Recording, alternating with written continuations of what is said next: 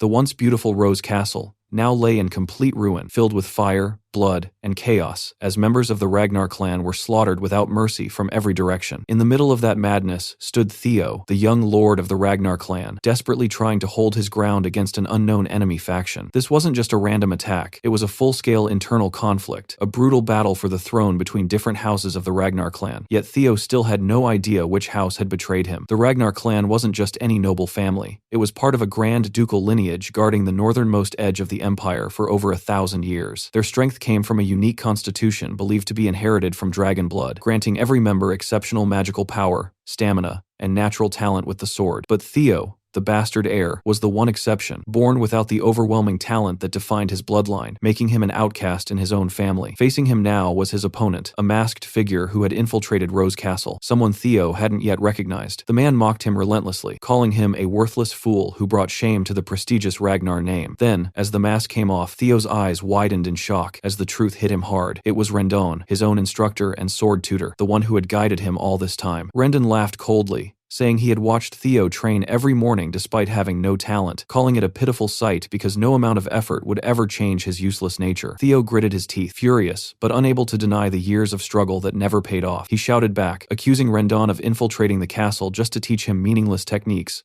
before betraying him. Annoyed by the defiance, Rendon swung his sword without hesitation and cut off Theo's arm, leaving him screaming as blood poured out before collapsing to the ground. Rendon grabbed him by the head and lifted him up, forcing him to look at the burning castle while telling him everything happening was his fault. Every death, every scream, every bit of destruction existed because Theo was too weak to stop it. As if that wasn't enough, another man dragged Theo's mother's lifeless body across the ground and dropped it in front of him. Rendon coldly stated that her death was also his fault, emphasizing that in a clan full of powerful warriors, Theo was the only useless trash. Completely shattered, Theo made one last desperate attempt to fight back, grabbing his sword and charging forward. But before he could even reach Rendon, a blade flew through the air and pierced straight through his body, throwing him several meters away. The one who launched the attack complained impatiently, telling Rendon to stop dragging things out and just finish him already. Rendon casually apologized, saying he got carried away reminiscing with his disciple. As Theo lay there dying, he felt everything around him fading away, his vision blurring as his life slipped through his fingers. In his final moments, he thought about how pathetic his life had been, how no matter how hard he tried, he was always powerless, always lacking talent. But just as it seemed like everything had ended, a system window appeared, announcing that his death had triggered a special trait and that he would be sent back to a regression point. Theo opened his eyes again, and the first thing he saw was Rendon standing right in front of him, and found himself in the middle of sword training. Rendon snapped at Theo, trying to pull him back to reality after noticing how absent-minded he was acting. But Theo still had absolutely no idea what was going on,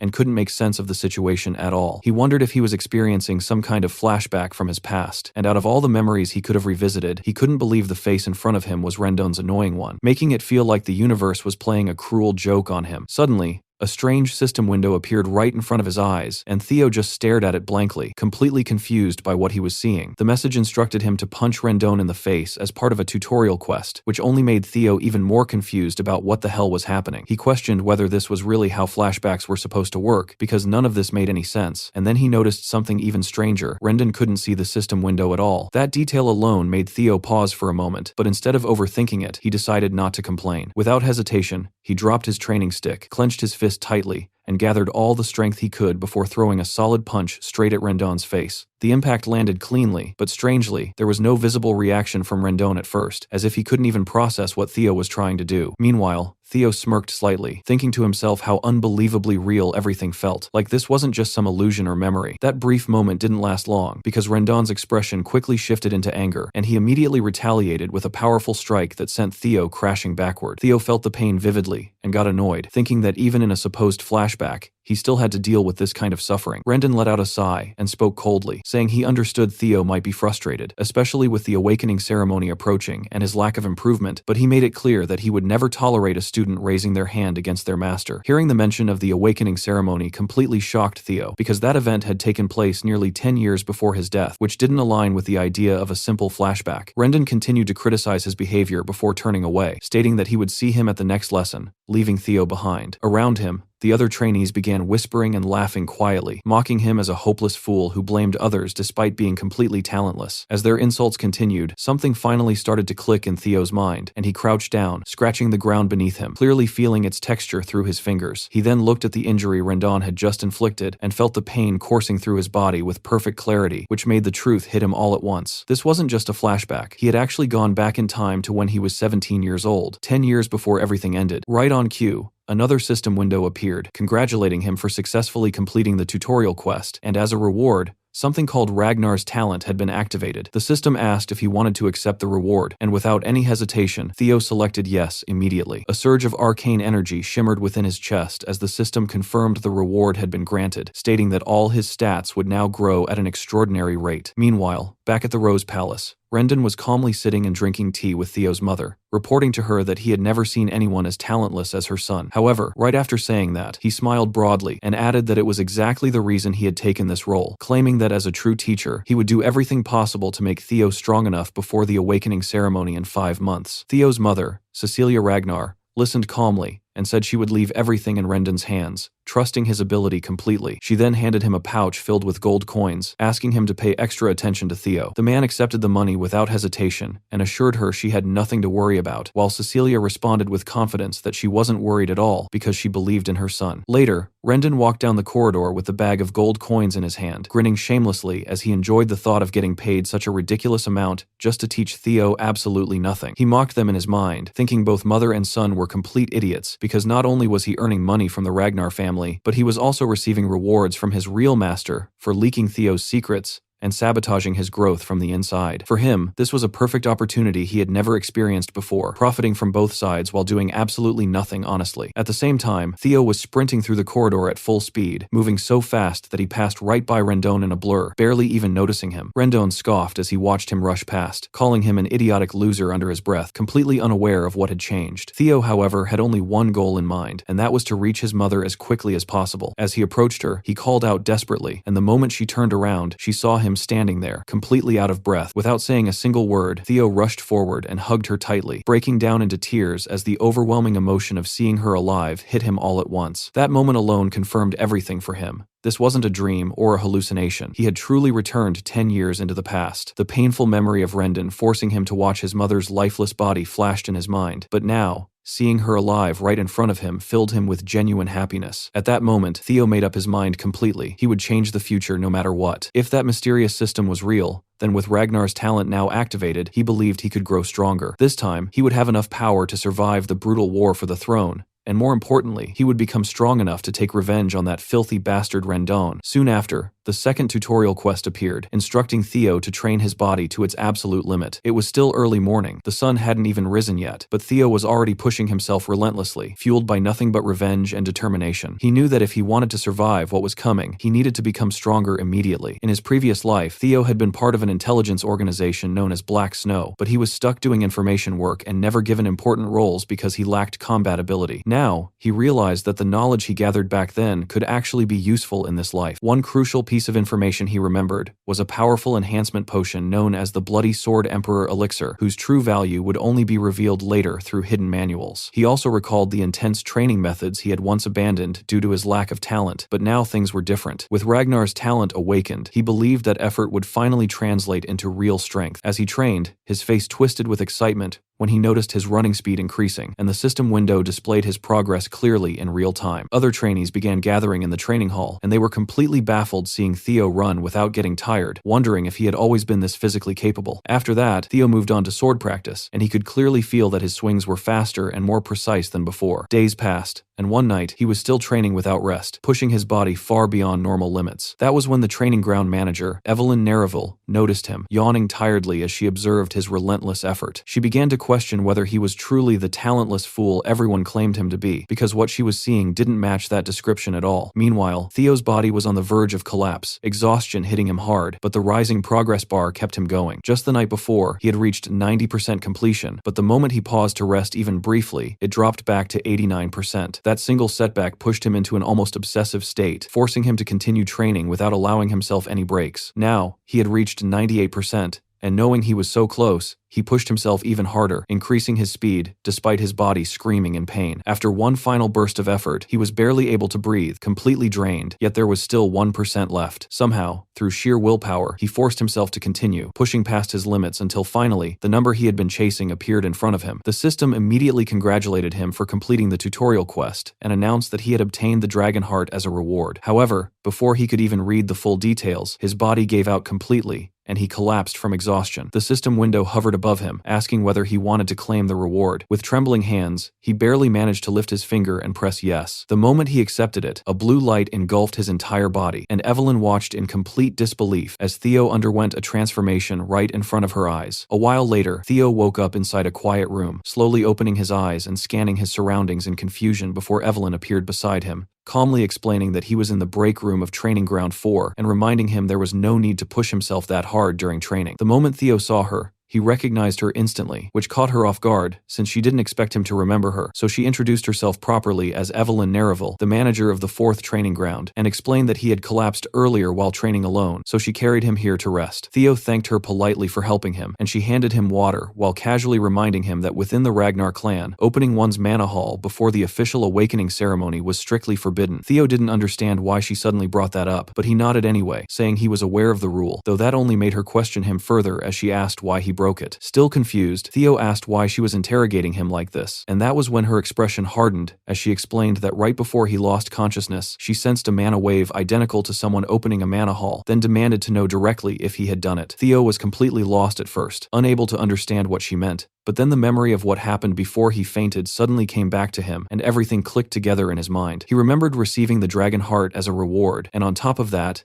gaining the magical power equivalent of 10 past lives as a bonus for clearing the quest early, which left him stunned because something like a dragon heart wasn't something anyone could obtain easily. A dragon heart was special because it could house a mana hall within itself, allowing it to function far more efficiently than a normal one, but humans were never able to do that, since their hearts couldn't withstand that level of power, so they usually formed their mana halls in the lower abdomen instead. That was why warriors, especially those from the Ragnar clan, coveted dragon hearts so much, because it was the fastest way to gain overwhelming power without relying on the standard method. However, no human had ever overcome that limitation before, which meant Theo's current situation was extremely dangerous, because while the reward was absurdly powerful, it also placed him in serious risk if discovered. To make things worse, the person in front of him was Evelyn Nereville, a former high-ranking swordswoman who had lost her left arm and retired to become a training ground manager. But she was still incredibly dangerous. She had once commanded the white-armored dragon cavalry, and her skills were so exceptional that even a demon dragon respected her, while her personality was built on strict principles, meaning she had zero tolerance for dishonesty or cowardice. She didn't care about status or lineage, and in the past, she had even stepped down from being Theo's instructor because she found him lacking. If she discovered the truth about his dragon heart and mana hall, there was a real chance he could lose his head on the spot.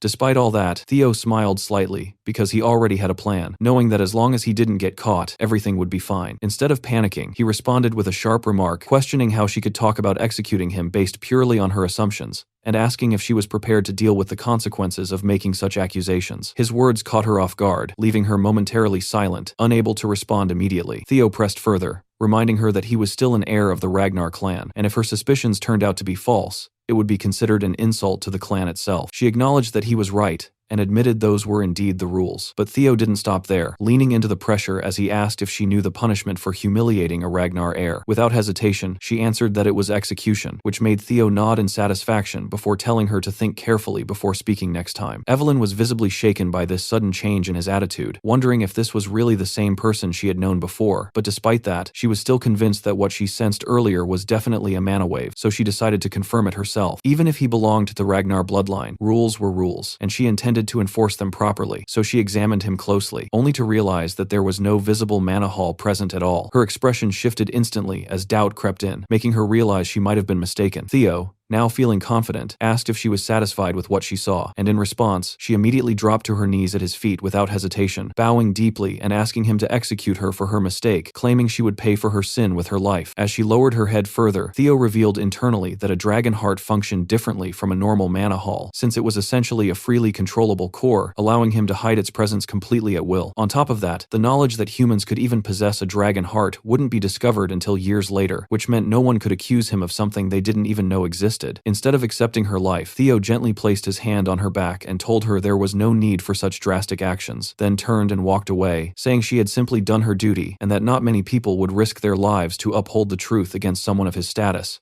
which he respected about her. However, the real reason he spared her was far more practical, since she was one of the strongest individuals around, and keeping her alive would benefit him in the future. Before leaving completely, he explained that the rule about not opening mana halls before the awakening ceremony existed to prevent dangerous mana overflow, and added that he appreciated her concern even for someone like him, a bastard of the Ragnar clan, then left her sitting there quietly, still processing everything that had just happened. A few days later, Theo found himself dealing with that same annoying bastard again, with Rendon yelling non-stop and ordering him to swing his sword slightly more to the right while continuing his usual stream of insults. Theo was deliberately pretending to be weak, but honestly, listening to this guy's constant yapping was getting harder by the second, especially since every word out of his mouth was pure garbage. At the same time, Theo began noticing something off. Rendon wasn't just being useless. He was intentionally teaching strange and flawed sword techniques, which made Theo even more certain that this guy wasn't acting alone. Someone else had to be pulling the strings behind him, and Theo was convinced that the one who dealt the final blow in his previous life was the real mastermind behind all of this. With that thought,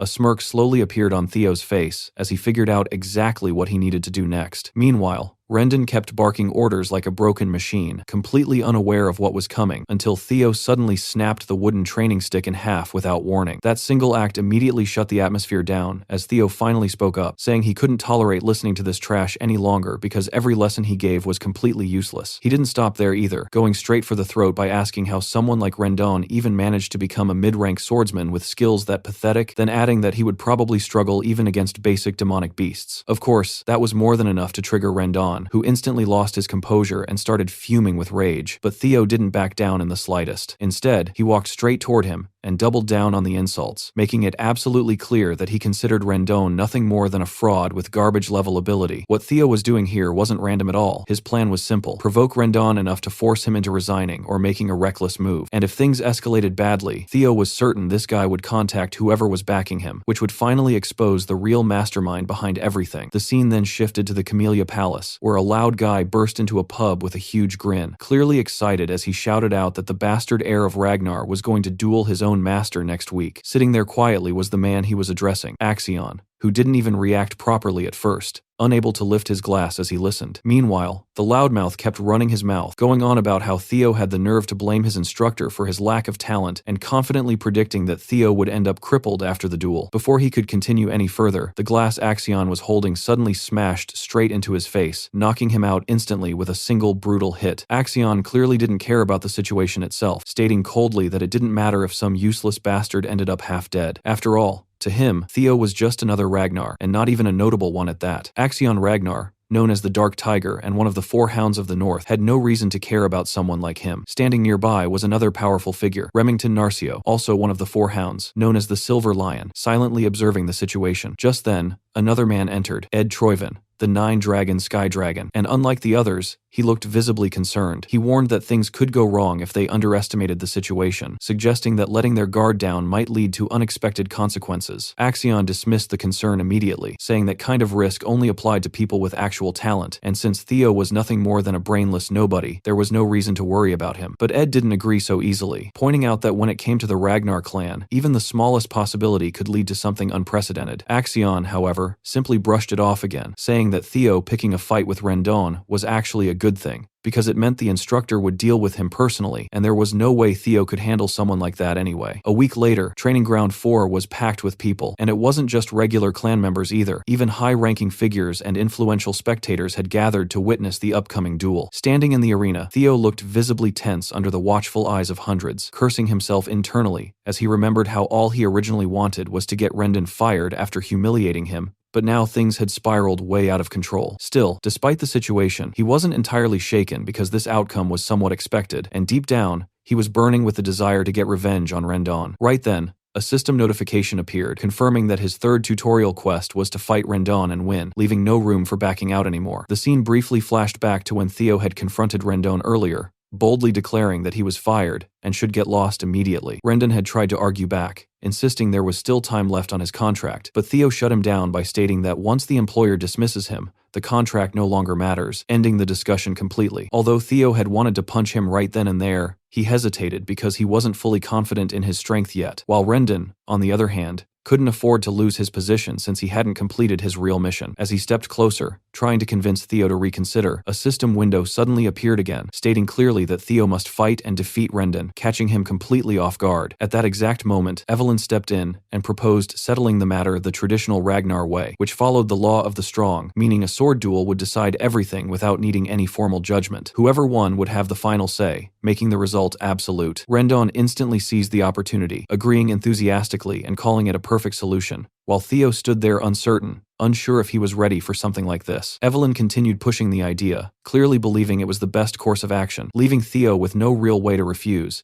and eventually, he found himself standing face to face with Rendon in the arena. Around them, the crowd whispered among themselves, mocking Theo openly as they talked about how pathetic he was, saying he barely knew how to handle a sword and that there was no way he could win against a mid-rank swordsman. Many were already convinced he would end up crippled by the end of the match. Rendon, full of confidence, smirked and told Theo that if he apologized now, he would pretend none of this ever happened, implying there was no need for him to throw his life away over pride. Theo, however, didn't back down at all, firing back immediately and telling Rendon that he should be the one apologizing instead. He warned him coldly that if he didn't want to end up as a one-armed swordsman, it would be better to accept being fired and leave quietly while he still had the chance. Rendon's grin only widened at that response, clearly thinking this entire situation was already under his control. In his mind, this was the perfect chance to kill Theo and make it look like an accident during the duel, eliminating him without raising suspicion. As the fight officially began, Rendon calmly invited Theo to attack first, offering him the first move as his so-called teacher. Theo didn't hesitate and charged forward with his sword raised, and the moment the spectators saw him rushing in so recklessly, they were stunned, unable to believe how clueless he looked, like someone who didn't even know the basics of swordsmanship. Rendon responded with a series of precise strikes,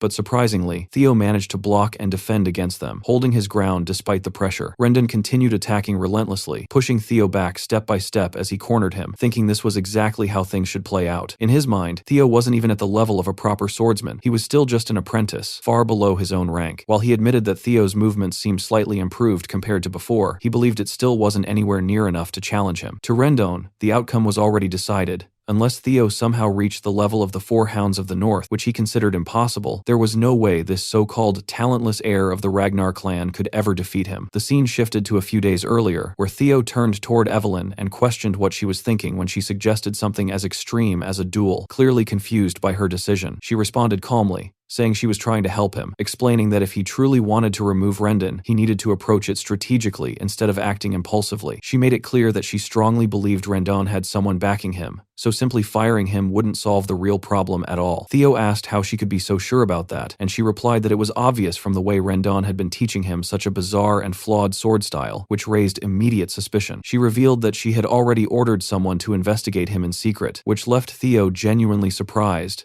because in his previous life, she had never gone that far. Yet now she was actively trying to expose him, all because he had caught her attention during the Manhwa incident. She continued explaining that the investigation traced all of Rendon's connections back to Camellia Palace, which didn't shock Theo at all, since he had already suspected something like this. Instead, what annoyed him was the realization that everything tied back to the same miserable war for the throne, dragging him into it once again. Still, he pushed that frustration aside quickly, and admitted it was impressive she managed to deduce that much information. Then he got serious and told her that with his current level of skill, he wasn't confident he could defeat Rendon yet, asking her what she intended to do about it. Evelyn didn't hesitate and told him directly that he could win, urging him to stop underestimating his own potential, because she clearly saw something in him he hadn't fully realized yet. Back in the present fight, Rendon kept launching attack after attack, but Theo deflected every single strike smoothly, making it look almost effortless. This completely confused Rendon, who couldn't understand how this brat in front of him was no longer the same Theo Ragnar he used to bully so easily. The momentum had completely shifted,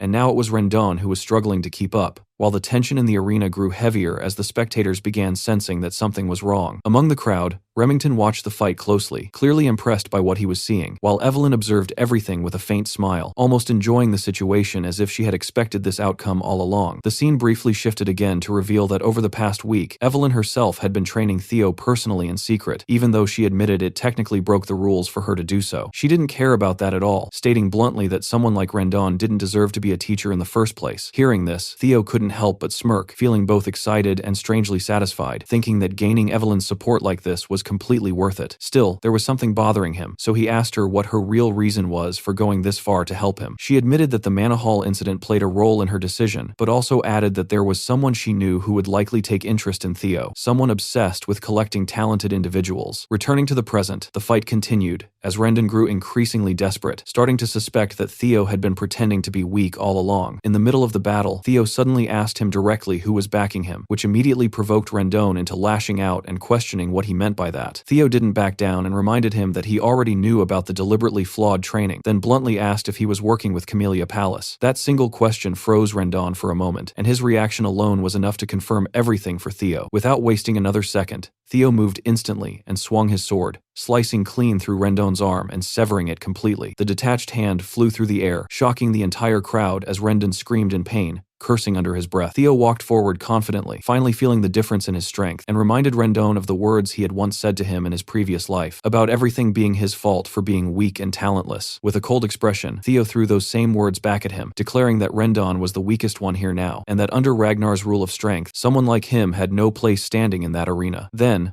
with one final decisive swing, Theo brought his sword down and severed Rendon's head completely, sending it rolling across the ground as blood splattered everywhere. Immediately after, a system window appeared, congratulating Theo for completing Tutorial Quest 3 successfully, while also noting that he had exceeded expectations and earned a bonus reward. The system then asked if he wanted to claim it right away, and considering everything up to this point, the answer was already obvious.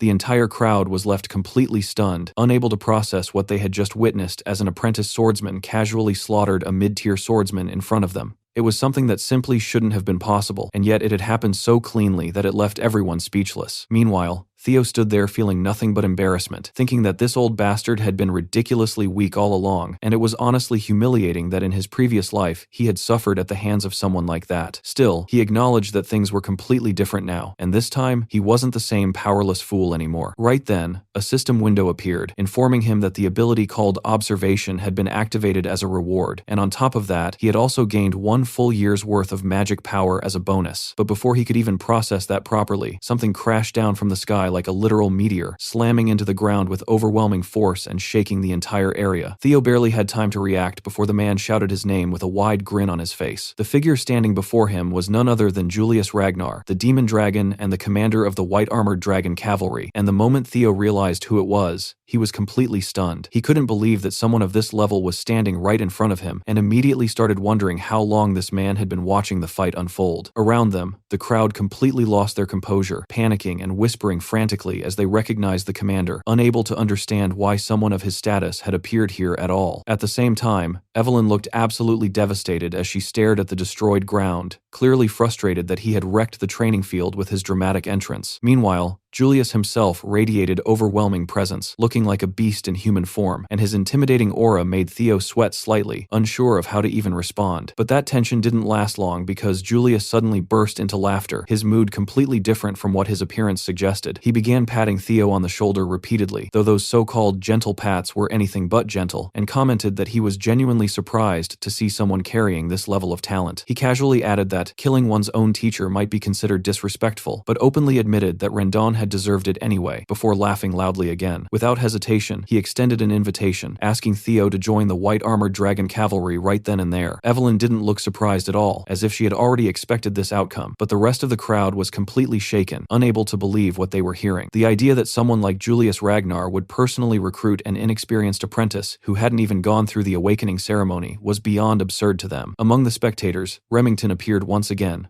calmly asking someone nearby if they had ever heard of a case where an apprentice swordsman was scouted like this before. The man hesitated and admitted he had never heard of such a thing, which only confirmed what Remington already knew. It had never happened in the entire history of their world. Meanwhile, Theo remained calm as his thoughts ran deeper, understanding that it was impossible to fully judge someone's potential while their mana hall remained closed. Even if his swordsmanship had improved, his magical power could still be lacking, so, logically, even someone like Julius shouldn't be able to determine his true potential yet. Still, a part of him wondered if the demon dragon possessed some ability to see beyond that limitation. Despite all that, Theo didn't hesitate for even a second and flatly refused the offer, his expression completely steady without showing any doubt or hesitation. Julius froze slightly, looking like he had just bitten into something sour, clearly not expecting that response at all. Even Evelyn dropped her cigar in confusion. The entire crowd was left in shock once again, staring at Theo in disbelief as he casually rejected such an overwhelming opportunity. For a brief moment, complete silence filled the training ground as everyone struggled to process what had just happened. As the day went on, news of the incident spread like wildfire throughout the Ragnar clan, and everyone was talking about how Theo, the so-called imbecile, had completely destroyed his own teacher in a duel. On top of that, what shocked people even more was that when the demon dragon personally tried to recruit him into the white-armored dragon cavalry, Theo had outright refused the offer without hesitation. This split opinions across the clan, with some thinking he was being humble, while others believed he was just acting arrogant beyond his place. The scene then shifted to Camellia Palace, where a furious woman stood, clearly displeased that everything had gone off track after Rendon's death. She was Emil Ragnar, the lady of Camellia Palace, and her frustration was obvious.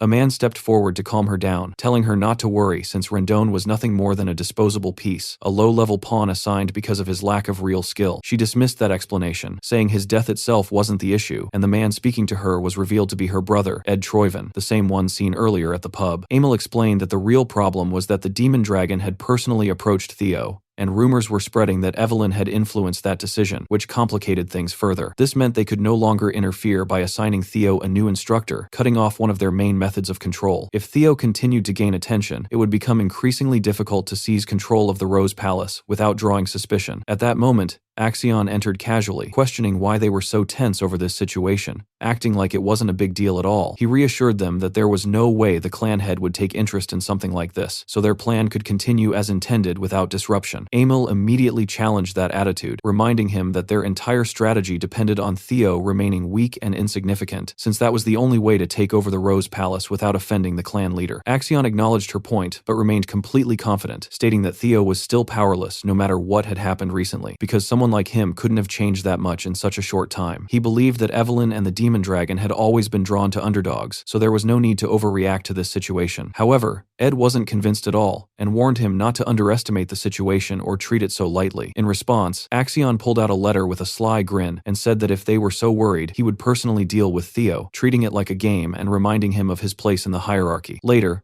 the scene shifted back to the training grounds, where Evelyn praised Theo for his performance during practice, acknowledging that he had done well. Theo thanked her sincerely, saying that learning under a proper master like her felt completely different compared to before. She then brought up the topic of the white-armored dragon cavalry again, mentioning that it might have been better for him to accept the offer, and asking why he turned it down. Theo paused to think, realizing that in his previous life, joining that elite force had been his dream, and rejecting it now wasn't something he could honestly say he didn't regret. However, he understood that accepting it at this stage would limit his growth, since he had much bigger goals this time. Compared to the advantages he could gain by rising to the top after the awakening ceremony, joining the cavalry right now didn't seem nearly as valuable. So instead, he simply smiled and said he didn't want to rely on special treatment, adding that he still felt unprepared and preferred to continue training for the awakening ceremony. Evelyn responded by pointing out that the commander would likely be disappointed after being rejected so directly, which made Theo think further. At that moment, he decided to test his observation skill for the first time, activating it and reading Evelyn's stats instantly, confirming that she was indeed a high-ranking swordswoman. Alongside that, he could see her thoughts and emotions, learning that she admired his humility and character, and that teaching him gave her a sense of purpose she hadn't felt in a long time. He also noticed something unexpected, a lingering feeling of nostalgia, as she clearly missed her time with the white-armored dragon cavalry. Theo was genuinely impressed by how useful this ability was, realizing it gave him access to information far beyond normal perception. As he focused on that final detail about Evelyn missing the cavalry, he found it particularly interesting, which made him think more deeply about her motivations. Just then, another man entered the scene and introduced himself as Sybil Drea, stating that he had come from the Southern Inspection Post and had something important to discuss with Theo. Theo didn't know what this was about, so he immediately activated observation again to gather more information. This time, the result made him uneasy, as he discovered that Sybil had a strong desire to spar with him, which instantly made Theo nervous. The thought of fighting someone with such an intense, lustful aura made him sweat. Right on cue, a system notification appeared once again, revealing the 4th tutorial quest. The objective was to discard the title of Ragnar's imbecile, and the progress bar showed that he had already reached nearly 28% completion. Sybil stepped forward and openly declared that he wanted to follow young Master Theo, admitting without hesitation that he had once been among those who ignored him as nothing more than an untalented failure. He confessed confessed that he genuinely believed the title of Ragnar's imbecile suited him perfectly back then, and while Theo appreciated the honesty, he couldn't help feeling slightly irritated because the guy was basically insulting him without even realizing it. Sybil continued, explaining that his opinion had changed after learning that Theo trained every single morning harder than anyone else, showing relentless effort despite his reputation. What truly changed his perspective, however, was witnessing the duel against that fraud Rendon, where he had watched the instructor's head fly through the air in a moment that completely stunned him. Seeing Theo's growth with his own eyes left a deep impression,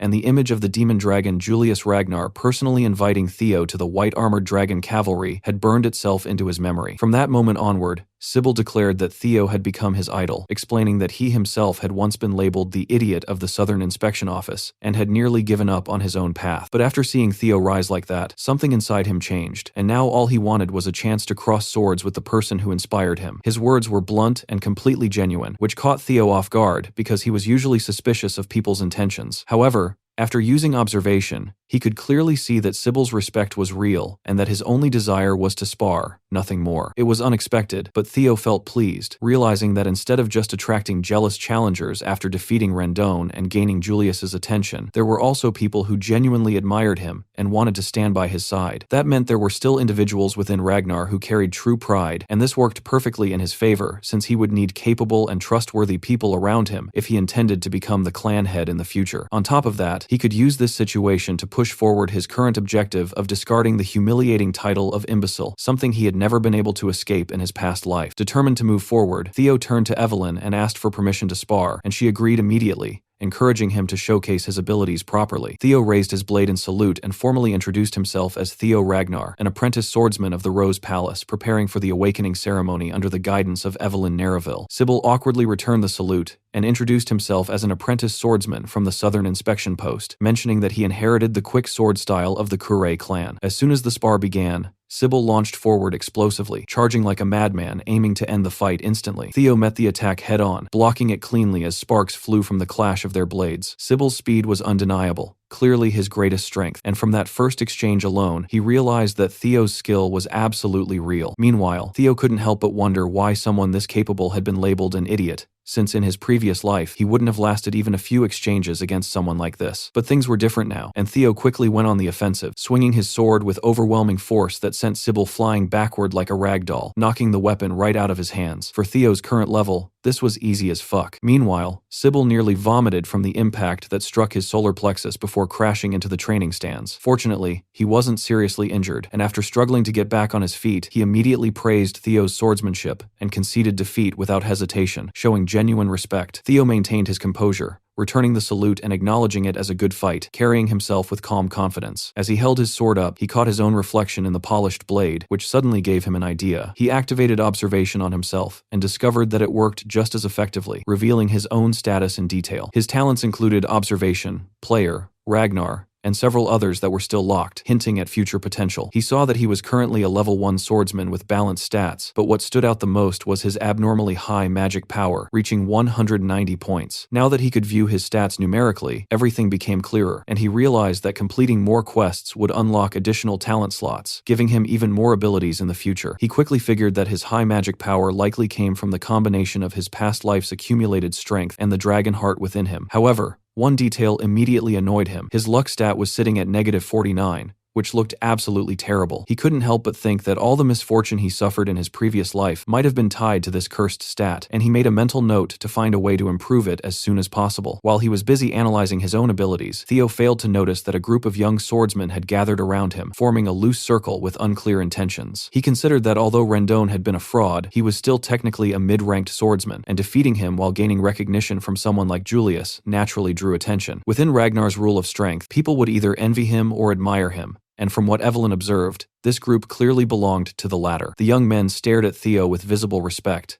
amazed that the rumors about him were actually true, and many of them imagined themselves in Sybil's position during that spar, wondering if they could even block a single strike from him. That thought alone ignited their desire to challenge him even more, eager to test themselves against the rising talent. Among those gathered, one particular individual stood out, a young swordsman named Eod Nalan. Theo scanned the crowd carefully and felt satisfied seeing their reactions shift toward respect and admiration. His eyes locked onto Iod Nalan, and without hesitation, he called him out, catching the young man completely off guard in front of everyone. Theo calmly invited him forward for a spar, and Iod stepped in without fear, giving a firm salute before introducing himself as the third son of Viscount Nalan, specializing in double ascension swordsmanship. Theo returned the gesture casually, and wished him a good fight without dragging out unnecessary formality. Without wasting another second, both fighters took their stances and immediately engaged, their blades colliding sharply with each exchange. As the fight progressed, Theo could feel his basic swordsmanship improving in real time, each clash sharpening his instincts and control. Iod proved he wasn't just another weak opponent, as he moved with speed and precision, eventually slipping in a clever slash that seemed impossible to counter at first glance. At that exact moment, Theo felt everything around him slow down, as if time itself had stretched for just an instant. He adjusted his grip instinctively and angled his blade perfectly, intercepting the strike with flawless timing. The impact sent Iod's sword flying out of his hand,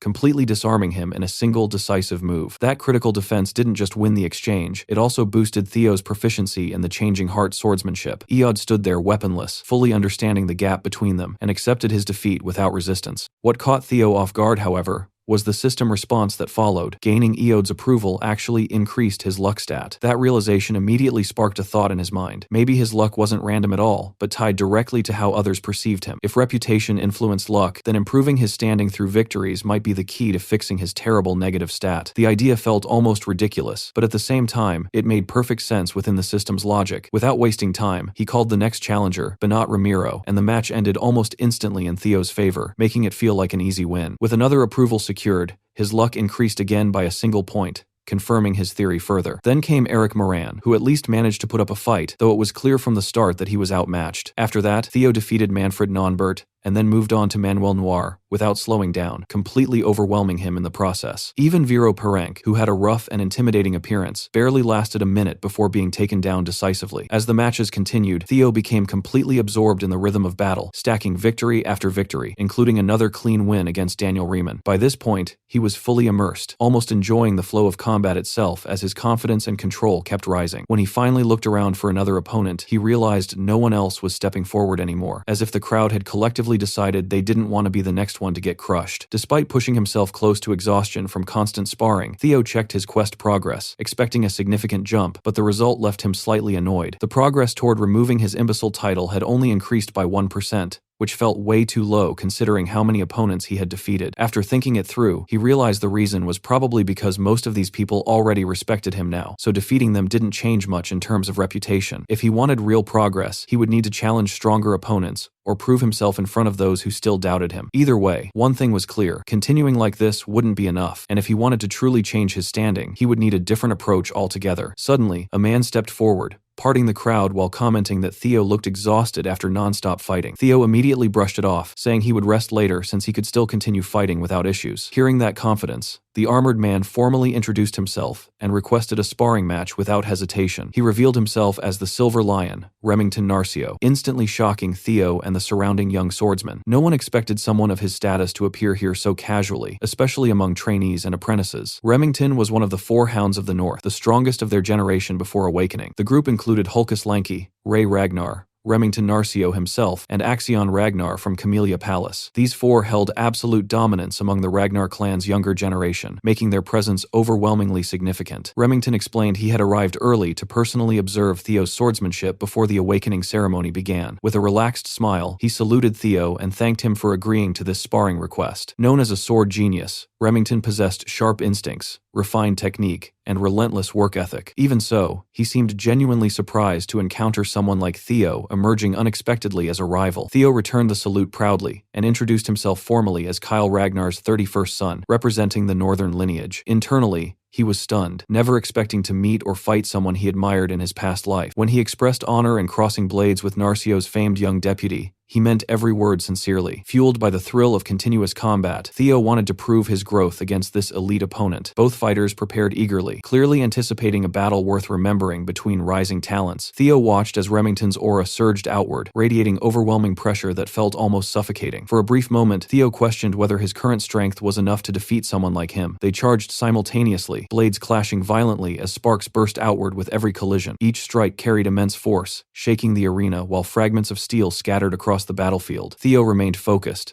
tracking every movement carefully, refusing to lose concentration even for a second. Remington fought with a confident smile, clearly enjoying the intensity of the exchange as much as Theo. After repeated clashes, one blade finally gave way under accumulated stress and continuous impact damage. Evelyn observed everything carefully from the sidelines, never once letting her attention drift away. The defeated young swordsman stood silently, watching with disbelief as the duel reached its turning point. The arena fell completely silent as the sound of a broken blade echoed sharply across space. It was Theo's sword that shattered, unable to withstand the sheer force behind Remington's strike. In that decisive moment, Remington cleanly sliced through the blade and halted inches before Theo's neck. To everyone watching, the outcome seemed obvious. Theo had lost the duel against overwhelming strength. Sybil struggled to accept it, refusing to believe his idol could fall so quickly during combat. Still, the result spoke clearly, and even he reluctantly acknowledged the unavoidable conclusion before him. Many believed Theo's growth impressive, but defeating a four-hound still seemed completely impossible right now. They held their titles for a reason, representing the absolute peak of their current generation's strength. Even so, Sybil insisted,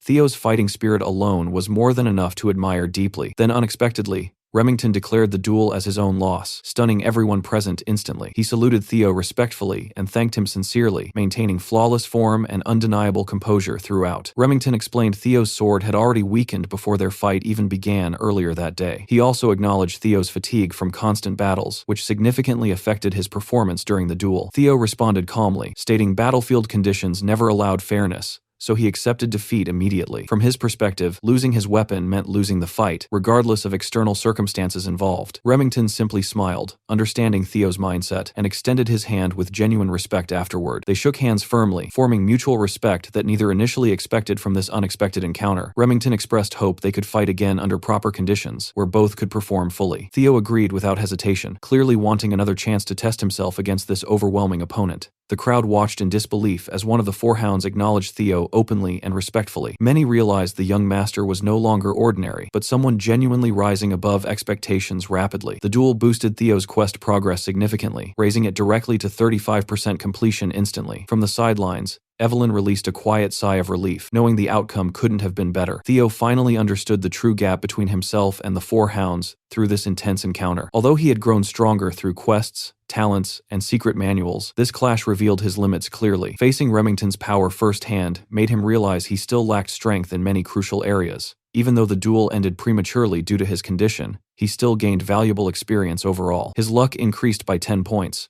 while his reputation rose significantly among those who witnessed everything. Still, the quest remained incomplete, meaning he needed additional methods to gain wider approval moving forward. He understood that creating impactful situations would be necessary to push his reputation even further. Remington then revealed he had another purpose beyond simply sparring with Theo that day. He presented a formal invitation, offering Theo entry into the prestigious Scaled Dragon Society. Hearing that name alone caused excitement to ripple across the young swordsmen gathered nearby instantly. The society was known for its strict selection process and high-status members among rising elites. Being invited personally by Remington made it even more significant, elevating the honor dramatically. Theo asked modestly if he truly qualified for such a prestigious group without exaggeration. Remington quickly reassured him, saying he was more than worthy of joining without hesitation. He downplayed the society, describing it as a gathering of peers awaiting the awakening ceremony together. However, Theo understood the deeper reality behind that group and its hidden political connections. The society revolved around his half-brother Axion and was filled with individuals who despised him. That made it dangerous, but also the perfect stage for advancing his current quest significantly. Joining would allow him to gather information on Axion and Camellia Palace while building reputation simultaneously. Seeing the opportunity clearly, Theo accepted the invitation and thanked Remington for offering it personally. He declared his intention to attend, fully aware he was stepping directly into hostile territory. Remington smiled, satisfied with his response, and shook Theo's hand once more with approval. He welcomed him warmly and offered support whenever Theo needed assistance or guidance moving forward. The meeting was scheduled in 2 weeks, giving Theo limited time to prepare carefully for what awaited. From the sidelines, Evelyn quietly took a drag from her cigarette, clearly concerned about Theo's path. Moments later, news of Theo receiving the high society invitation quickly reached the Rose Palace halls. Cecilia burst into his room with an excited smile, clearly unable to contain herself anymore. Theo had planned to deliver the news personally, but that was obviously unnecessary now. Cecilia had already summoned the palace's grooming team, filling the room with bustling preparation energy. Since it was Theo's first invitation to something truly significant, his mother was naturally thrilled beyond words. The gathering included Axion, Amel's cunning son, along with brilliant talents like Remington himself. These young elites even attracted attention from the council, making every detail extremely important. Cecilia understood understood that Theo's appearance, posture, and demeanor would all be judged closely during this event. Without wasting time, she pulled out a measuring tape and began taking Theo's measurements carefully. Cecilia trusted Theo's etiquette completely, knowing he wouldn't embarrass himself in that regard. However, attire and presentation were entirely different matters that required proper preparation and refinement. Fortunately, this was an area where Cecilia could personally guide him with confidence and experience. After all, she had once been a successful actress, well-versed in elegance and high society standards. She felt genuinely happy being involved, finally able to support her son in something meaningful. Theo understood that his mother had always carried the burden of raising an illegitimate child alone. Cecilia blamed herself for the shameful label placed upon him, even though none of it was truly her fault. In the ruthless Ragnar clan, where strength defined worth, her situation had never been easy. Theo could only imagine how painful it must have been raising a weak child in his past life. Though Cecilia appeared cheerful and excited, deep down she was simply worried about her son's future. She pulled him into a tight embrace, assuring him she would always believe in his potential. Her warmth slowly melted the cold bitterness that had settled deep within Theo's heart. He hugged her back sincerely, holding on to her with genuine affection and quiet determination. This time, he promised himself he would work harder and stop making his mother worry anymore. While Cecilia celebrated his invitation to the Scaled Dragon Society, Theo had very different thoughts entirely. Instead of excitement, he was already imagining crushing that entire nest of arrogant snakes personally. 2 weeks passed quickly, and soon, the night of the society banquet finally arrived. Remington personally arrived at the Rose Palace, waiting outside with an elegant, luxurious carriage. The moment he saw Theo, he paused briefly, almost thinking he was looking at someone else entirely. Theo had completely abandoned his usual training attire, and now wore refined, high-quality clothing. Thanks to Cecilia and the palace staff, his appearance had transformed into that of a noble aristocrat. Remington commented on his impressive change, and Theo initially assumed he was just joking around. However, Remington clarified he was completely serious, genuinely impressed by Theo's transformation. Theo himself admitted that his body had undergone noticeable changes within those 2 short weeks. He had grown taller, his physique becoming more balanced and muscular through relentless training sessions. Surprisingly,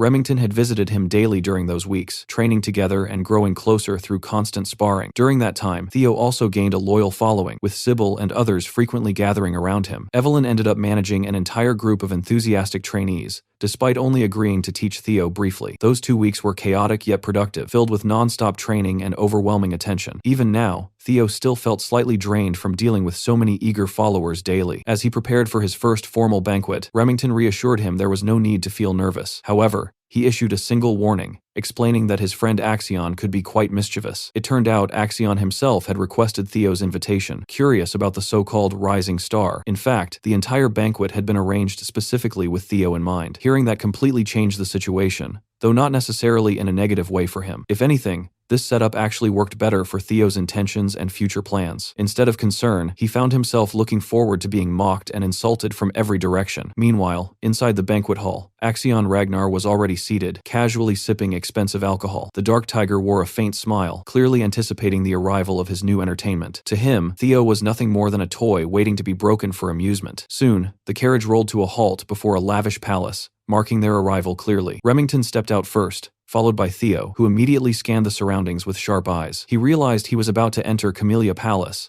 the territory of those scumbags. These were the same people who manipulated Randon and sabotaged his growth deliberately. In his past life, they had destroyed him, his mother, and the entire Rose Palace mercilessly. That bitter memory stirred quietly, fueling his thoughts of revenge as he stood there silently. His focus broke when Remington casually invited him inside, with his usual energetic attitude. Remington mentioned that Axion would personally greet them, and should already be waiting outside. Theo understood perfectly why that bastard Axion had arranged this invitation in the first place. That idiot probably believed it was his responsibility to suppress Theo's sudden rise in power. However, Theo hadn't walked into this snake pit blindly, without preparing something of his own. He fully intended to show Axion exactly who he was dealing with today. As they approached the palace entrance, Theo suddenly halted after noticing something strange nearby. From an upper floor, a faint blue light flickered, clearly indicating the presence of a system quest. That brief distraction pulled his attention away, making him unaware of something descending rapidly toward him. Remington reacted instantly, attempting to intercept the incoming object before it reached Theo directly. Unfortunately, it exploded into a cloud of white smoke before he could reach it in time. Remington immediately panicked, calling out Theo's name to check if he was unharmed. Thankfully, Theo remained completely fine, only covered lightly in white powder from the explosion. It turned out to be nothing more than a sack of flour thrown from above as a prank. Remington's expression darkened instantly, clearly furious at such childish and disrespectful behavior. Theo calmly noted that he wouldn't have dodged that attack in his previous life at all. Worse, His carefully prepared outfit would have been completely ruined if this had happened earlier. For a moment, he suspected Remington might have been involved, but quickly dismissed that thought. Remington's reaction was genuine, filled with confusion and irritation toward whoever pulled that stunt. Clearly, this immature prank came from those smug nobles watching from the upper floors. It didn't take long before a familiar voice cut through the tension confidently. That voice dismissed the incident as nothing more than a friendly greeting between acquaintances. Remington wasn't buying that excuse at all, and remained visibly annoyed by the situation. Soon enough, Axion himself appeared, wearing his usual smug expression without any shame. He casually claimed that the prank was simply a playful welcome for his dear brother Theo. Theo immediately activated his observation skill, carefully analyzing Axion's hidden traits and intentions. The results showed madness,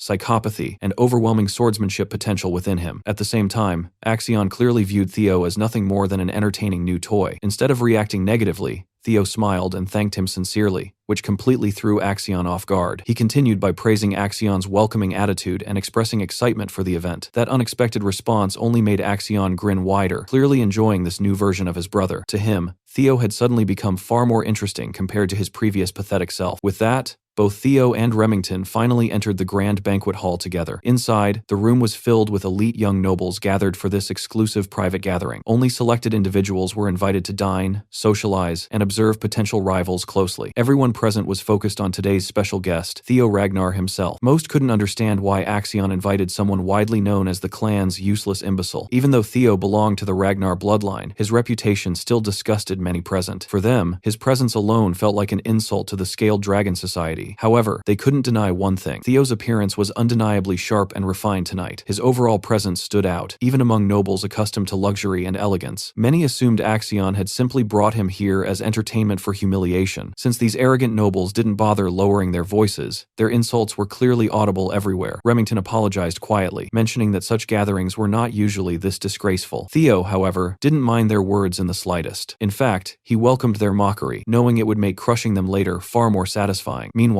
his attention shifted again toward the faint blue glow of that hidden quest nearby. He was certain it held importance, but he still needed the right opportunity to approach it naturally. Axion, the host of the party, calmly descended the stairs and approached Theo directly. He asked his brother casually whether he was enjoying the banquet so far. Theo forced himself to stay calm, strictly following the plan he had already mapped out. He smiled lightly and thanked Axion again for inviting him to such an event. Axion then sarcastically apologized for the flower prank from earlier, acting overly playful about it. In the next instant, he closed the distance and grabbed Theo's shoulders tightly. He pressured Theo to accept the apology publicly, putting him on display before everyone present. Remington instinctively moved to step in, sensing the tension rising between the two brothers. However, Theo quickly stopped him, saying there was nothing to apologize for at all. He repeated Axion's own words, claiming it was just a greeting between brothers. That response completely caught Axion off guard, leaving the psycho momentarily speechless. Axion soon laughed it off and patted Theo's back like a proud older brother. He admitted he never expected Theo to have this much backbone and attitude now. Compared to their childhood, Theo had clearly changed into someone far more interesting. Axion found himself liking this new version of his brother more and more. Meanwhile, the surrounding nobles whispered among themselves, observing Theo's reaction carefully. They mocked him openly, calling him nothing more than Axion's personal toy. Some even brought up his illegitimate lineage without any hesitation or shame. They compared him to the noble blood of the Troivan clan, emphasizing the difference brutally. While both Theo and Axion were Ragnars, they claimed the gap between them was massive. After all, the Troivan clan was known as a powerhouse of swordsmanship in the East. In contrast, Theo's mother was just a commoner woman with no noble standing whatsoever. Theo continued smiling as he absorbed every insult thrown in his direction silently. However, the nobles soon shifted their attention toward Remington, questioning his association with Theo. They began insulting Remington as well, calling him an illegitimate son of the Narcio family. That crossed a dangerous line, pushing Remington closer to losing control. He had been tense since arriving, and hearing that forbidden topic almost made him snap instantly. Theo noticed this shift and realized Remington might act if things continued like this. If that happened, Theo would lose control of the stage he was carefully building. He had planned to endure more insults for a while longer, but that strategy no longer worked. Before Axion could lead him elsewhere, Theo suddenly paused. He stated that since he had just arrived, he should greet everyone properly first. With that, he walked straight toward the banquet table where the mocking nobles were gathered. Every single pair of eyes followed him, curious about what the imbecile would do next. Theo calmly picked up a bottle of wine from the table without saying anything. He approached the noble who had been insulting Remington's lineage moments earlier. The man smirked arrogantly, asking if he had said something wrong just now. Theo adjusted his grip slightly, and without hesitation, smashed the bottle directly onto his head. The glass shattered violently, leaving blood dripping down the noble's blonde hair instantly. The entire hall froze, shocked by the sudden and brutal turn of events. Even Remington and Axion were caught completely off guard by Theo's actions. The injured noble clutched his head, screaming in pain while blood soaked his hair. Theo stood above him, still holding the broken bottle without any trace of hesitation. The man tried to curse Theo, continuing his arrogant rant despite the situation. Before he could finish, Theo delivered a brutal kick that shattered the noble's jaw completely. The impact silenced him instantly, leaving only muffled sounds as he collapsed helplessly. Theo's eyes turned cold, his expression losing any trace of earlier calmness. He claimed this was simply his version of a friendly greeting, just like earlier. According to him, he only responded because the greeting he received was unpleasant. The surrounding nobles stood frozen,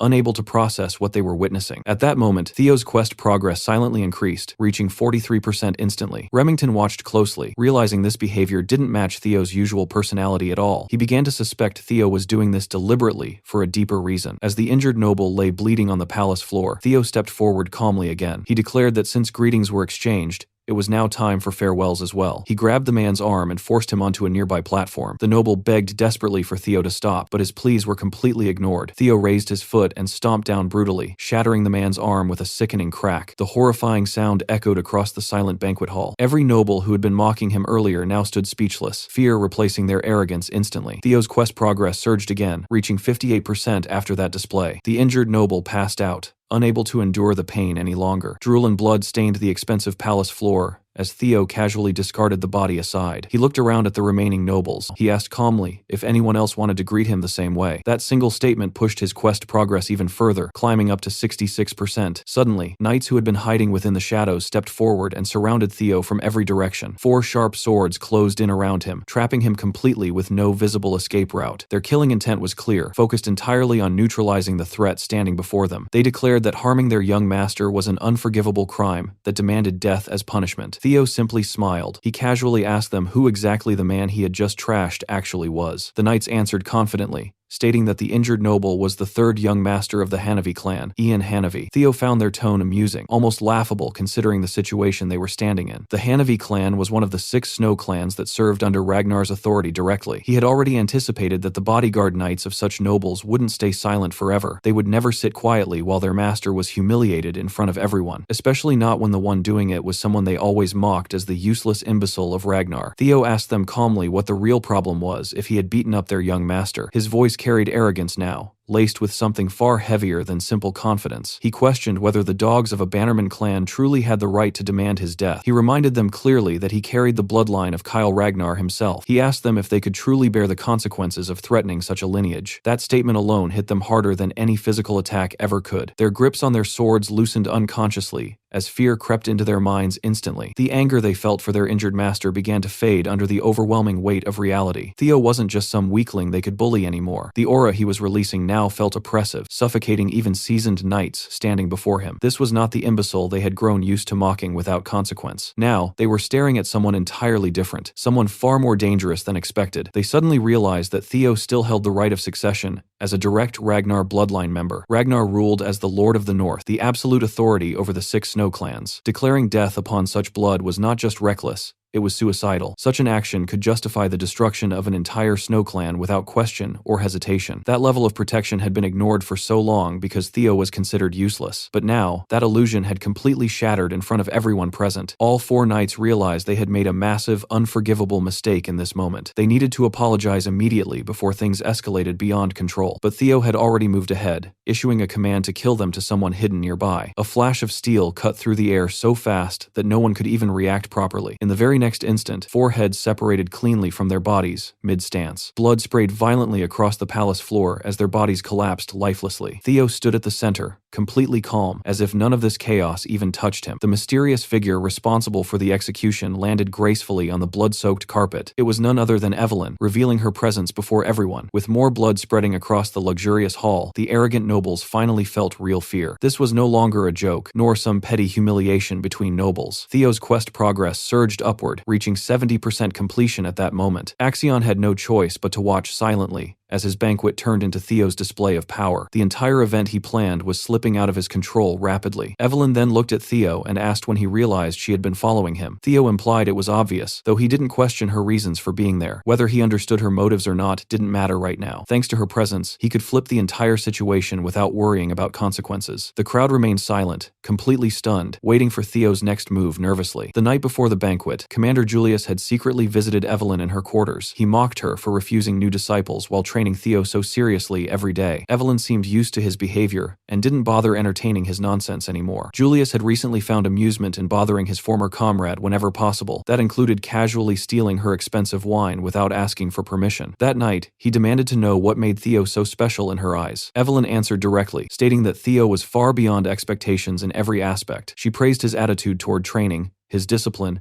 and his talent without hesitation. According to her, he was among the best students she had ever trained. Considering that even Axion had once trained under her, that statement carried serious weight. She went even further, claiming that Theo's potential surpassed Axion's completely. She insisted she wasn't exaggerating or speaking carelessly at all. Julius trusted her judgment when it came to recognizing true talent without question. He believed that such a drastic change couldn't happen overnight without reason. The most logical explanation was that Theo had been hiding his strength all along. It sounded strange, but it fit the situation better than any other explanation available. Evelyn admitted that Theo felt different compared to other students she had trained. It seemed like he was constantly being chased by something unseen. He pushed himself relentlessly, almost like he was running out of time to catch up. That was exactly why she felt uneasy about him attending the Scaled Dragon Society gathering. Julius agreed, sensing that something significant would happen at the banquet. As a Ragnar, he understood how such gatherings naturally turned into battles for dominance. When young predators gathered, they would inevitably clash to establish hierarchy among themselves. Before leaving, he placed a uniform down for Evelyn. He urged her to convince Theo to join his unit once again without giving up. At the same time, he made it clear that he wanted Evelyn herself back in the cavalry. He refused to accept her retirement just because she couldn't ride dragons anymore. After finishing her expensive wine, Julius left her quarters casually, thanking her for it. Evelyn lost a valuable bottle that night, but gained something far more meaningful in return. Back in the present, Evelyn quietly pieced everything together step by step. She realized Theo must have noticed her trailing him and deliberately orchestrated this entire situation. It even seemed possible he joined the Scaled Dragon Society specifically to trigger this exact outcome. Her earlier concerns now felt unnecessary as she reconsidered every moment leading to this chaos. She wondered exactly when Theo had sensed her presence during their journey to the palace. In truth, Theo detected her the moment he stepped into the carriage earlier. With his dragon heart, he could expand his perception, sensing energy like a sixth sense. That awareness allowed him to monitor everything around him without drawing attention to himself. Theo turned toward Evelyn and calmly laid out the situation in front of everyone present. He explained that many nobles here had openly disrespected a successor candidate of Ragnar. Then he asked her what punishment such a serious offense deserved under clan laws. Hearing that, several nobles nearly collapsed, already aware of the consequences awaiting them. Evelyn, always strict with rules, answered without hesitation or emotion in her voice. She stated that depending on the severity, immediate execution was entirely justified under clan law. Theo smiled faintly, satisfied that she had completed the setup exactly as he intended. However, he then acted merciful, declaring the offenders were still immature and unawakened. Instead of execution, he decided removing one arm from each would settle the matter. Evelyn moved instantly, her blade turning into an unstoppable force among the panicking nobles. She struck without hesitation, cutting through them like a machine designed purely for punishment. The second son of the Byron clan lost his right arm instantly. The first son of the Red and White Mercenary Corps screamed as blood burst from his severed limb. The fourth daughter of the Ceres Merchant Guild wasn't spared, her arm falling just as easily. The third son of the Clark clan attempted to flee, but Evelyn easily caught him. At that moment, Theo's quest progress climbed further, reaching 79% completion. One desperate noble crawled toward Axion, begging for help with whatever strength he had left. Axion simply repeated Theo's earlier words, claiming it was just another form of greeting. Before the man could process that response, a blade flashed beside him suddenly. His arm was severed cleanly, blood spraying close enough to almost stain Axion's clothes. Axion glanced toward Evelyn,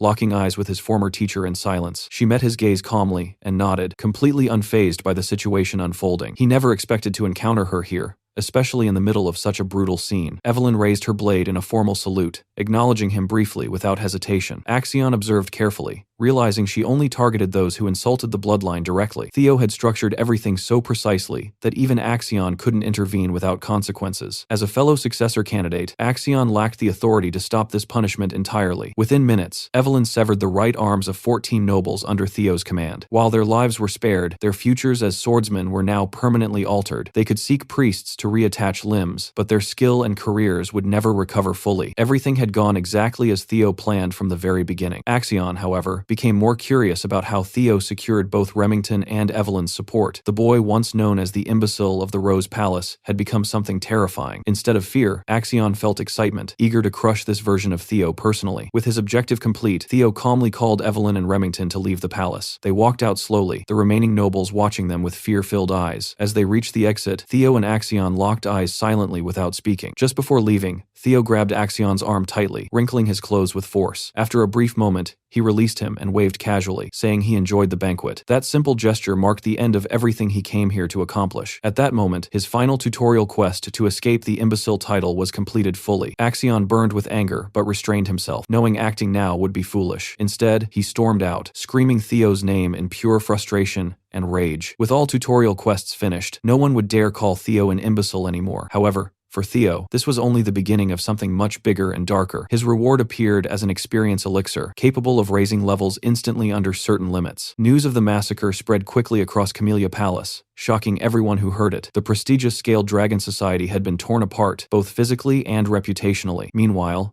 Theo's subordinates took him to a pub in celebration of his flashy and gory high society debut. Every one of his followers was there. Even Evelyn stopped by to get some drinks. He wondered how the Scaled Dragon Society was feeling after being done in by a man they loved to call an imbecile. While inside the Camellia Palace, Emil Ragnar is in disbelief after learning that not only did they give the MC justification for his actions, but he also chopped off everyone's arms in front of Axion. Axion answers positively, which makes her feel frustrated since it makes no sense to her, and she remembers warning Axion beforehand not to take things so lightly. She is disappointed to hear that they didn't just try pressuring him into submission, but have given our boy complete authority to go wild. Axion tries to defend himself and tells her that once Theo gets recognition, it will be hard to conquer the Rose Palace, assuring her not to worry. However, she tells him to reflect on his actions and doesn't agree to listen to him any further. She points out his mistakes, which almost caused their great plan to get ruined. Axion decides to listen to her and leaves. Ime wonders who Axion takes after to be so obnoxious. Ed Troyven replies that Axion resembles her when she was young. She's not in the mood to joke around, so he apologizes and assures her that the incident might not be worth worrying about so much. He explains that the Rose Palace has been a part of the clan head's harem, so it's very difficult to get its ownership. Even though it has been outside of the clan leader interest since it's a place where Rifra gathers, it still has the support of the clan leader himself. He shares his plan that all they needed was justification. And thankfully, since Theo has created chaos at the scale of the Dragon Society meeting, he is slowly becoming the representative of the Rose Palace. By using the incident as justification, they can suppress the MC through legal procedures. Emil is left speechless after hearing this and contemplates that the reason she was afraid of Theo becoming stronger was that she feared his power and influence would expand over time if the clan leader focused more on the Rose Palace. However, by using Theo, who is slowly becoming stronger, she realizes the Camellia Palace can suppress him through legal procedures, and the Rose Palace will have no other choice but to bow down in front of the Troyvens. She believes the plan might actually work, and asks Ed how long it's going to take to prepare. The guy assures her that all preparations are already finished, and tomorrow morning when she wakes up, she will hear some great news. He comforts her, and tells Amal that she can enjoy a bath and sleep well for the night, while sharing that he has prepared an aromatic candle for her from the South Akron volcanic region. Emil decides to depend on her elder brother, and shows her gratitude. Meanwhile, inside a tavern, Remington sat there still processing everything that had just happened. He admitted honestly that he was shocked and didn't expect Theo to go that far for him. Theo didn't even understand what he was talking about and found it ridiculous. Watching Remington act emotional after drinking nothing but orange juice felt absurdly funny to him. Remington insisted that despite being insulted himself, Theo never hesitated even for a second. The moment Remington was targeted, Theo stepped forward without any doubt or fear. Hearing that made Remington feel embarrassed.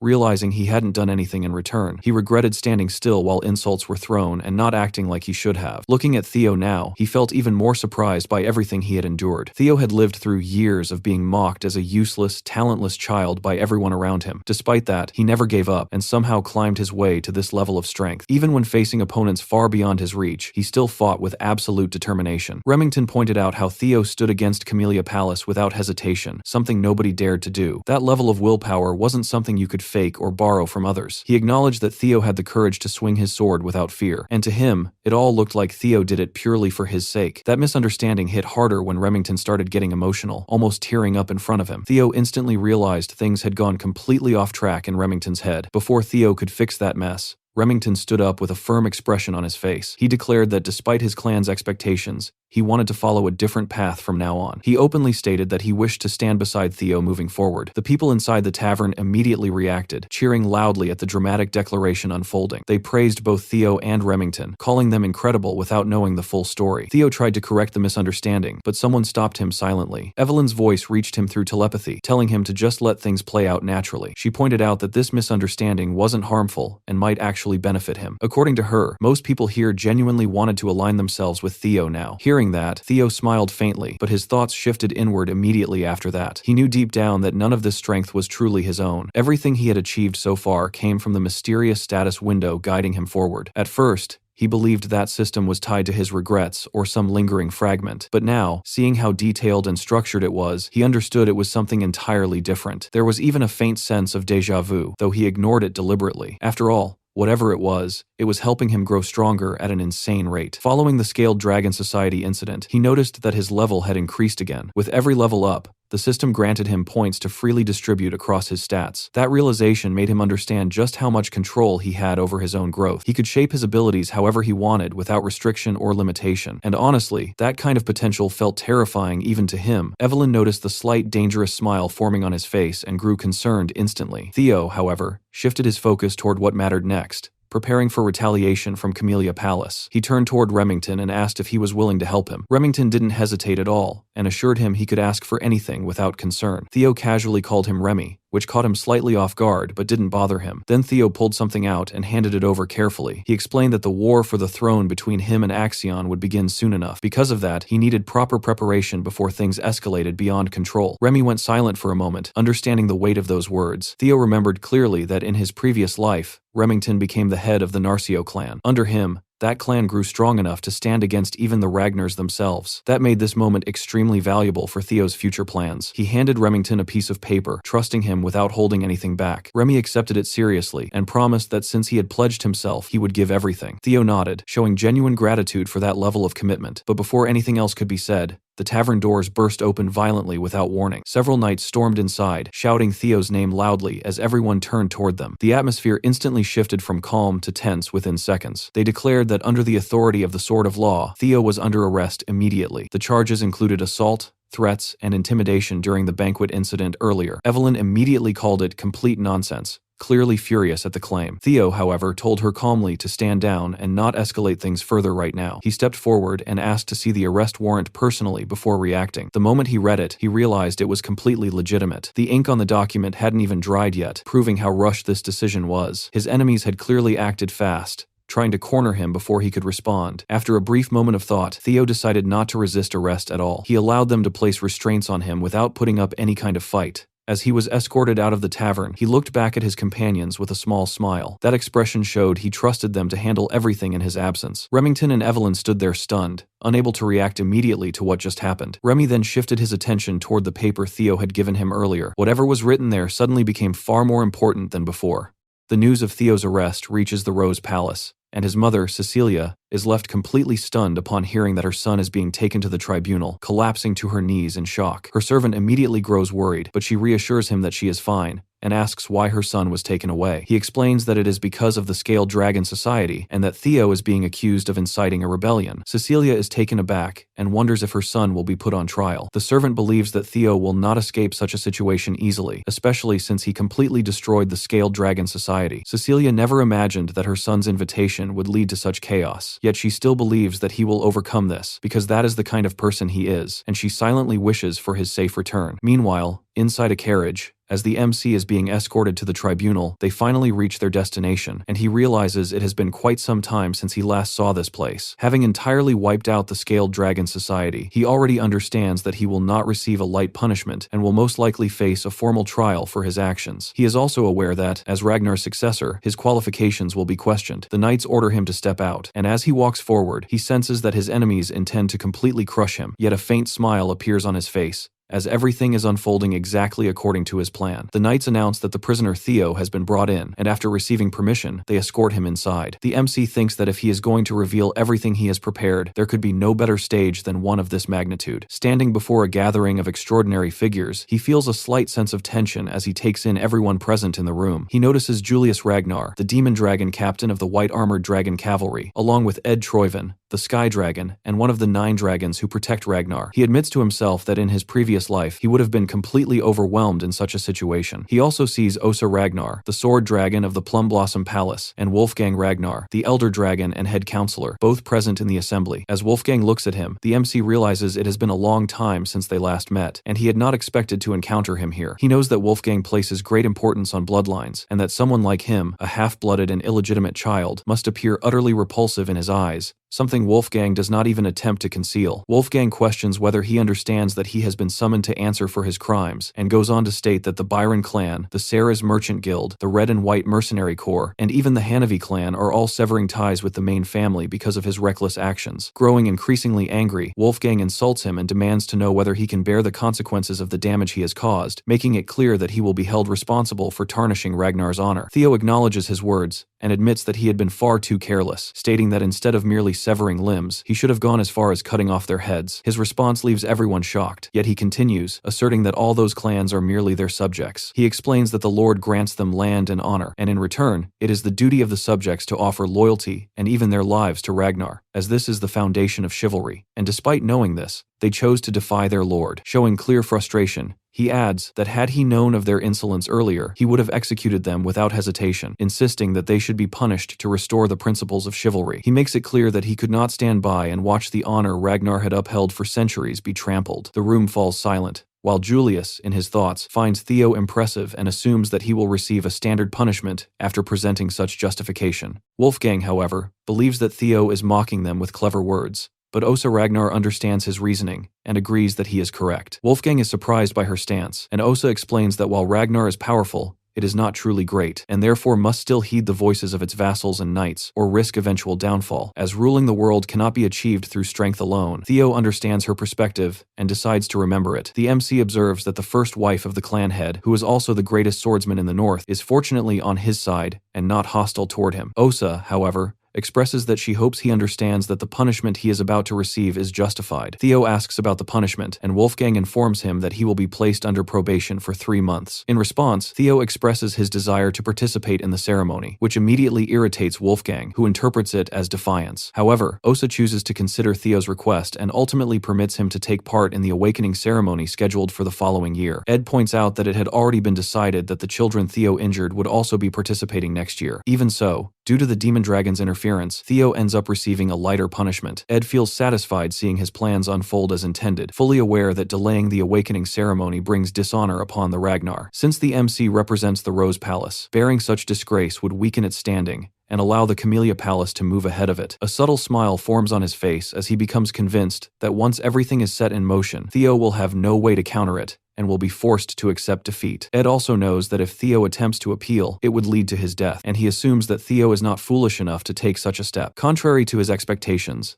the MC openly declares his intention to appeal, leaving not only Ed but everyone else in shock. Ed struggles to suppress his satisfaction, internally mocking Theo as a complete fool whose arrogance knows no bounds. And he feels even more pleased, as the situation appears to be turning in his favor. Julius questions whether Theo truly understands the consequences of filing an appeal, and Theo confirms that he does, fully aware that it is not something that can be settled with a mere 3 months of probation. Recognizing that the demon dragon must have manipulated the situation behind the scenes, Theo still chooses to proceed according to his plan, stating that within the proud and powerful Ragnar, an appeal is equivalent to declaring war. He makes it clear that he has no intention of accepting even the slightest punishment, insisting that in the end, only strength determines the truth, and he even goes as far as claiming that his actions deserve recognition rather than punishment. His words leave the entire room in stunned silence. Meanwhile, At the hidden northern branch of the Ceres Merchant Guild, the surroundings are consumed by flames as chaos unfolds. Evelyn finishes off the last remaining opponent, and at that moment, Remington approaches her from behind, holding a small box in his hands. He reveals that this was the location where the item had been hidden, exactly as Theo had predicted. Glancing down at the box, he remarks that Troiven's Camellia Palace is now finished. Meanwhile, as the MC stands before all the influential figures, Wolfgang questions whether he truly intends to turn an issue that could be resolved with just 3 months of probation into an all-out war. He calls it pure arrogance and challenges whether the boy genuinely believes he can stand against the combined strength of 15 clans on his own. Theo responds by stating that this is something he must handle personally, especially considering the overwhelming gap in power between both sides. In his view, resolving appeals through proxy battles is a perfectly normal practice. Julius reflects on the nature of such appeals, understanding that they are meant to determine victory and defeat through combat. However, when the difference in power makes a full-scale war impossible to win, each side is allowed to send a single representative, with the outcome decided through a one-on-one sword fight. This system of proxy battle means that Theo would effectively be representing himself. Julius realizes that if things proceed this way, there is a very high chance that Theo will lose, especially since the opposing side's representative is likely to be Axion. He begins to wonder whether Theo has some hidden plan, also recognizing that if Theo is relying on Evelyn or even himself to step in as his representative, he will likely be disappointed. Theo formally requests that the proxy battle be held within a week, in accordance with the rules. Ed observes this and believes he has already figured out Theo's intentions, assuming that he plans to rely on Julius or Evelyn as his proxy. However, Ed is confident that no one will agree to stand for him, forcing Theo to fight personally. With that in mind, Ed decides to send Axion as his own representative, intending to crush Theo and remind him of his place. Just as Ed prepares to announce his choice, a sudden presence interrupts the moment, leaving everyone in complete silence. A man enters, praising Theo's clever schemes while remarking on how much he has changed since their last meeting. It is none other than the clan head, Kyle Ragnar. The moment he steps into the trial chamber, everyone immediately bows in respect, and the MC also kneels, greeting the incarnation of the great dragon god. At that instant, a system window appears before him, assigning a new quest to seize control of the Camellia Palace and uncover its hidden secrets. He realizes that this is his first quest since the tutorial, and wonders if it is connected to the mysterious blue light he had seen earlier. He acknowledges that he had completely forgotten about it amidst everything that had been happening, briefly recalling that something significant was tied to it. He quickly stops dwelling on it and shifts his focus back to the present, now facing his father. The situation has become even more unpredictable with the king's sudden appearance, introducing a massive variable that could easily disrupt his plans. Kyle instructs him to stand and mentions that he has already heard about the entire situation, recognizing that his son intends to proceed with an appeal through a proxy battle. Theo confirms this, and his father acknowledges that it would be difficult for him to fight personally, asking who he intends to choose as his representative. The MC realizes that this is a test, and responds that there is no one suitable to take his place, meaning he intends to step forward as his own representative in the appeal. His father concludes that this choice will lead to his defeat, but Theo refuses to accept such a judgment without even being given the chance to prove himself. He steels his resolve, determined to face whatever comes without yielding to anyone. Hearing this, the king suddenly bursts into laughter and draws the attention of everyone present, asking if they heard what his son had just declared. He expresses admiration for Theo's refusal to bow down, recognizing it as a true reflection of the Ragnar spirit, and openly praises his son for his attitude. Theo feels a sense of satisfaction and begins to smile, knowing that everything is unfolding according to his plan. He understands that the proxy battle is merely a distraction, and since he does not actually intend to fight, he can speak boldly without hesitation. He recalls the tasks he assigned to Remy and Evelyn, confident that they will soon obtain proof of the Camellia Palace's treasonous conspiracy, which would secure his victory without the need for battle. Finally, the king decides to offer his son a chance. As the ruler of Ragnar, Kyle declares that he will personally test Theo by delivering a single strike. Theo is taken aback as his father tells him to disregard the trial entirely, stating that if he can withstand just one blow, all charges against him will be cleared without any punishment. The king then turns and instructs Theo to step forward, but Ed immediately begins shouting in protest, trying to object to the situation. He understands that testing Theo with a single strike essentially means the king is acknowledging him, and if Theo somehow manages to endure it, he would gain the direct approval of the clan head himself. Although Ed is confident that Theo will not survive such a strike, he still decides to interfere, unwilling to let Theo gain favor in the king's eyes under any circumstance. He questions how mere vassals and bannermen could dare to comment on the bloodline of the clan leader's son, and continues to argue based on the rules of proxy battles. But Kyle Ragnar abruptly silences him, making it clear that if a vassal dares to speak against the Ragnars, they should simply be eliminated. Left with no choice, Ed backs down, and Kyle shifts his attention to Julius, asking if he has anything to say after noticing him quietly amused. Julius responds that he is simply surprised to see the king taking interest after such a long time. Without wasting time, Kyle directly asks his son whether he is willing to accept the challenge. The MC realizes that the situation has taken a drastic turn, and although this was not part of his expectations, he smiles and decides to accept it. However, he points out that the condition is far too heavy, explaining that comparing a single strike from the clan leader to a proxy war against vassals and bannermen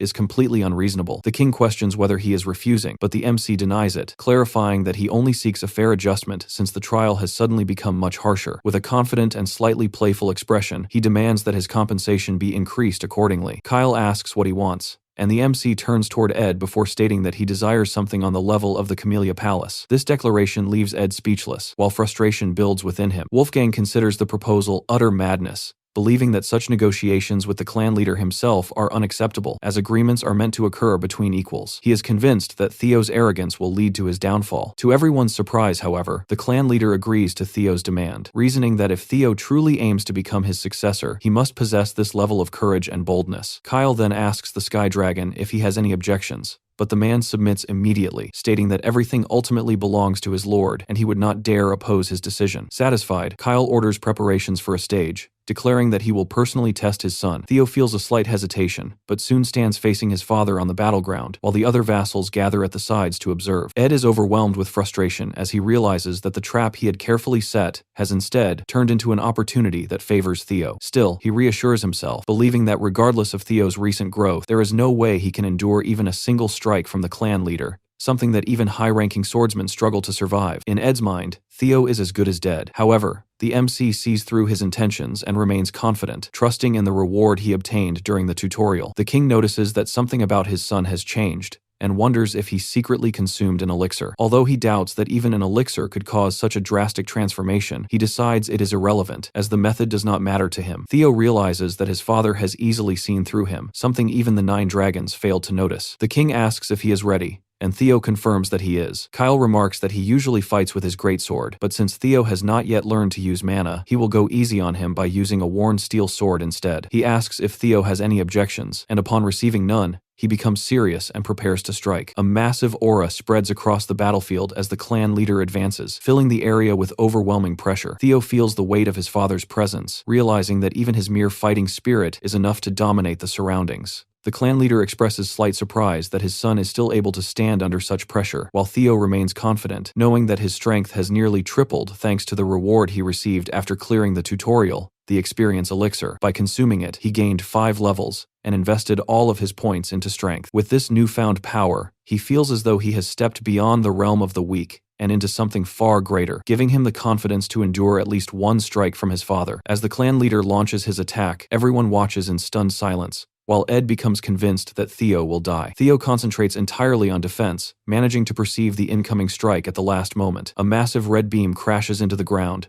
obliterating the entire stage in an instant. Once the dust settles, the clan leader smiles, realizing that he has finally found a son worthy of recognition. Theo remains standing, leaving everyone in complete shock. Through sheer will and determination, he proves his worth and withstands the attack. With that, the trial comes to an end, and a system notification appears, confirming that the sudden quest involving a single strike from Kyle Ragnar has been successfully completed. As a reward for his achievement, Theo receives an inventory and a mysterious blue key. After some time, Theo slowly wakes up, wondering where he is. Cecilia immediately brightens upon seeing her son regain consciousness. She explains that he collapsed after remaining standing for too long, and begins crying while holding his hand, unable to hide how terrified she had been when she learned that the clan leader himself had challenged him. Deeply worried, she asks whether he suffered any additional injuries, and assures him that she will call a physician immediately if he has even the slightest fracture or dislocation. Theo reassures her that he is fine, though he still does not recognize the room around him. At that moment, Julius enters and informs him that, under the clan leader's orders, the Lady of the Camellia Palace, Axion, and the Director of Intelligence have all been removed from their positions. Hearing this, Theo quickly realizes where he is and becomes pleased to learn that they are now inside the Camellia Palace. A system notification updates his progress, informing him that the only remaining objective is to uncover the hidden secret. Meanwhile, in the garden of the Camellia Palace, Emil creates a scene as she refuses to accept being forced out of what she considers her own property. The servants desperately try to calm her down, repeatedly begging her not to cause any more trouble. Elsewhere, Ed watches the situation unfold and secretly orders Axion to kill Theo Ragnar. Axion begins discussing his plans for the awakening ceremony, but Ed immediately cuts him off and commands him to eliminate Theo completely by taking his head. Axion notices the intense hatred and desire for revenge burning in Ed's eyes. Once everything settles within the Camellia Palace, Theo reflects on the outcome and realizes that although events did not unfold according to his original plan, the results turned out far better than he had expected. He managed to obtain control of the Camellia Palace without even using his trump card, and on top of that, he gained another authority. Activating his inventory skill, he pulls out an item and casually begins eating an apple. While wondering how such a strange ability is even possible, he admits that it is incredibly useful. Afterward, Theo retrieves the mysterious blue key he recently obtained from the inventory. He is convinced that it must be connected to something important. As he focuses on a nearby door, the keyhole suddenly begins glowing. Deciding to investigate, he unlocks the door and pushes it open, only to find a deep tunnel hidden beyond it. Immediately, the system announces that he has discovered a dungeon for the first time, and rewards him by doubling any experience gained within it. Finding a hidden cave beneath the Camellia Palace, Theo assumes it is tied to another quest and decides to clear it, unwilling to miss such a valuable opportunity for experience. Before entering, however, he remembers that rushing into a dungeon unprepared would be foolish. After some time, he returns with his inventory stocked full of weapons and equipment before finally stepping inside. As he advances deeper into the dungeon, he suddenly notices a massive wolf staring directly at him. The creature is so large that it appears comparable to a demonic beast. Without hesitation, the wolf leaps toward him, but Theo successfully blocks the attack with his shield. He immediately realizes that the beast possesses tremendous strength, yet he forces it back, refusing to lose in a contest of power. The wolf roars and charges at him once again. Theo quickly swings his sword and lands a slash, but the attack fails to inflict any meaningful damage. He realizes that the creature's hide is incredibly thick, and that its speed is equally dangerous, making it impossible to defeat with half-hearted attacks. He concludes that this is no ordinary wolf, and may very well possess strength comparable to a true demonic beast. Defeating it will not be easy. Suddenly, the monster lunges forward again, attacking with its claws. As Theo faces the assault, he recalls the terrifying ray of light he witnessed during his father's strike. He considers it incredible, and attempts to reproduce that pure white arc against the wolf, but fails completely. Accepting that it will not be so simple, he realizes that a single strike is more than just an attack. It is a blow, meant to guarantee death. At last, he begins to understand the principle behind his father's technique. The secret lies in concentrating every bit of strength into one decisive sword strike. Abandoning his shield, he focuses entirely on improving his swordsmanship while recalling the secret sword techniques Evelyn taught him, techniques that rely heavily on speed and precision. Then, rushing forward, he drives his sword directly into the wolf's eye. The monster lets out a painful scream and staggers backward. Seeing the reaction, Theo realizes that his strategy is working. Without giving the beast any time to recover, he attacks once more, convinced that victory is finally within reach. 2 months later, at the training grounds, Eod notices that the number of people gathering there has increased significantly. Sybil agrees and remarks that they may soon need a larger training area. Recently, rumors have been spreading throughout the clan that the clan leader personally taught young Master Theo a single strike. Because of that story, more and more people have started showing up, eager to challenge him to sparring matches. As Sybil continues talking about Theo, someone suddenly approaches from behind and mockingly calls him a lackey. The newcomer is Henry Morris from the Plum Blossom Palace. Henry sarcastically asks when their supposedly incredible young master plans to appear, pointing out that 2 months have already passed. He expresses disappointment, saying he had assumed Theo never missed a day of training. Henry goes on to call Theo a coward, claiming that he must have run away after the rumor spread too far. Sybil immediately grows angry, but Henry keeps talking. He suggests that the entire story might be fabricated since there were no actual witnesses. In his opinion, Theo simply exaggerated everything. He even questions whether the destruction of the Scaled Dragon Society really happened, dismissing it as more fake news. At that point, Sybil finally loses his patience and throws a punch with all his strength, smashing Henry directly in the face. Another member of the Plum Blossom Palace immediately becomes furious and insults Sybil, calling him a dropout. However, everyone present at the training grounds instantly turns their attention toward him with hostile looks. Sybil fires back, calling the man a shitface and declaring that nobody could ever compare to their young master. Eod is genuinely surprised to hear his friend insulting someone's appearance despite having such a face himself. Sybil admits that he was already irritated by the constant visits from the Plum Blossom Palace members who kept showing up just to stir up trouble. He firmly states that he will never allow anyone to disrespect young Master Theo. Drawing their swords, Sybil and his companions openly declare war on the Plum Blossom Palace group. The other side responds in kind, determined to put what they call the dropout losers back in their place.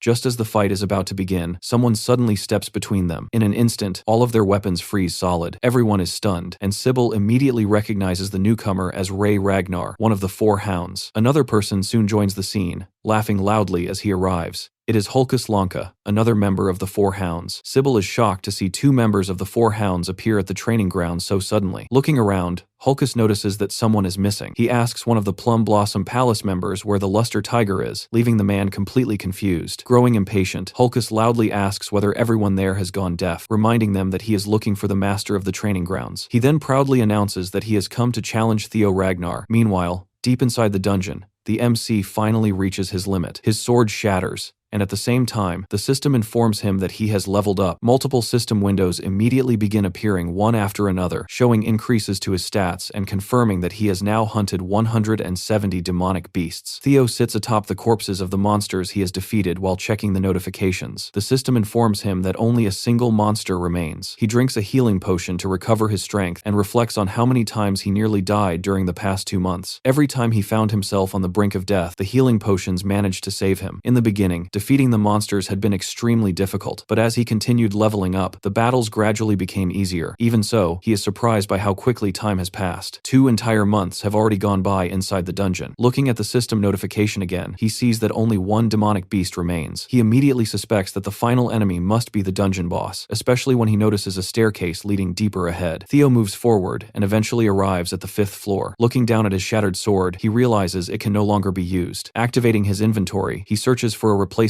weapon. After checking his remaining equipment, he discovers that only one sword is left. The sight of it causes him to pause. It is the sword his mother gave him as a birthday gift. Memories from his previous life begin surfacing. Before the awakening ceremony, he had frequently clashed with his mother. Back then, he had carelessly thrown the sword into a corner of his room and allowed it to gather dust. Looking at it now, he realizes that it is actually a high-quality ceremonial sword forged from white snow steel. Theo falls silent as the memories continue. In his previous life, his mother had excitedly entered his room to wish him a happy birthday. She had even stayed awake until midnight so she could personally give him his presents. Instead of appreciating her effort, he became irritated and told her that birthday gifts were a waste of time with the awakening ceremony approaching. He had expected more from her, and bitterly stated that no piece of equipment could ever change his bloodline. He even remembered telling her to leave him alone. Thinking back on those moments now, he quietly resolves not to repeat the mistakes of his previous life. Finally, he reaches the boss room. As he steps inside, a system notification appears, warning him to remain cautious because a powerful demonic beast is about to emerge. Inside the boss room, Theo discovers a dragon peacefully sleeping. After taking a closer look, he feels relieved when he realizes it is only a lesser drake. Even so, he cannot help but wonder why the final boss of the quest is a draconic creature. Since the Ragnars are known as descendants of dragons, he briefly questions whether there is some deeper connection or if it is simply a coincidence. Pushing those thoughts aside, he focuses on the battle ahead. The system displays the quest information and confirms that this is the final remaining monster. Theo knows there is no way out of the dungeon without defeating it, but he still questions whether he can actually win against a creature that belongs to the dragon species. After calming himself, Theo decides to use the technique he has been practicing for the past 2 months, the single flash. Although he knows it is nowhere near the level of his father's dragon flash, he has refined it through countless battles against wolves and other monsters. Believing that fully utilizing his dragon heart will allow him to inflict meaningful damage, he charges straight at the lesser drake. His sword pierces directly through one of the monster's eyes, causing it to roar in agony. The successful hit wounds the creature, but before Theo can celebrate, the drake retaliates with a powerful tail strike. He narrowly dodges the attack, and quickly realizes that despite hitting such a vulnerable area, his strike lacked enough power to reach the monster's brain. The lesser drake's rage intensifies as it prepares to kill him, yet Theo remains focused. Seeing possibilities for victory, he rushes forward again, landing several attacks while attempting to distract the beast and search for a true weakness that could end the battle quickly. Suddenly, the lesser drake unleashes a terrifying roar that changes the atmosphere of the entire battlefield. Fear spreads through the area like a physical force, and Theo immediately feels its effect. His body locks up completely, frozen by overwhelming terror. Even though he can clearly see the incoming attack, he is unable to move out of the way. At the last second, he manages to raise his sword and block, but the impact launches him across the room and slams him into a rocky wall. The collision leaves him stunned, and he finally acknowledges just how powerful the dungeon boss truly is. Realizing that he cannot continue taking such attacks for long, he forces himself back onto his feet. As the massive drake advances toward him, Theo desperately searches for a way to end the battle before his strength runs out. Remembering his knowledge of dragons, he recalls that their greatest weakness lies in their reverse scales. Determined to gamble everything on that knowledge, Theo leaps onto the drake's body while weaving through its attacks. Despite the danger, he manages to reach the reverse scales and drives his sword into them. Blood immediately bursts from the wound as the monster screams in pain. Encouraged by the result, Theo repeatedly attacks the same spot, convinced that he has found the key to victory. victory. The lesser Drake continues roaring in agony, and for a moment, he believes his strategy has worked perfectly. However, to his surprise, the monster refuses to collapse. Even after suffering such critical damage, the Drake remains standing, proving far more resilient than he anticipated. Meanwhile, back at the training grounds, Hulkus becomes increasingly irritated with Ray and insists that he should be the first one allowed to challenge Theo. Ray dismisses him as a loser and tells him to stay out of her way, but Hulkus immediately argues back. He points out that his defeat happened 3 years ago and claims that he has spent every single day improving himself since then. In his mind, 3 years is more than enough time to close the gap between them. Ray pays no attention to his excuses and simply calls him a loser again, making him even angrier. Eventually, Hulkus proposes a duel, declaring that whoever wins will earn the right to challenge Theo Ragnar. He swings his massive weapon at her, but Ray effortlessly blocks the attack without showing the slightest sign of strain. Watching from nearby, Sybil and Henry have no idea what is happening anymore, but both become nervous witnessing 2 members of the Four Hounds openly fighting each other. As the confrontation escalates and both prepare to attack again, Remington suddenly appears between them. He calmly tells them to take their fight elsewhere, reminding them that this territory belongs to young Master Theo. He firmly states that he will not allow anyone to cause trouble within his master's domain. Hulkus immediately brightens upon seeing Remington and expresses a desire to fight him as well. Remington simply asks him to listen and understand what he is saying. Before the situation can continue,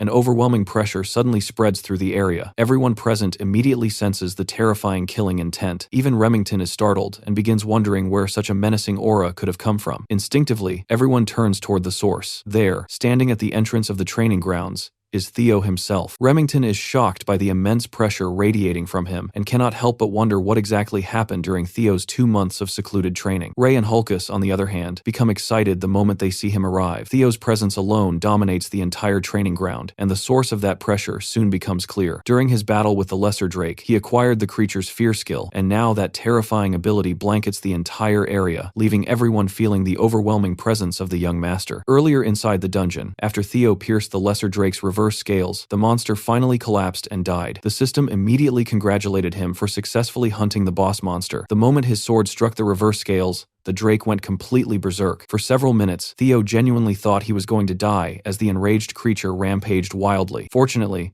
the monster eventually exhausted itself, proving that the reverse scales truly were its greatest weakness. Once the battle ended, the system rewarded him with the Lesser Drake's tooth and Lesser Drake's claw. The tooth could be used as a weapon enhancement material, while the claw could increase a weapon's sharpness. Since he didn't want to lose the sword his mother had given him, Theo immediately decided that these materials would be used to repair and strengthen it. The rewards did not stop there. The system also granted him a new skill called Lesser Drake's Fear. The unexpected reward surprised him, and after reading its description, he learned that it allowed him to inflict fear upon targets weaker than himself. Theo was shocked because abilities like this were normally associated with only a select few exceptional individuals. Excited by the opportunity, he looked forward to testing it out for himself. As he organized his newly acquired items and stored everything inside his inventory, he couldn't help but wonder whether the skill would actually be useful within Ragnar, a place already filled with powerful people. With the dungeon finally cleared, Theo completed the Camellia Palace quest and uncovered its hidden secret. As a reward for successfully clearing Scenario Quest 1, the system granted him a nest compass. He had no idea what the item actually did and questioned whether it would become important in a future quest. Deciding to worry about it later, he stored it in his inventory and planned to head back to his room for some much-needed rest after spending 2 exhausting months inside the dungeon. His plans for rest disappeared almost immediately when a maid rushed over and informed him of an urgent situation. She noticed the numerous wounds covering his body, but Theo casually brushed them aside and asked what was happening. The maid explained that a massive brawl had broken out at Training Ground 4. Upon hearing this, Theo headed straight there. The moment he arrived, he activated Lesser Drake's Fear and unleashed its pressure across the entire training ground. The overwhelming aura instantly dominated everyone present as he angrily demanded that they all leave because he needed rest. The killing intent was so intense that several people lost consciousness on the spot. However, Hulkus reacted differently. Rather than being intimidated, he became excited and immediately charged toward Theo, eager to determine which of them was stronger. Swinging his weapon with full force, Hulkus attacked, but Theo effortlessly overpowered the strike with a single swing of his own. The spectators were left stunned as Hulkus was blasted backward, unable to believe that his attack had been deflected so easily. Even Theo was surprised by the results of his dungeon training. Despite this, Hulkus refused to back down. Throughout the North, he was known as the weakest member of the Four Hounds, largely because of his lack of intelligence and his tendency to rely on brute force rather than developing a wider skill set. Even so, nobody had ever surpassed him when it came to raw physical strength. Determined to prove himself, Hulkus charged again and challenged Theo to stop another attack. To Theo's surprise, he found himself capable of matching Hulkus head-on. Then, with a single clean slash, he countered the attack and completely defeated him. The incredible growth from leveling up filled Theo with satisfaction as Hulkus coughed up blood before losing consciousness and collapsing. Realizing he may have used too much force, Theo felt slightly guilty and admitted that he should have held back. Fortunately, Hulkus was famous for his incredible durability and toughness, making him one of the few people capable of surviving such a hit. After checking him, Theo confirmed that he had only fainted. The crowd immediately erupted with excitement. Sybil stared in disbelief, while everyone at the training grounds began cheering for the young master who had defeated the Black Bear, one of the 4 hounds, with a single strike. Theo repeatedly assured them that Hulkus was still alive, but nobody seemed interested in listening. Then, to his disappointment, his sword suddenly broke apart as well. The weapon had been a gift from his mother, making its destruction particularly painful. The crowd somehow became even more excited, praising Theo for wielding such overwhelming power that he shattered his own sword with a single attack. Theo could not understand why everyone was celebrating so enthusiastically. Meanwhile, Ray quietly watched the scene and found herself recalling a memory from her childhood. Years ago, Theo had found her wandering outside in the freezing cold, while wearing almost nothing to protect herself from the weather. Concerned, he had wrapped his own scarf around her and decided she still looked too cold. He brought her to his home and planned to return her once the snowfall stopped. Remembering that moment now, Ray smiled to herself before quietly leaving the training ground. Remington happened to notice her expression and was surprised to see her smiling at all. Later, back at the Camellia Palace, Theo found himself growing embarrassed as the maids congratulated him on earning a new title, Luster Tiger. One of them happily remarked that all his hard work was finally paying off and encouraged him to keep pushing forward until the awakening ceremony arrived. She genuinely believed he could succeed. Before Theo could properly respond, Cecilia suddenly appeared and immediately began feeding him a newly prepared abalone dish. No matter how much he tried to resist, she continued stuffing more food into his mouth. While eating, Theo found himself reflecting on his previous life and feeling grateful for the changes that had occurred. He admitted that the food was delicious,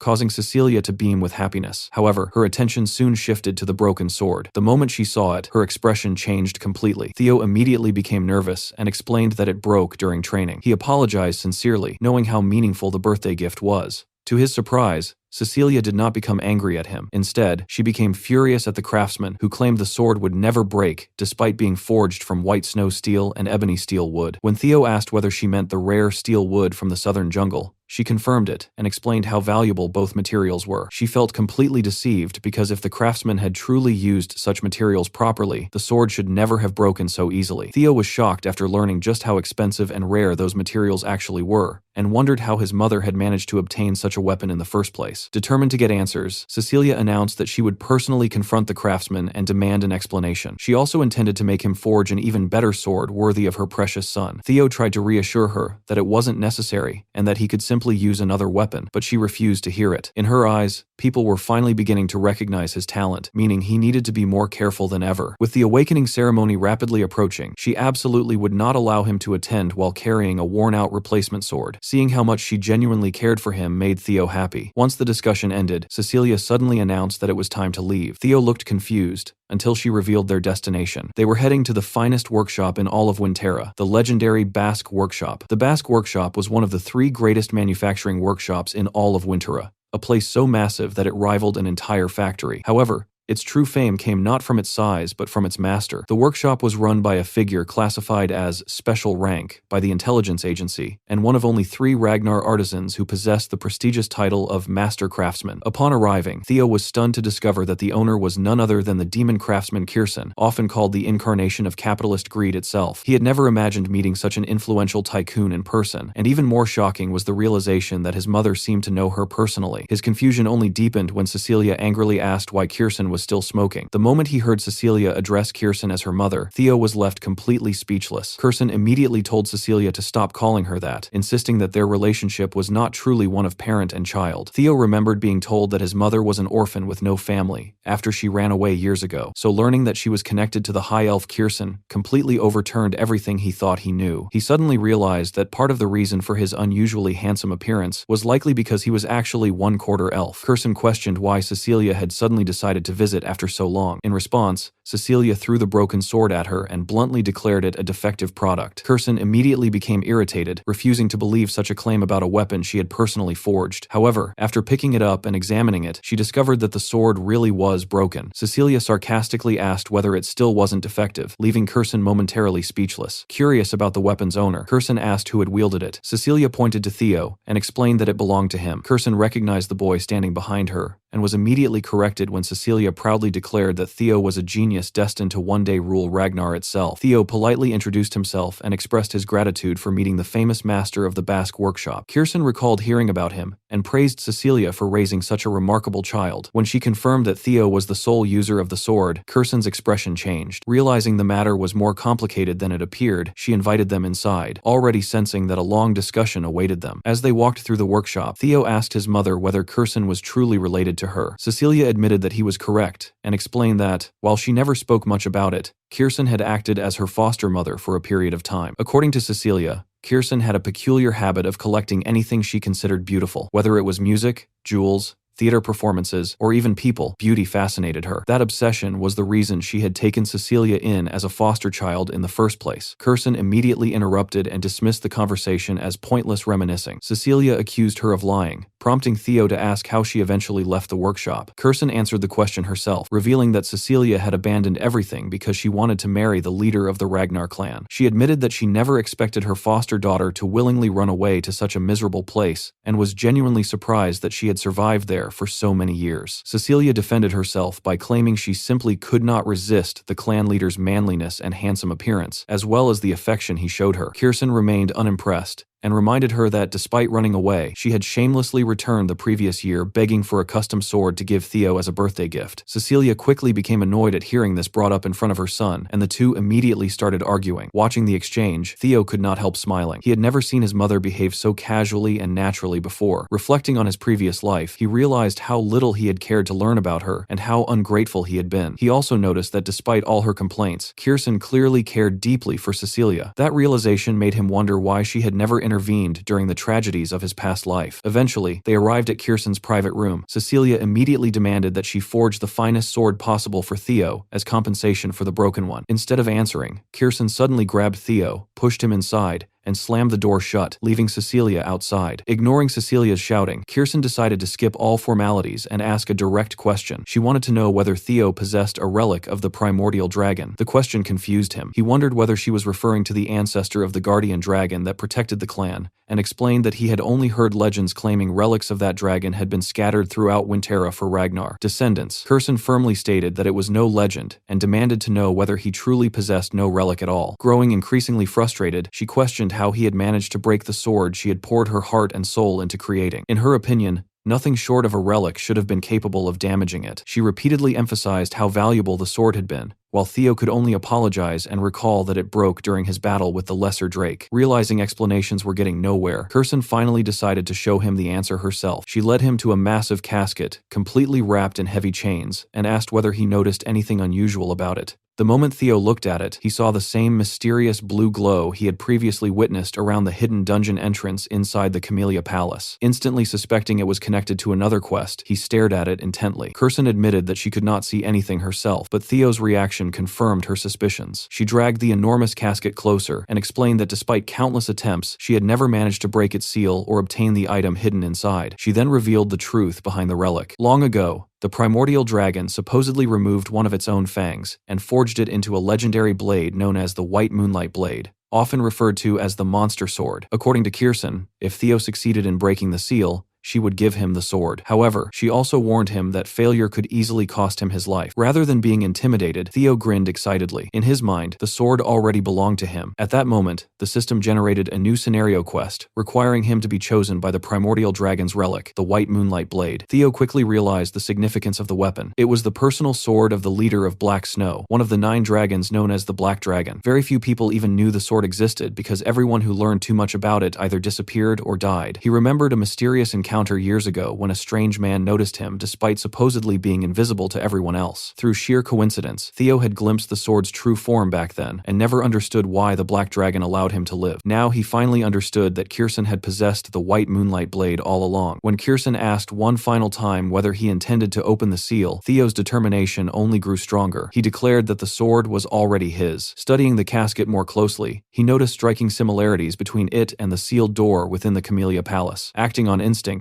he retrieved the blue key and inserted it into the casket. Kirsten watched in confusion as the lock clicked open. A strange light immediately burst out from within, illuminating the room. Before either of them could react, thick black fog emerged from the casket and wrapped around Theo. Kirsten's expression instantly changed to alarm as the fog began dragging him toward the opening. Theo struggled desperately to break free, but the force was overwhelming. Within moments, he was swallowed completely and pulled into an unknown realm. When Theo opened his eyes again, he found himself standing within the Rose Palace. The entire place was engulfed in flames. He stared around in disbelief, unable to understand why he was reliving these memories again. As scenes from his past replayed before him, he was reminded of how weak and powerless he once was. The experience reignited his determination. He needed more strength, enough strength to defeat Rendon and completely crush the Camellia Palace. Suddenly, a griffin appeared and began manipulating his mind, attempting to exploit his desire for power. However, Theo abruptly woke from the illusion and caught the griffin by its beak, completely catching it off guard. He immediately realized what was happening. This was the reason the white moonlight blade was called the Monster Sword. The griffin was trying to corrupt and dominate anyone who sought its power by preying on their deepest desires. The mysterious creature called him insolent and struggled to free itself, but Theo showed no intention of letting go. Calmly, he explained that he had already conquered the despair and regrets being shown to him long ago. He questioned whether the creature truly thought he would be tempted by meaningless power after everything he had already experienced through countless quests. The griffin seemed genuinely confused by his reaction. While holding it in place, Theo noticed another odd detail. The griffin looked very different from the one he remembered. The creature from his memories had been at least 10 meters tall, yet this one was barely his own size. He briefly wondered whether it had somehow shrunk after remaining trapped for so many years, but ultimately decided it wasn't worth thinking about. Tightening his grip, he declared that the white moonlight blade now belonged to him and prepared to punch the griffin with a fierce grin on his face. Faced with such an absurd situation, the monster quickly abandoned its hostility and desperately tried to talk its way out instead. Meanwhile, back inside Kirsten's room, Cecilia panics the moment she sees Theo collapse, unconscious. She desperately tries to wake him, but no matter what she does, he remains unresponsive. Fear quickly turns into tears as she demands to know why her son is lying there like that. Kirsten finds herself unable to answer as Cecilia breaks down, insisting that she never asked for any of this. All she wanted was a proper sword for her son. As Kirsten examines Theo's condition, she notices something unbelievable. A strange monster-like energy is connected directly to his bloodstream, something she has never seen or even heard of before. She had assumed Theo would be safe because he already possessed a relic, but now she is no longer certain. Cecilia, overwhelmed with worry, warns her foster mother that if anything happens to her son, she will never forgive her. Just then, the white moonlight sword reacts. A mysterious light begins gathering around Theo's chest, causing Cecilia to panic even more as she continues trying to wake him. Moments later, Theo finally opens his eyes. Cecilia immediately throws her arms around him and starts crying from relief. She admits how worried she was, while Theo reassures her that he is perfectly fine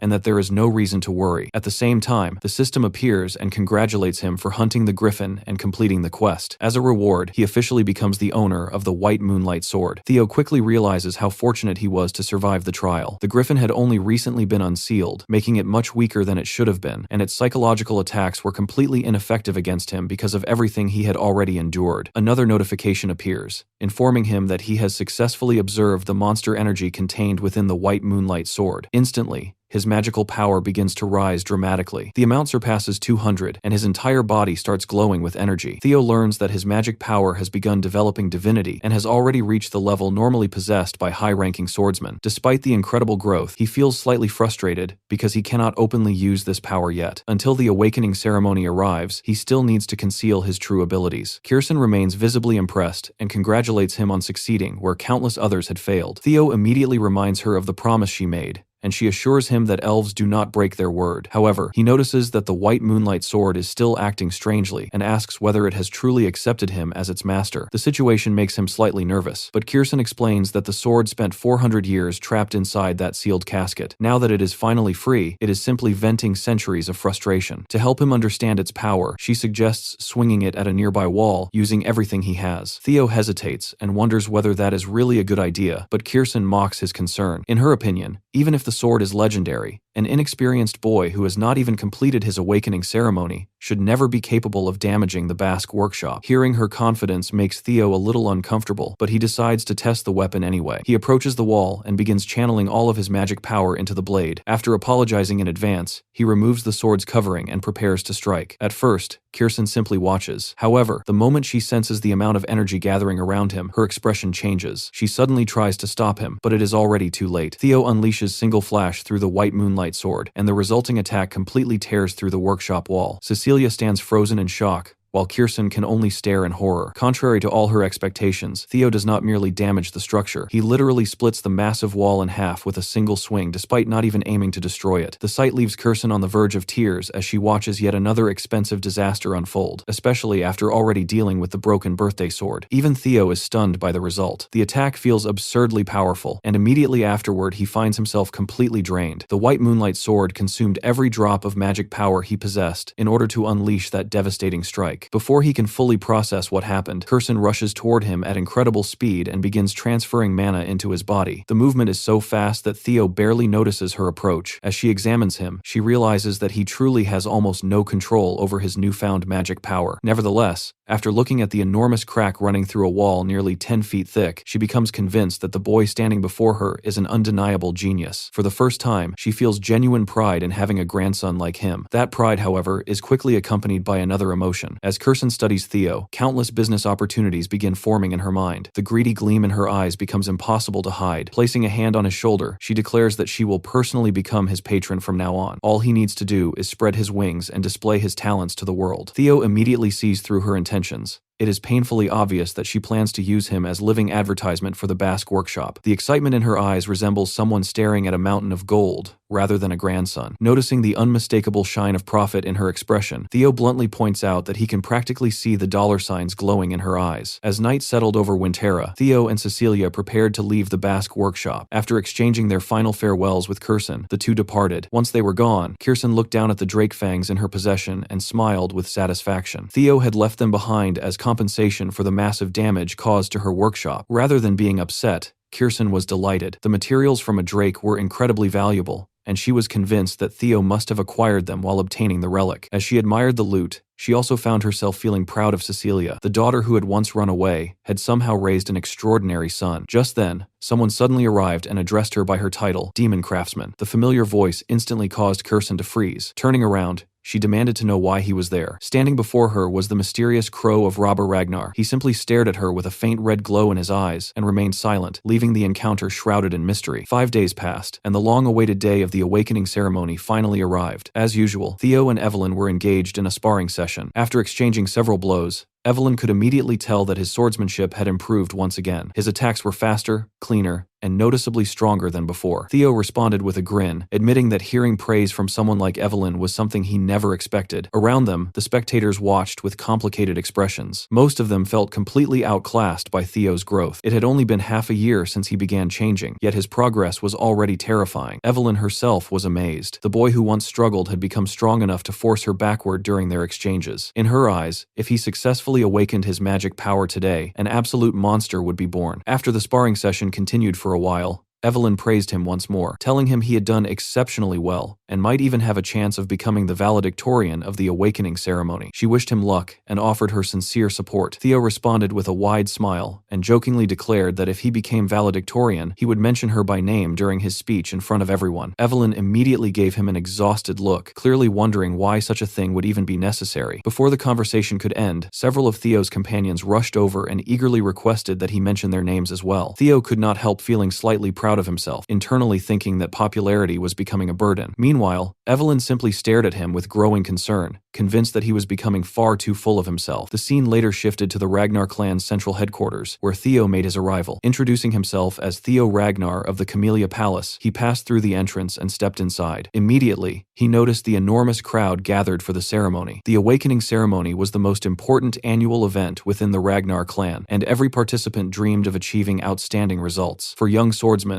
this was their first opportunity to gain recognition and earn honor within the clan. The pressure was immense, especially since nearly every influential figure in Ragnar was present. The clan head, Kyle Ragnar, was there alongside the 9 dragons. Even Hilda Ragnar, the former clan head from 2 generations ago, had attended. Theo found himself studying Hilda closely. The more he looked at her, the harder it became to believe she was over 150 years old. Regardless, he felt relieved to see her attending once again. A loud drumbeat suddenly echoed through the area, drawing everyone's attention. The man responsible was Vanna Ragnar, the judge overseeing the ceremony and a Dragon Gate swordsman. With everyone's focus now on him, he announced the beginning of the preliminary examination. The first stage was simple in theory. Participants would take one of the swords provided, step onto the platform, and attempt to leave a mark on a steel wall positioned there. However, the challenge was far greater than it sounded. Vanna explained that the wall had been forged using white snow steel, making it impossible for an ordinary blade to scratch it. The only way to damage it was by channeling magical power through the weapon. To assist the participants, soma would be distributed. Each soma pill contained power equivalent to 10 years worth of magical energy and had been specifically designed to help awaken and open one's mana hall. Vanna instructed everyone to consume the soma and focus on opening the mana hall within their dantian. Once their mana halls awakened, they would be capable of channeling magical power through their swords and cutting into the white snow steel wall. The depth of the mark left behind would directly determine their evaluation and ranking. After explaining the rules, Vanna loudly declared that he would begin calling names, and each participant would step forward, receive a soma pill, and take their turn on the platform. The very first name announced was Theo Ragnar. Without hesitation, Theo stepped forward. As he accepted the soma pill, memories of his previous life resurfaced. Back then,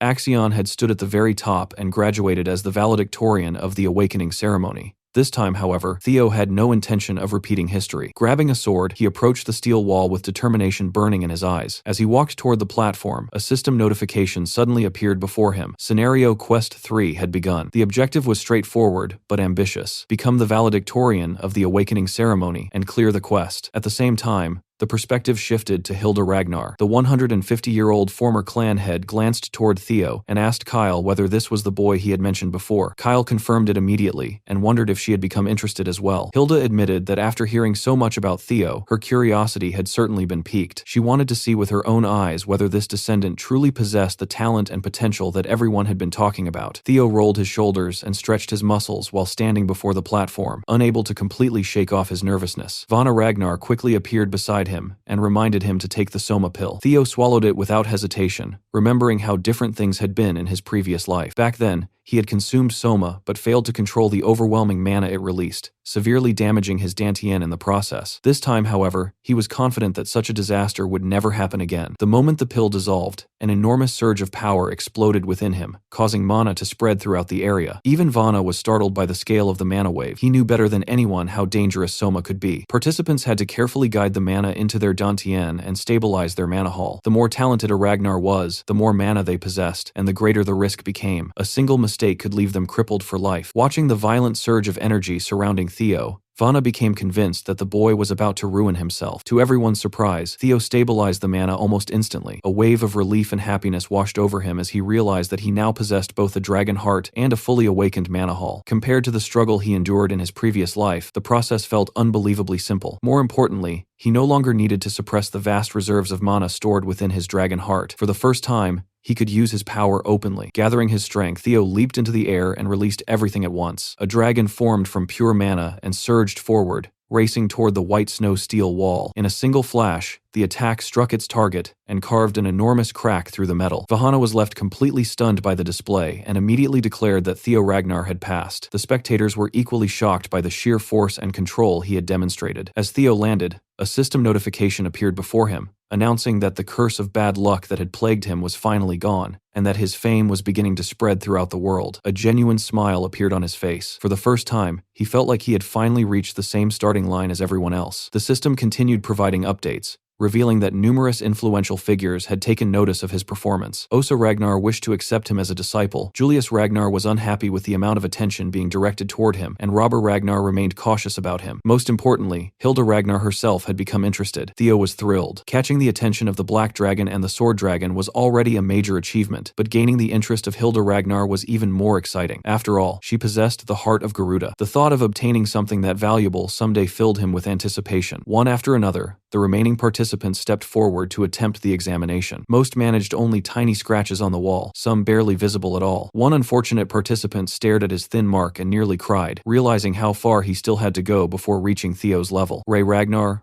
Hulkus, Lanka, and Remington Narcio all delivered impressive performances, yet none of them came close to matching the enormous cut Theo had left behind. Watching all 4 Hounds of the North achieve incredible results, while still falling short of Theo, left many participants feeling completely hopeless. Eventually, it was Axion Ragnar's turn. The moment he stepped forward, whispers spread throughout the crowd. Many spectators were already calling this a battle between the Luster Tiger and the Dark Tiger. Others doubted that even Axion would be able to match Theo's achievement. Hearing himself compared to Theo only fueled Axion's anger. Gripping his sword tightly, he swallowed the Soma pill and unleashed his power. Mana erupted around him, and a gigantic red dragon manifested before charging toward the wall. The resulting strike was so powerful that even Vana found himself speechless. It was the second time that day someone had exceeded his expectations. Axion's attack tore a massive crack through the wall, and Vana immediately announced his success. The audience exploded with excitement because the damage looked nearly identical to Theo's. Suddenly, everyone realized that the final ranking would come down to precision scoring. As evening approached, Vana officially declared the end of the first stage of the awakening ceremony. He expressed satisfaction at the overall performance of this year's participants, and instructed all successful candidates to prepare for the second stage, which would begin in 4 days. With the examination complete, the moment everyone had been waiting for finally arrived. The rankings for the first stage were about to be announced. The entire arena held its breath as anticipation reached its peak. All eyes were fixed on Theo and Axion, the clear frontrunners of the competition. Both stood silently, waiting to hear the results. In the end, Theo Ragnar emerged victorious. Even he was briefly stunned by the announcement. The arena immediately erupted into thunderous cheers. Vana proudly declared that Theo had received a perfect score of 10 out of 10 from the judges. His technique, magical power, control, speed, and overall execution had been flawless in every category. While Theo's supporters celebrated wildly, many participants struggled to believe that he had surpassed Axion. The excitement only intensified when it was revealed that the depth of Theo's cut had come remarkably close to the record once set by young master Thorkel Ragnar. The mention of Thorkel sent another wave of excitement through the crowd. Thorkel Ragnar was a legendary figure, one of the 5 major successor candidates within Ragnar, and widely considered the individual closest to inheriting the clan leadership. Meanwhile, Axion Ragnar was announced as the salutatorian. Like Theo, he had earned a perfect score of 10 out of 10. However, because his sword mark was slightly shorter, he had been pushed into second place. The realization made his frustration boil over. Below them,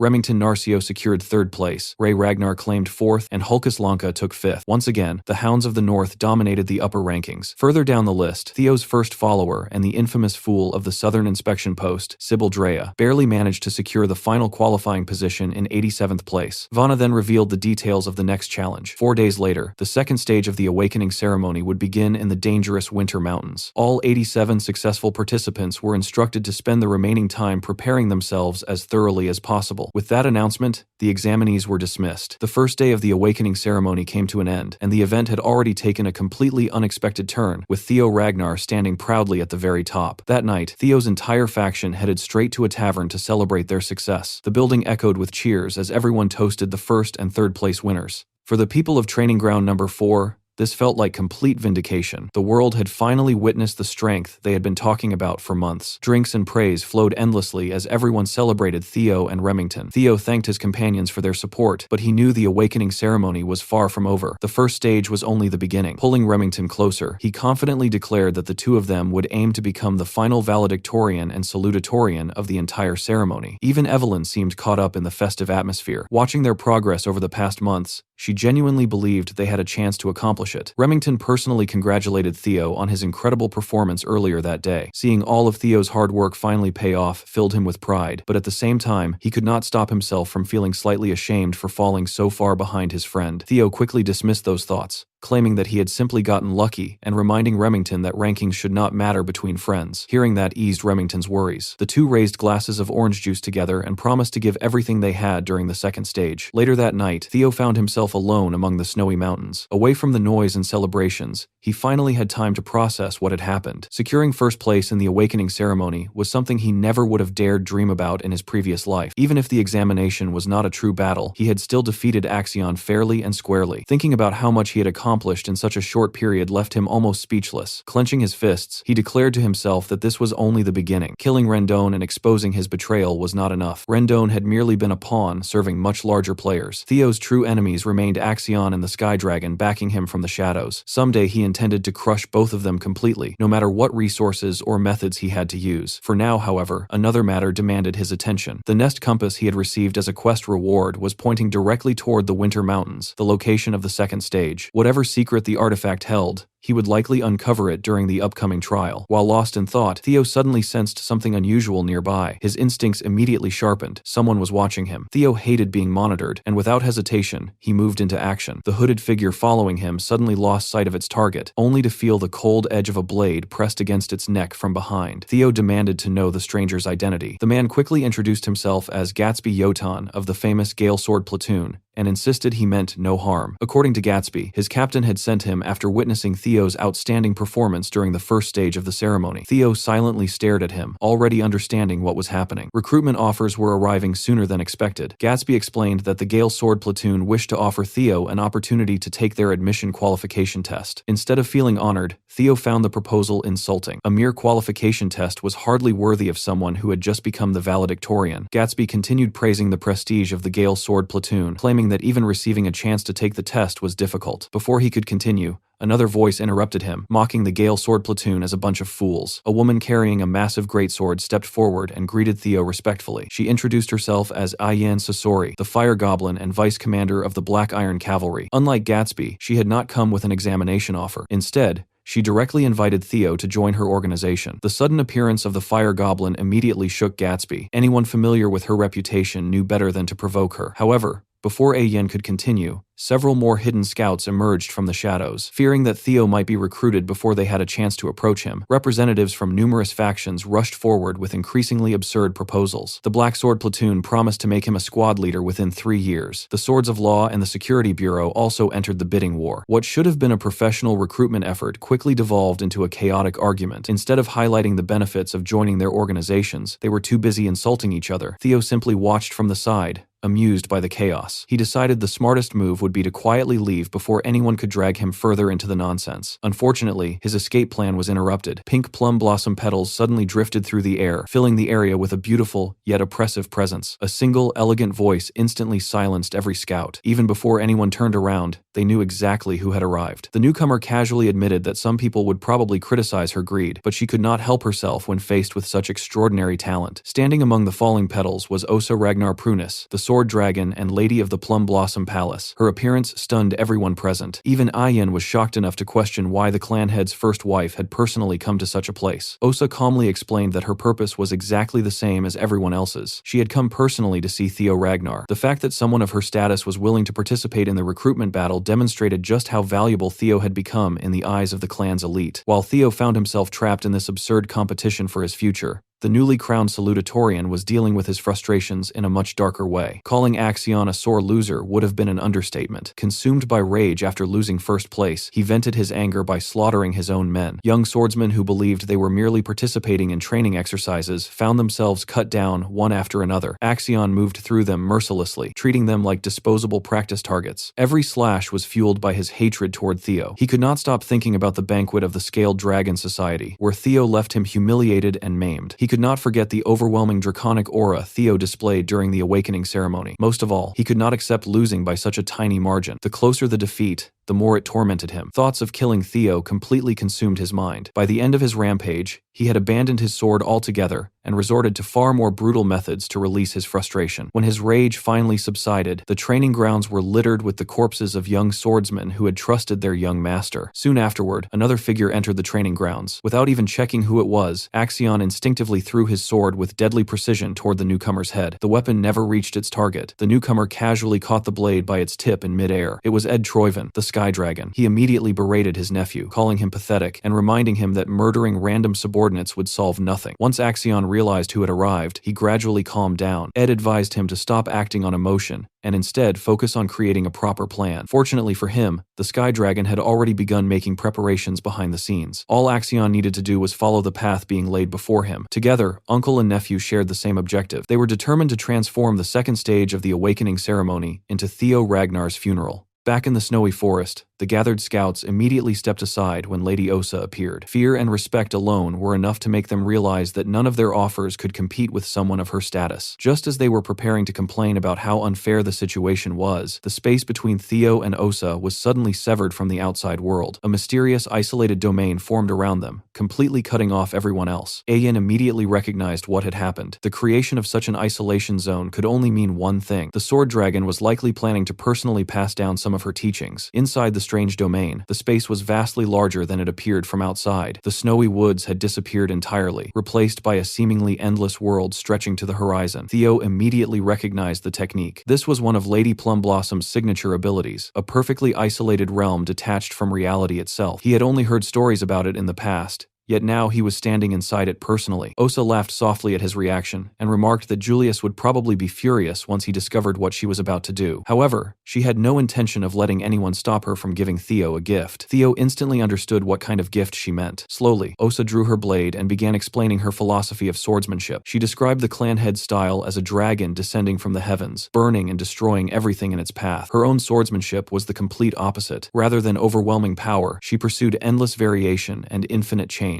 As she moved, the world around them transformed. The snowy path vanished, replaced by a serene field filled with blooming plum trees. Calm water covered the ground beneath her feet, and every step she took sent gentle ripples spreading across its surface. This was the dragon she sought to embody through her sword. With slow, graceful movements, she began to swing her blade. Plum blossoms bloomed everywhere, and countless petals drifted through the air. Her sword moved among them in a rhythm that seemed impossible to follow. She slashed, stabbed, and cut with a tempo unlike anything Theo had ever seen. The petals danced around the blade as though obeying her will. By the time she finished, she slowly lowered her sword, allowing the petals to spiral downward and settle gently onto the ground. The entire demonstration lasted only a single breath, yet what Theo had witnessed felt like a masterpiece beyond comprehension. This was the celestial flower rain, the first full-bloom technique of the plum blossom style. When Osa finally turned her gaze toward him, Theo could only stand there in silence as his heart pounded. He had just witnessed something truly extraordinary. During that single flowing movement, he counted 120 different variations and transitions. The performance perfectly demonstrated why many believed her swordsmanship surpassed even that of the clan head when it came to pure technique. Theo immediately realized how valuable this gift was. If he could incorporate even a fraction of what he had just seen into his single flash, his strength would increase dramatically. Feeling both grateful and overwhelmed, he questioned whether he truly deserved such generosity. Osa simply laughed and assured him that it was enough for her if he enjoyed watching it. Moments later, the isolation zone dissolved. The field of plum blossoms vanished, and the snowy forest returned. Before leaving, Osa told him that if he ever wished to learn what came after the first technique, he was free to seek her out after the awakening ceremony. The blatant invitation left the surrounding scouts completely stunned. Osa explained that she simply wanted Theo to become a new wind blowing through the stagnant Ragnar clan. With those final words, her body dissolved into a shower of drifting plum petals and disappeared. Theo knew better than anyone that he had just received an incredible gift. It would be impossible not to feel gratitude toward her. At the same time, the situation left him conflicted. Joining Osa as a disciple while also entering the white-armored dragon cavalry felt excessively greedy, even by his standards. 3 days later, the second phase of the awakening ceremony officially began. All 87 successful participants gathered in the Winter Mountains near the northern Great Wall. The harsh environment made it the perfect location for the trial ahead. The Winter Mountains stretched across an enormous distance, extending from Winterra all the way to the Demon Sea. For more than 1,000 years, the Ragnar clan had stood as humanity's shield in this region, constantly fighting against the cursed lands beyond the Great Wall. The Demon Sea was filled with countless demonic creatures, and generations of Ragnars had dedicated their lives to suppressing them. Jackie Ragnar, a high-ranking swordsman and overseer of the second examination, reminded the participants that one day they would inherit that responsibility. However, as apprentice swordsmen, they were forbidden from crossing into the Demon Sea itself. Their examination area would remain entirely within the safe side of the Great Wall. Jackie then explained the rules. For the next 15 days, participants would hunt demonic beasts throughout the mountains and collect the colored bells attached to their necks. There were 7 bell colors: red, orange, yellow, green, blue, indigo, and violet. Each successive color represented a stronger beast and was worth more points. Violet bell monsters were especially dangerous, existing at a level no apprentice swordsman should be capable of defeating. Nevertheless, they also offered the greatest rewards. The hunting method was left entirely up to the participants. Jackie openly stated that the organizers did not care how the bells were obtained. The only thing that mattered was bringing them back before the examination ended. Everyone immediately understood the hidden meaning behind his words. Stealing another participant's prey or taking bells from someone else was completely allowed. In fact, It was almost encouraged. The examination was intentionally designed to create conflict among the candidates, perfectly reflecting Ragnar's ruthless philosophy where only the strong survived. Jackie also informed them about special totems scattered throughout the mountains. These totems created safe zones that repelled demonic beasts. Supplies had been hidden near these areas, and participants were encouraged to make use of them. With all instructions complete, Jackie officially announced the start of the second trial. The moment he dismissed them, the candidates scattered in every direction. Most shared the same logic as Sybil. Since the examination would last 15 days, securing supplies first was critical before pursuing any other strategy. Hulkus, meanwhile, looked happier than ever. The chaotic nature of the trial suited him perfectly. At the same time, Axion entered the mountains with a very different objective. Revenge consumed his thoughts. Following the instructions of the Sky Dragon, he intended to carry out a carefully prepared plan. All he needed to do was play his role, and Theo would supposedly fall. However, as Axion rushed forward at high speed, completely focused on his mission, he failed to notice someone silently following behind him. Hidden within the shadows was Ray Ragnar. Meanwhile, Theo prepared to begin his own journey into the mountains when a familiar voice called out to him. Remington hurried over and asked whether Theo remembered telling him that they were friends. Over the past 3 days, Remington had spent a great deal of time thinking about those words. He had come to a realization. Not only did he consider Theo a friend, but he also viewed him as a rival. More importantly, a powerful desire had taken root within him. He wanted to surpass Theo. At first, Theo was caught off guard, but he soon broke into a wide smile. He understood exactly what Remington was feeling because he felt the same way. Ever since they crossed swords at the training grounds, mutual respect had steadily grown between them. Theo considered Remington both a cherished friend and a worthy rival. Hearing that filled Remington with relief, as he had secretly worried that the feeling might not be mutual. With renewed determination, he boldly declared that he intended to defeat Theo during the second stage. Theo wished him luck and genuinely looked forward to seeing how far he could go. Without another word, Remington exploded forward and disappeared deep into the Winter Mountains. Watching him leave, Theo felt a strange thrill. Someone as talented as Remington now viewed him as a goal worth surpassing. It was a feeling he had never experienced before, and it reminded him just how much stronger he had become. After taking a moment to appreciate that feeling, Theo pushed those thoughts aside and focused on the task ahead. Opening his inventory, he retrieved the nest compass he had earned as a quest reward. The needle immediately pointed toward a distant location somewhere within the mountains. Whatever secret the compass was leading him toward, it was undoubtedly connected to the dragon's nest. Tightening his grip on the artifact, Theo officially began his search, following the compass deeper into the vast and dangerous Winter Mountains. Deep within the Winter Mountains, near one of the deadly cliff faces, the familiar blue glow of the system shone faintly from somewhere below. Following the nest compass, Theo arrived at the remote outskirts of the mountain range, only to find himself completely confused. There was nothing remarkable in sight. The compass needle, however, pointed directly toward the ground, clearly indicating that something was hidden beneath him. For a moment, Theo wondered if he was supposed to start digging. Unfortunately, he had neglected to bring a shovel, and using the legendary white moonlight blade to excavate frozen soil felt like a terrible misuse of such a priceless weapon. While considering his options, his instincts suddenly warned him of danger. Without hesitation, he drew his sword and turned around.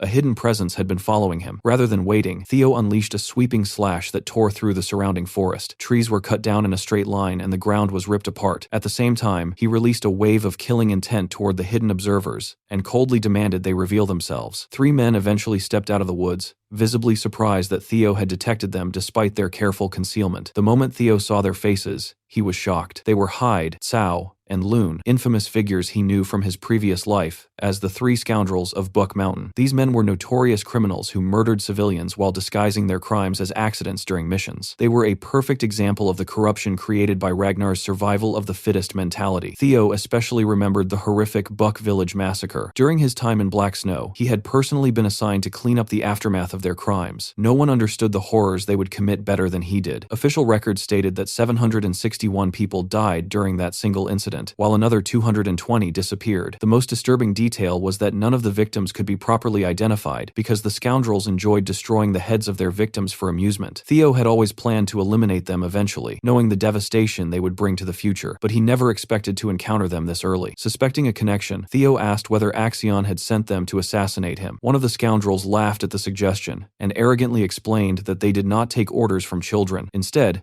they served someone far higher in the hierarchy. Theo immediately narrowed down the possible culprit and named the head counselor. The reaction of the 3 men instantly confirmed his suspicion. It had not been difficult to figure out. Their obsession with bloodlines and heritage practically gave away their employer's identity. Theo also realized that the absence of any nearby proctor likely meant the examination supervisors were involved in the conspiracy as well. Although the scoundrels admitted that Theo's intelligence was troublesome, they remained confident in their ability to kill him. Their leader openly declared that he particularly enjoyed crushing handsome handsome faces like Theo's. Theo ignored the childish taunts entirely. He refused to take his eyes off them for even a second. Instead of wasting time with words, he attacked immediately. Before the three men could even close the distance, Theo's sword flashed through the air. An ancient dragon seemed to emerge from the force of his strike as he unleashed a new technique. Moving with incredible speed, he executed 3 perfectly timed slashes in rapid succession. The attack, which he named Triple Dragon's Claw, targeted all 3 opponents simultaneously. Theo had no intention of becoming the same type of monster as the men standing before him. However, he also knew the atrocities they would commit in the future. In a twisted sense, he was delivering justice before their crimes could ever happen. Unlike the scoundrels, who loved destroying the faces of their victims, Theo chose the opposite approach. Only their heads would remain intact. The devastating force of Triple Dragon's Claw obliterated their bodies while preserving their severed heads. The attack ended the battle instantly. Theo himself was surprised by how easily they fell. Then again, these men were much younger and weaker than the monsters he remembered from the future. Much of his success came from the inspiration he gained after witnessing Osa Ragnar's celestial flower rain. Over the previous 3 days, he had studied and reconstructed portions of her technique, eventually creating a way to execute 3 single flashes consecutively. By using circles and curved trajectories instead of straightforward slashes, he had opened an entirely new realm of swordsmanship. Although reproducing 120 transformations like Osa remained impossible for him, he had already taken the first step toward that level. After collecting the severed heads, which still carried expressions of pain and shock, Theo casually tossed them over the nearby cliff. He intended for the mountain beast to dispose of the evidence while he returned to the problem of finding a way underground. To his surprise, the head struck something only a short distance below. Curious, he investigated and discovered an invisible staircase built into the cliffside. The blood from the scoundrels had accidentally revealed its existence. Realizing he had found the hidden route, Theo received confirmation from the system. The hidden quest to locate the unseen staircase and explore the blue cave had officially begun. Excited by the discovery, he immediately leaped down and started following the staircase toward whatever treasure awaited below. Unbeknownst to him, a strange bird watched the entire scene from a distant location. Meanwhile, back at the palace, officials were reviewing the earliest reports from the second stage examination.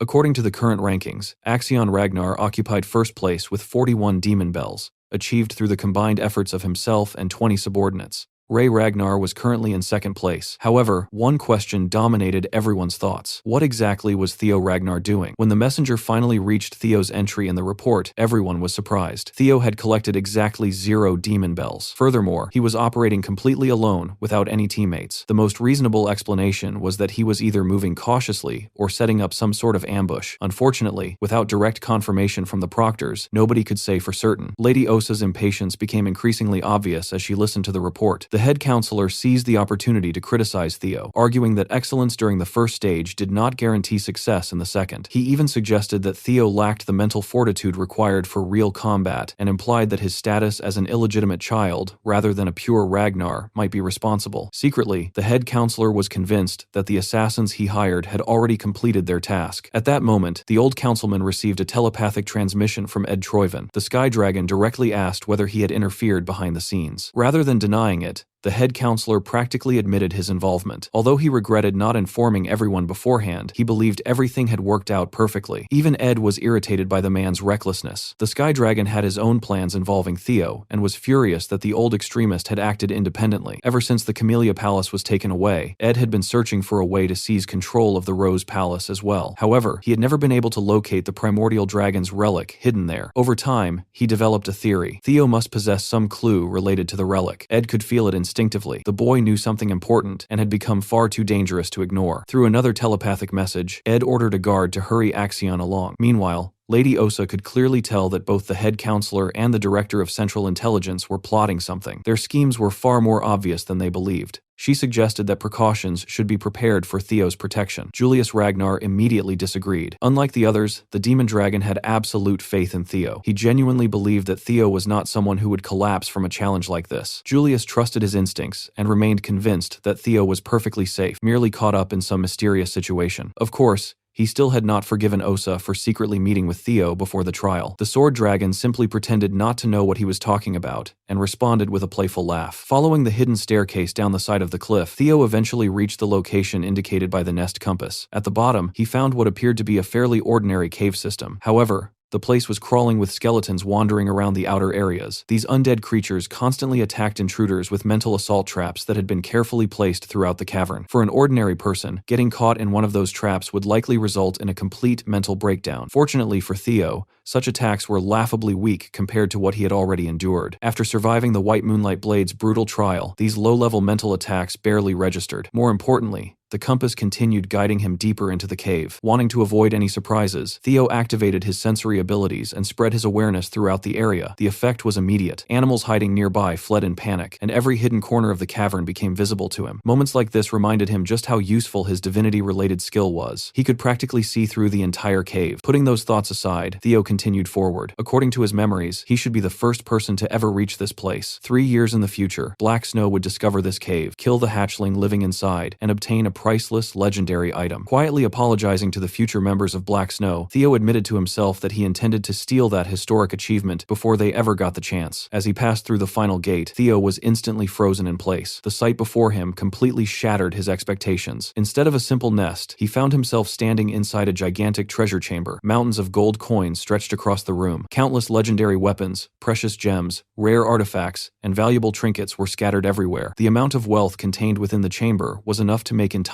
kingdoms go to war. However, all of that treasure became insignificant compared to the creature resting in the center of the room. Sleeping atop an enormous mountain of gold was a dragon, not a hatchling, not a young drake, an actual ancient dragon. Theo stared at the enormous beast in disbelief. The creature appeared to be sleeping peacefully, completely unconcerned with the outside world. Theo was not foolish enough to underestimate the situation. If that dragon woke up hostile, he would not only lose his chance at obtaining any treasure, but he would almost certainly die on the spot. Instantly, doubts flooded his mind. Had Black Snow's records been wrong? Why was there a fully grown ancient dragon here instead of a hatchling? Had he somehow arrived 3 years too early? Whatever the answer, the situation had become far more dangerous than expected. Theo seriously considered abandoning the expedition entirely. It was disappointing, but he could always return before Black Snow arrived in the future. Unfortunately, that option disappeared the moment the dragon opened its eyes. The moment Theo turned around, he found himself locked in a direct stare with one of the oldest beings in existence. To his complete surprise, the dragon spoke first. Even more surprising was the fact that it spoke fluent human language. There was no hostility in its voice. Instead,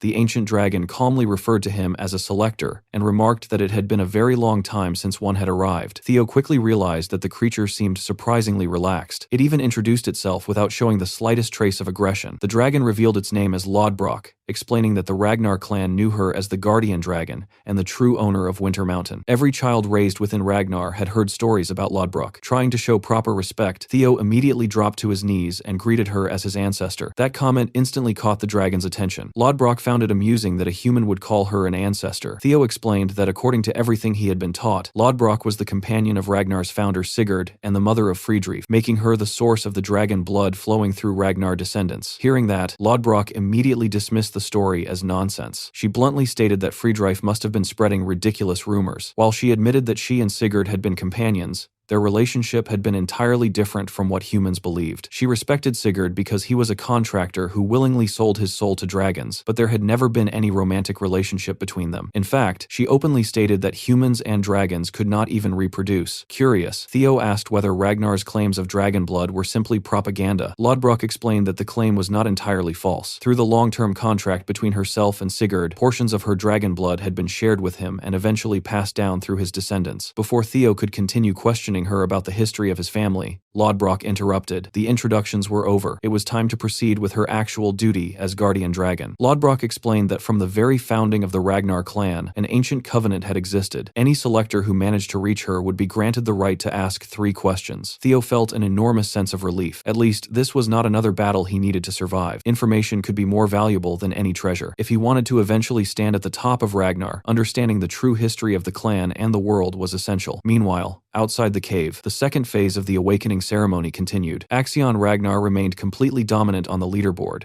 His Thousand Dragons roar was already powerful enough to instantly kill most of the demonic beasts roaming the Winter Mountains. After another white tiger beast collapsed lifelessly into the snow, Axion calmly walked over and removed the green bell attached to its neck. With that kill, his total reached 57 confirmed bells. However, the beasts themselves were not his true target. More than anything, he wanted to find Theo. Unfortunately, every scout he sent out returned with the same answer. Theo was nowhere to be found. One of Axion's followers, Orion Gardner, smugly commented that Theo was probably scared now that he was forced to fight real monsters instead of participating in controlled tests. That comment proved to be a huge mistake. In an instant, Axion grabbed Orion by the throat. The man's eyes widened in terror as Axion slowly crushed his windpipe. Struggling to breathe, Orion desperately tried to apologize. Axion coldly explained that Orion clearly did not understand what true strength meant. In Ragnar, possessing power meant never having to fear anything. The Dark Tiger's mental state was visibly unstable. His hatred for Theo had reached an unhealthy level. The only reason Orion survived was because another messenger arrived, carrying a message from Ed Troyven. The message simply reminded Axion to hurry up and carry out the plan. Irritated,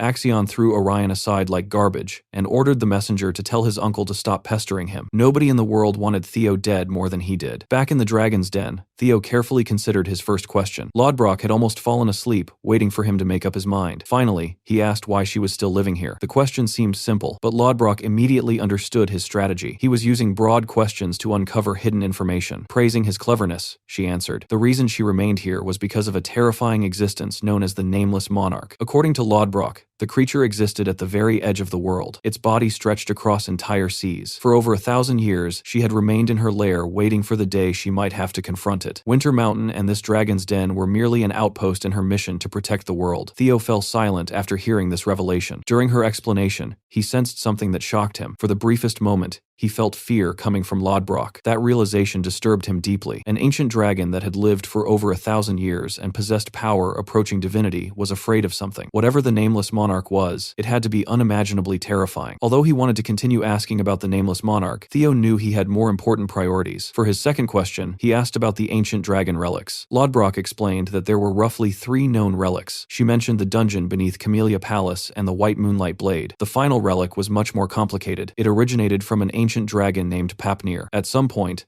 Papnir's soul shattered into 31 separate fragments. Those fragments were distributed among humanity to help them resist the Nameless Monarch. The relics could take countless forms. Some became physical items, others became experiences. Some even manifested as strange phenomena that could not easily be explained. The moment Theo heard that, countless memories flashed through his mind. His regression suddenly made sense. Reliving 20 years of life before being sent back to the past was exactly the kind of bizarre phenomenon Lodbrok described. The possibility that his regression itself was a relic immediately formed in his mind. If that theory was correct, then Theo himself carried one of Papnir's soul fragments. However, something still bothered him. Every relic seemed connected to a dragon, yet no dragon had appeared when he regressed. That inconsistency led directly to his final question. Looking straight into Lodbrok's eyes, Theo asked why he had been chosen. Why would fate choose someone as pathetic as the old Theo Ragnar to fight against an existence as terrifying as the Nameless Monarch? Rather than answering directly, Lodbrok responded with a question of her own. Why did he assume he was the only chosen person in the world? The simple response instantly changed Theo's perspective. He had been looking at the situation far too narrowly. Ed Troyven knew about relics. Curson knew about relics. The Black Dragon knew about relics. All of them actively searched for these treasures. Suddenly, Theo realized that they might also be chosen individuals. Perhaps they possessed their own fragments of Papnir's soul. Perhaps they had experienced events just as strange as his regression. Maybe some of them even received system messages similar to his. The possibility opened countless new questions. By the end of the conversation, Theo had learned 2 terrifying truths. First, a being known as the Nameless Monarch existed somewhere beyond the edge of the world, powerful enough to frighten even an ancient dragon. Second, Theo might not be the only regressor or chosen individual walking the world. With his 3 questions answered, the quest was officially complete. Lodbrok informed him that he would now receive his reward. Originally, Theo came here intending to obtain Amon's grimoire. However, after everything he had learned, his ambitions had changed completely. Lodbrok proudly gestured toward the mountains of treasure surrounding them. She explained that he could choose absolutely anything from her hoard. Gems, relics, weapons, elixirs, skill books, and countless priceless treasures were available. Whatever he selected would be worth a fortune beyond imagination. She urged him to think carefully before deciding. Theo slowly smiled. The reward he wanted was no longer hidden somewhere within the hoard. Looking straight at the ancient dragon, Theo confidently announced that he wanted Lodbrok herself. The answer was so unexpected that even the ancient dragon was left completely stunned. Theo's remark comes across as a joke to the ancient dragon king, who responds accordingly. However, she's done with kidding around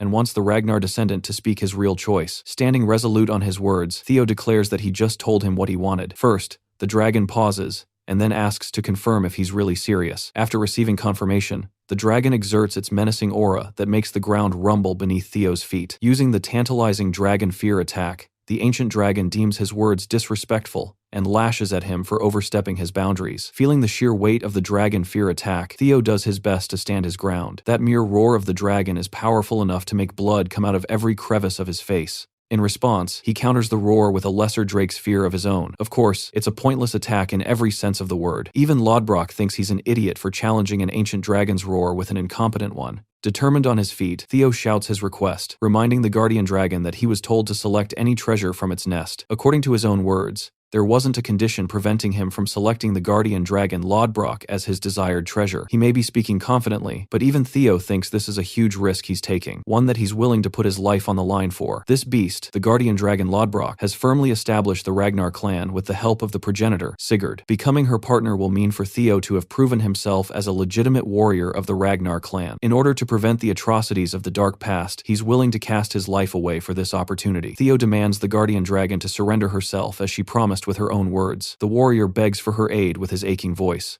Just then, the guardian dragon sees a shadow of the legend of Sigurd. Seeing his image trailing Theo, Lodbrok releases her roar and accepts his request, much to Theo's shock. Seconds later, the dragon materializes into a smaller and more human-like state, her sharp golden eyes peering him down. Lodbrok has been impressed, so she's willing to give him a shot. She stands before him in her majestic beauty, causing him to go speechless for a few seconds. Lodbrok reminds him that she's over 2 millennia old, so there's no point thinking about those thoughts. Addressing the guardian dragon, Theo points to her chest, and he's not talking about the pair of personalities that you horn dogs are probably thinking about. He's referring to the hole, which was a result of a battle 50 years ago. Lodbrok lost her heart, and ever since then awaited her death. She's only got 3 more years in her before she dies. That's why she also can't leave her nest, which means she won't be of his aid in a direct manner. That's why, extending her offer again, she wants to know if he's really in it to select her as the desired treasure. This simpleton smiles and confirms that he hasn't changed his mind, and that he would like to select her as his desired reward. You know guys, under different circumstances, this would sound horrible. The system confirms the selection of the guardian dragon as his reward. Lodbrok deems it a foolish choice, but thinks it's just one of his qualities as the chosen one. The system has granted him the title of the guardian dragon's significant other, as well as the descendant of the progenitor of the clan. Promising to become even stronger and reach greater heights, Theo confesses that he will obtain the rest of the relics of the primordial dragon Fafnir. A soul link between the guardian dragon and the warrior is established, as Theo promises to find something that could very well substitute Lodbrok's heart. After all, among the relics of the all-powerful primordial dragon, he believes there has to be something miraculous to help her out. He also levels up after gaining the experience points as a result. Theo thinks it's only right for him to do that much in order to claim the title of the guardian dragon's significant other. You guys see what I'm talking about,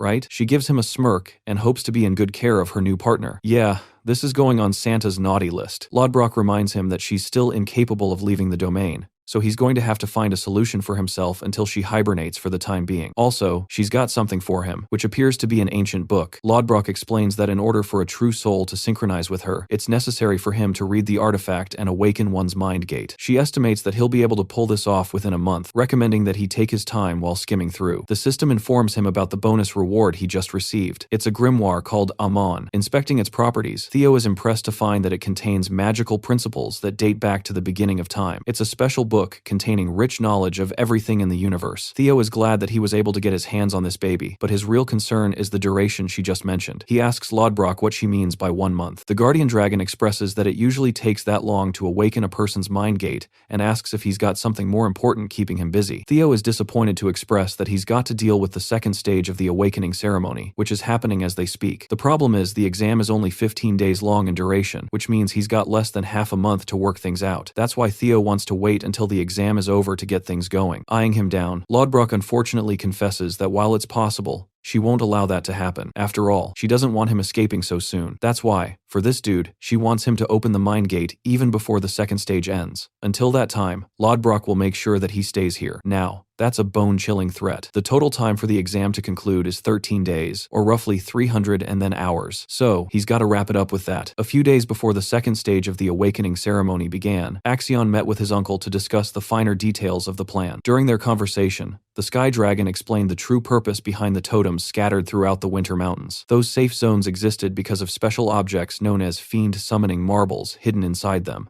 Each marble contained highly concentrated fiend energy, creating an aura that repelled nearby monsters and kept the surrounding area safe. To demonstrate, his uncle crushed one of the marbles in his hand. The moment it shattered, a fiend immediately appeared. He repeated the process several times, releasing multiple fiends around him. The demonstration made it clear how useful the marbles were. By carrying them, someone could summon fiends whenever and wherever they wished. After destroying the summoned monsters with his dragon spirit, the Sky Dragon reminded Axion that the second stage revolved entirely around hunting fiends and collecting bells. Since Theo needed points like everyone else, he would inevitably have to hunt monsters. Axion began understanding the outline of the plan. The summoning marbles would be used as bait to lure Theo into a carefully prepared trap. However, his uncle quickly corrected him. Simply killing Theo was not enough. They still needed information about the relics connected to Rose Palace. Axion openly admitted that he wanted to capture Theo, torture him, and force the information out of him. In response, the Sky Dragon harshly reminded him of reality. Despite his arrogance, Axion and Theo were not separated by some overwhelming difference in strength. Things would not automatically go his way. Theo's greatest weakness was not his power, but his compassion. Because he cared about the people around him, his allies could be used against him. The Sky Dragon specifically recommended targeting the dropouts gathered around Training Ground Number 4. Using them as hostages would be far easier than trying to overpower Theo directly. Although Axion hated the indirect approach, he reluctantly accepted the strategy. Fast-forwarding to the present, only 12 hours remained before the second stage concluded. Axion reflected on how Theo had once again managed to shock everyone. Just like during the first stage, Theo had remained hidden for nearly the entire examination. Despite that, he somehow occupied first place with an unbelievable total of 860 points. Axion considered it unfortunate that their plans had not worked out as intended. One of his followers suggested that perhaps the three scoundrels hired by the head counselor had already gotten to Theo. To him,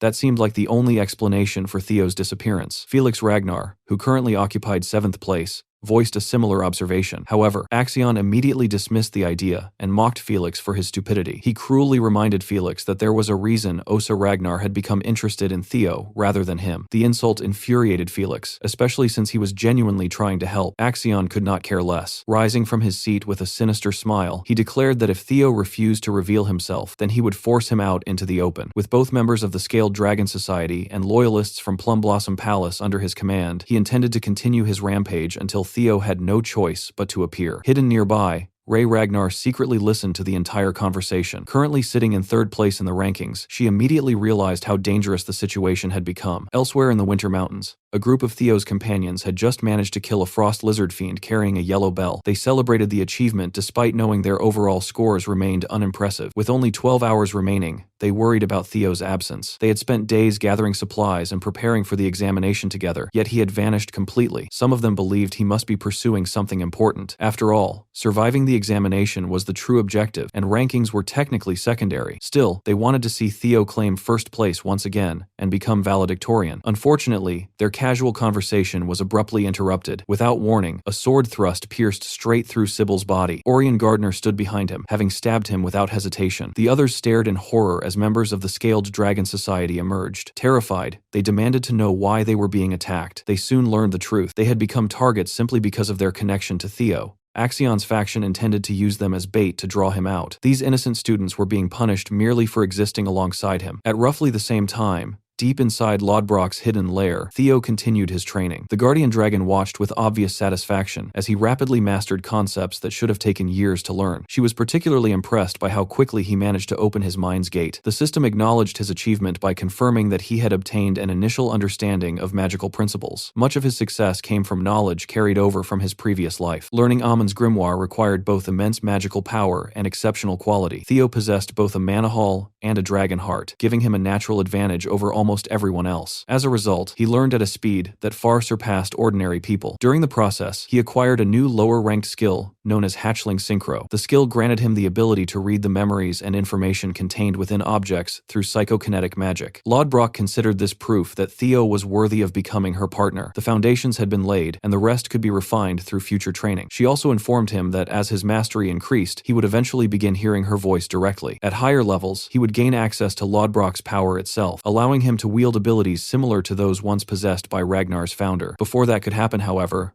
Lodbrok needed time to recover. She revealed that she only had 3 years remaining before something important would occur. Theo, however, remained optimistic and promised that by then he would have achieved even greater accomplishments. Satisfied with his answer, Lodbrok officially declared the primordial covenant complete. Offering a rare and sincere farewell, she expressed her hope that they would meet again soon. When Theo finally stepped back into the outside world, reality immediately hit him. Although he had gained incredible rewards, he still possessed 0 points, and only 12 hours remained before the examination ended. Even he had to admit that he was playing on an absurd difficulty setting. Taking stock of the situation, he quickly realized that hunting fiends normally would never allow him to catch up to the leaders in time. If he wanted first place, there was only one realistic option. He would need to take bells from other participants. Remembering how Axion secured first place during his previous life, Theo suspected that the same strategy was being used now. If he could defeat Axion and take his accumulated bells, he could instantly jump to the top of the rankings. Of course, accomplishing that was far easier said than done. Before he could continue planning, someone suddenly emerged from the forest behind him. The figure was badly injured and barely able to stand. Theo immediately recognized Ray Ragnar. Her condition was terrible. At first, he assumed she had encountered a powerful fiend. However, after noticing the clear sword wounds across her body, he realized another human was responsible. Concerned, he tried to ask what had happened. Ray could barely speak. With her remaining strength, she simply urged him to head west before collapsing into his arms. Using his newly acquired hatchling synchro ability, Theo examined the memories stored within Ray's sword. Instantly, a series of scenes played out before him. He saw Ray secretly observing Axion's group as they captured members of Training Ground Number 4. Theo's friends had been restrained, beaten, and treated like prisoners. The group discussed whether they should simply kill them. One of Axion's followers questioned why Orion had bothered capturing so many people when only a handful would have been enough for a hostage situation. Before they could proceed further, Ray revealed herself and confronted them. Axion warned her not to interfere, claiming that the matter was personal. Ray refused to stand aside and prepared to fight him. Disappointed that she had chosen Theo's side, Axion attacked. A brutal battle followed,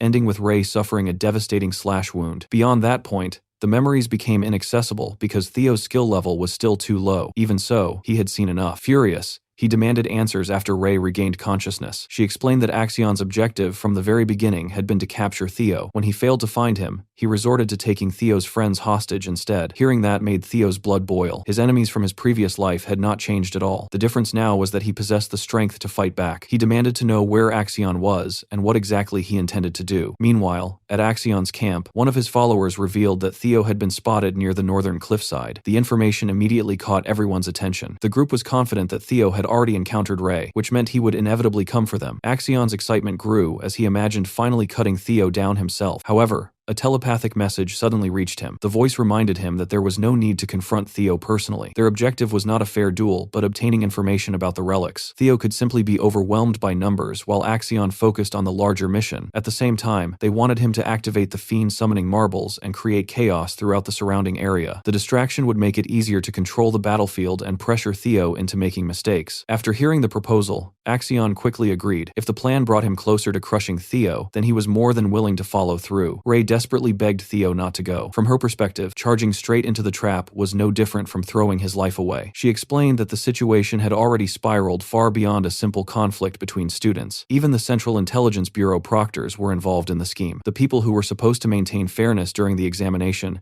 had already taken sides. The entire second stage had effectively become a massive hunting ground designed specifically to eliminate Theo. Because of that, Ray argued that going alone was the worst possible decision he could make. She urged him to seek help from trustworthy proctors or find some other solution before acting. However, Theo immediately rejected the idea. There simply was not enough time. Although he appreciated everything Ray had done for him, he could not ignore what was happening to his friends. The moment she revealed Axion's location, he intended to move. Ray could hardly believe what she was hearing. To her, Theo sounded completely insane. The odds were overwhelmingly stacked against him, and death was almost guaranteed if he went there alone. She pleaded with him to think carefully and choose the safer path for once. Theo's expression hardened as he listened. He declared that he had no intention of losing precious people a second time. He reminded himself of the promise they had all made to survive the second stage together. Ray responded by pointing out a harsh truth about Ragnar. Sacrifice had always been part of their world. Theo immediately threw her own actions back at her. If sacrifice was so easy to accept, then why had she stepped in to oppose Axion's cruelty? Why had she risked her life to protect innocent people? Deep inside, she had been unable to sit back and watch the horror unfold. Her actions proved that she understood exactly how he felt. The conversation forced Theo to relive memories from his previous life. He remembered watching everything he cared about burn to the ground, simply because he lacked the strength to stop it. He had been powerless in a clan that worshipped strength above all else. He was tired of losing people, tired of being manipulated, tired of watching others decide the fate of those he cared about. This time, he refused to repeat the mistakes of his past. Fueled by anger and determination, he demanded that Ray tell him exactly where Axion was. Elsewhere in the Winter Mountains, Remington Narcio stumbled upon a disturbing scene. He discovered abandoned supplies scattered across the ground, supplies that clearly belonged to Sybil and the others. Blood stained the snow nearby, immediately alerting him that something terrible had happened. As he investigated, he noticed two figures standing in the distance. One was Hulkus Lanka, currently holding 5th place in the examination. The other was Erica Lanka, who occupied 4th place. Meanwhile, Remington himself remained in 2nd place, trailing behind Axion. Back on Theo's side, he continued moving toward Axion's location at top speed. Along the way, a snow fiend attacked him. Theo effortlessly dodged its opening attacks and quickly ended the fight with a single, decisive strike. He had no interest in wasting time on unnecessary battles. His friends' lives were at stake. As he sprinted through the mountains, he reflected on the situation. Ed Troyven was clearly manipulating events behind the scenes, carefully ensuring Theo could be eliminated without drawing too much attention from the clan. The fact that members of the Intelligence Bureau were openly supporting Axion was proof enough. Theo continued cutting down monsters that blocked his path with Triple Dragon's Claw, all while considering the possibility that the proctors assigned to kill him would eventually restrain Axion if he became too reckless. Nevertheless,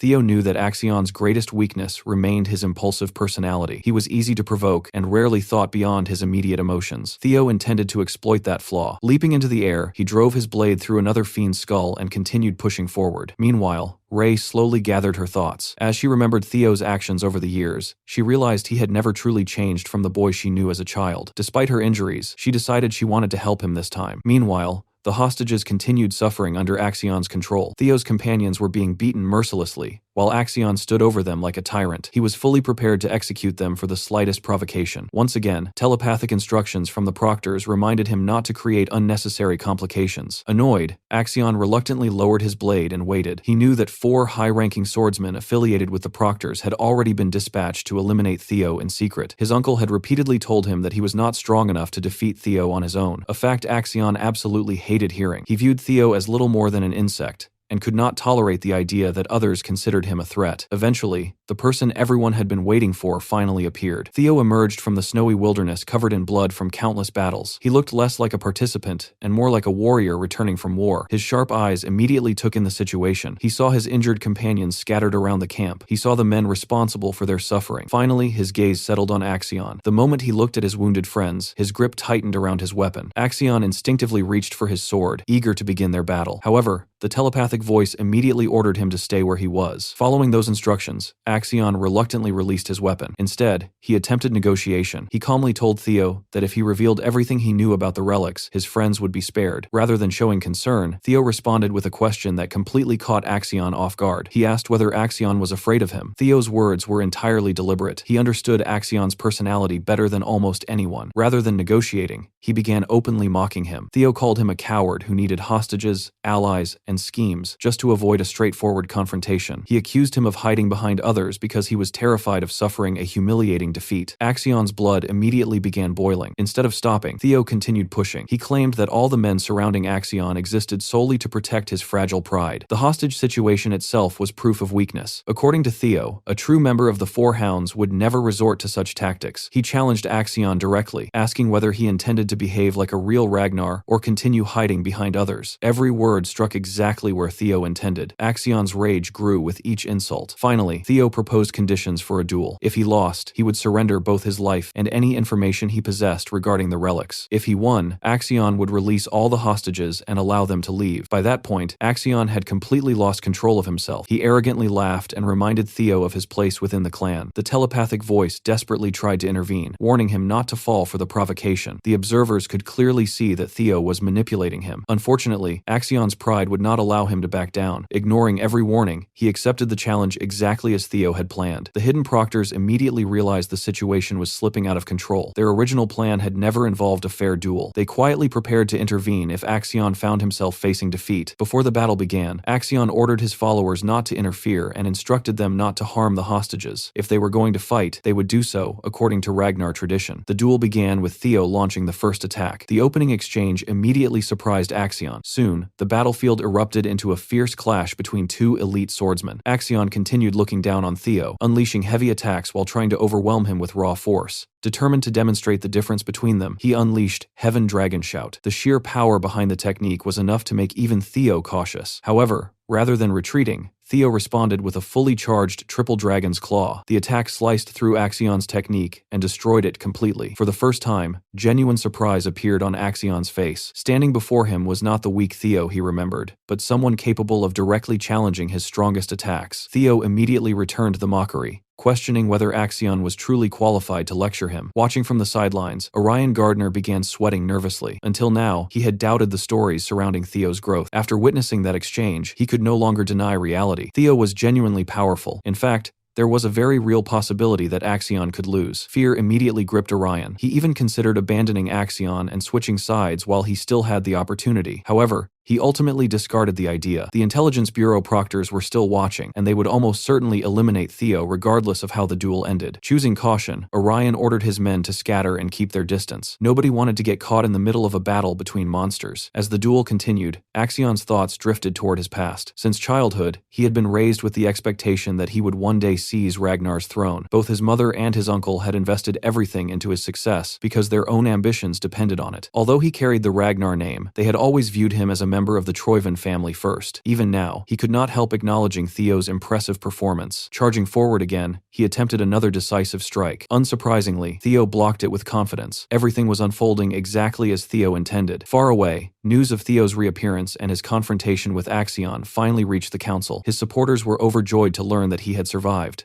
His enemies were stunned that the three scoundrels had failed to eliminate him. Ed Troyven himself appeared strangely pleased that Theo was still alive. While nobody fully understood his intentions, he still hoped to extract information about the relics before eliminating Theo. He simply waited for the information to surface before sending high-ranking swordsmen to finish the job. However, new reports regarding the duel between Theo and Axion quickly arrived. The moment he learned what was happening, Ed became visibly alarmed. This was not how the plan was supposed to unfold. Back on the battlefield, Theo activated his secret movement technique known as Jester's Footwork. The technique dramatically increased his mobility and made him extremely difficult to predict. Axion swung repeatedly, but every attack missed. During the exchange, he finally realized how much stronger Theo had become. Narrowing his eyes, Axion studied his movements carefully before declaring that Theo was not actually as fast as he appeared. Having identified a pattern, he suddenly hurled his sword directly at Theo's head. The attack instantly triggered a painful memory. In his previous life, Theo had been struck by a similar sword-throwing technique. While distracted, he had suffered a devastating wound from the side. Axion smugly explained that even secret techniques followed predictable movement patterns. By understanding the pattern, he could predict exactly where Theo would appear next. Blood dripped from the blade as it reached its target. To Axion's shock, Theo survived by catching the sword with his bare hand. At that moment, a crucial mystery from his previous life was finally solved. The sword-throwing technique confirmed the identity of one of the people responsible for his downfall. Axion had been among those who betrayed him. He had been one of the individuals involved in the destruction of Rose Palace. Back then, Theo had died without ever learning who his true enemies were. Only after Rendon exposed certain truths did the pieces begin falling into place. Evelyn's investigation had already linked Rendon to Camellia Palace. From there, Theo had drawn his own conclusions. The people orchestrating everything belonged to the Troyven faction. Among them,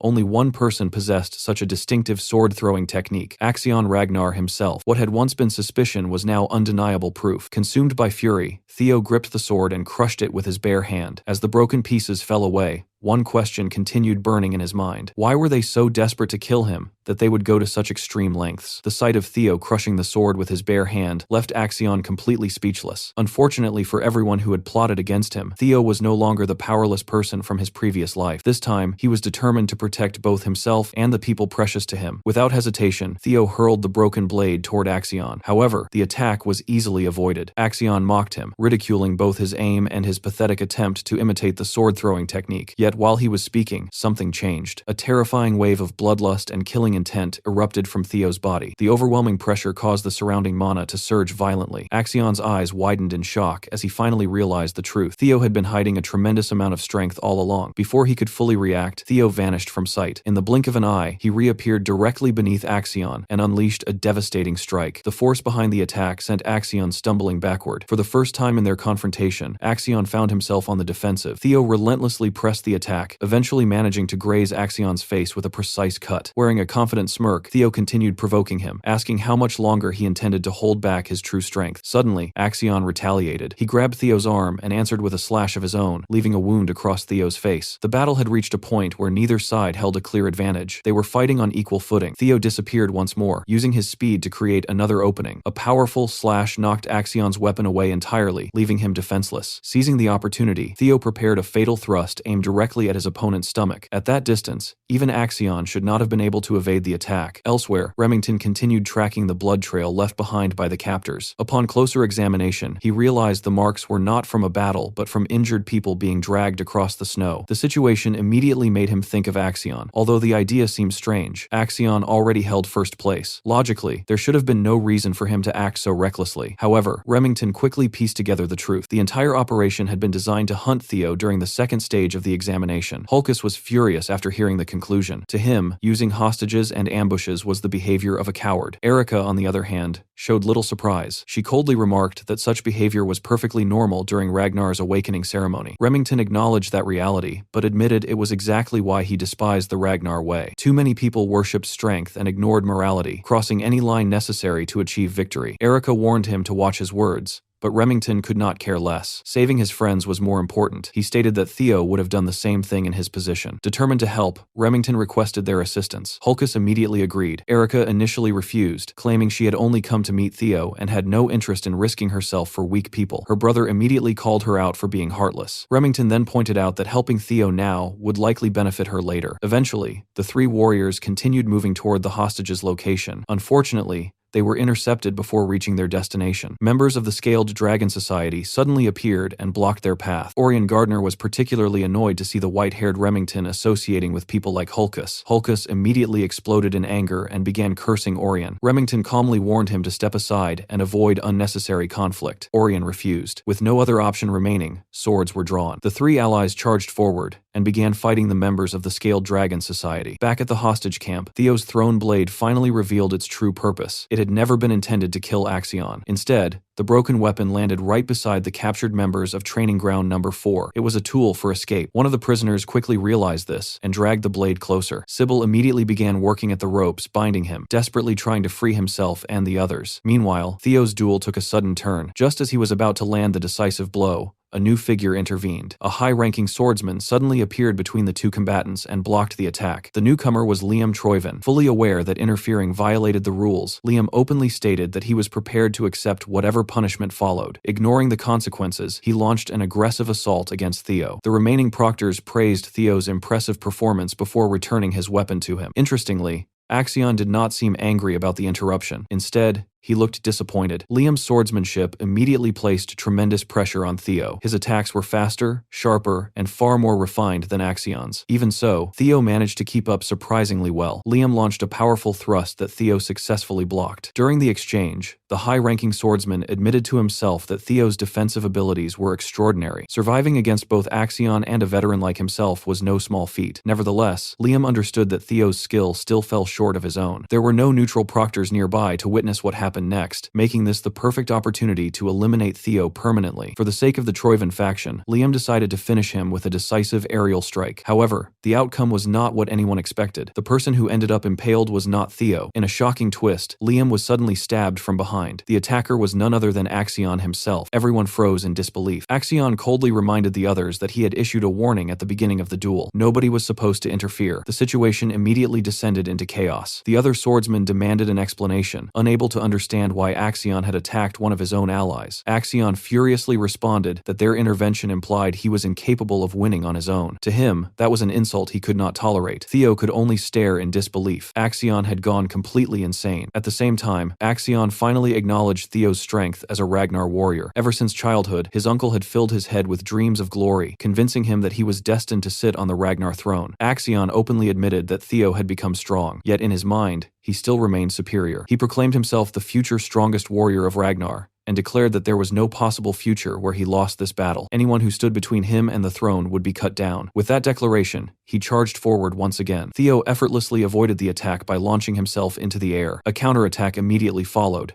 catching Axion completely off guard. Meanwhile, Liam was revealed to still be alive, though barely. Gravely wounded, he desperately ordered his subordinates to help Axion. According to him, they needed to kill Theo immediately while they still had a chance. The other high-ranking swordsmen hesitated. After all, interfering had already led to Liam's downfall. Liam ignored their concerns and repeated the order. In his eyes, if Axion died here, they were all doomed. As the battle continued, Axion found himself being pushed further and further back. He could hardly believe what was happening. The person he had always mocked as a worm, an insect, and an idiot was completely outclassing him. Memories of his uncle's teachings resurfaced. Ed Troyven had always warned him that Ragnar was a world of unpredictable outcomes, where impossible situations could suddenly reverse themselves. Axion had never taken those words seriously. Now he was experiencing their meaning firsthand. Still, his pride refused to accept reality. Even while suffering severe injuries, he continued attacking recklessly. His movements became increasingly desperate as he ranted about destiny, fate, and his right to rule. Theo listened to those words with complete indifference. To him, grand ambitions meant nothing. Ambition had been responsible for the deaths of countless people he cared about in his previous life. He had no interest in discussing destiny with a man like Axion. If Axion refused to surrender, then Theo would force him to submit. Drawing upon every ounce of his strength, Theo unleashed his power. A magnificent blue dragon materialized around him as mana surged violently across the battlefield. For the final time, he invoked Triple Dragon's Claw. His determination was absolute. He declared his intention to become strong enough to destroy anyone who stood in his path. The attack struck with overwhelming force. Theo's blade pierced straight through Axion. The impact shattered his defenses and ripped through his body. For a brief moment, everything seemed to freeze. Then, the destruction fully unfolded. When the smoke finally cleared,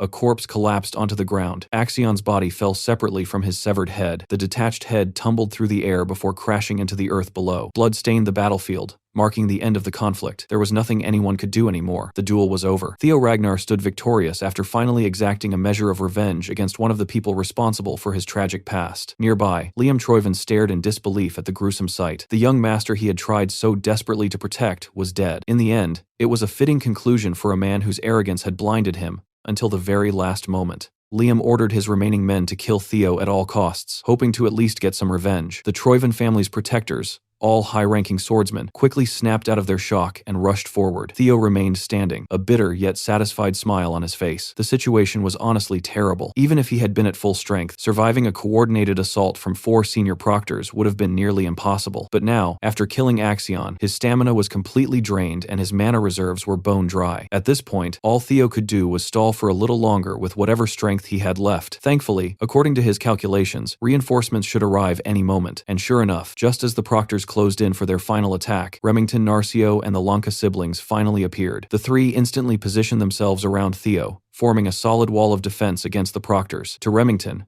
protecting a comrade in danger was simply common sense. Seeing the dependable Silver Lion standing before him, Theo finally felt a wave of relief. Erica Lanka secretly glanced at Theo and was pleasantly surprised that the famous rising star was also incredibly handsome. Meanwhile, Holkus Lanka was absolutely hyped to meet someone strong enough to kill Axion and still stand against multiple elite swordsmen. Inspired by the arrival of reinforcements, Sybil forced his battered body back onto his feet and joined the fight once more alongside his young master. Remington then pointed his sword at the corrupt proctors and openly listed every one of their crimes. Interfering with a sacred tradition was an unforgivable offense, and he had no problem personally passing judgment on these scumbags. With even more witnesses now present, the situation became even messier. The proctors instinctively turned toward Liam Troyven, waiting for their leader's next move. Realistically, they were doomed no matter what they chose. Their original mission had been to uncover information about the Rose Palace's artifacts, but they had failed completely. They couldn't eliminate Theo, the biggest obstacle in their plans, and to make matters worse, the young master had died under their watch. With countless witnesses and overwhelming evidence exposing their actions, the entire operation was basically finished. Even so, the proctors still believed Sir Liam would somehow find a way out. Liam eventually reached a simple conclusion: when things become too complicated, take the simplest route, kill everyone. He still had a hidden trump card: monster marbles. If every candidate at the site died, they could simply claim that an abnormal monster outbreak had wiped everyone out. Their failed torture and assassination plot could then be disguised as a tragic accident,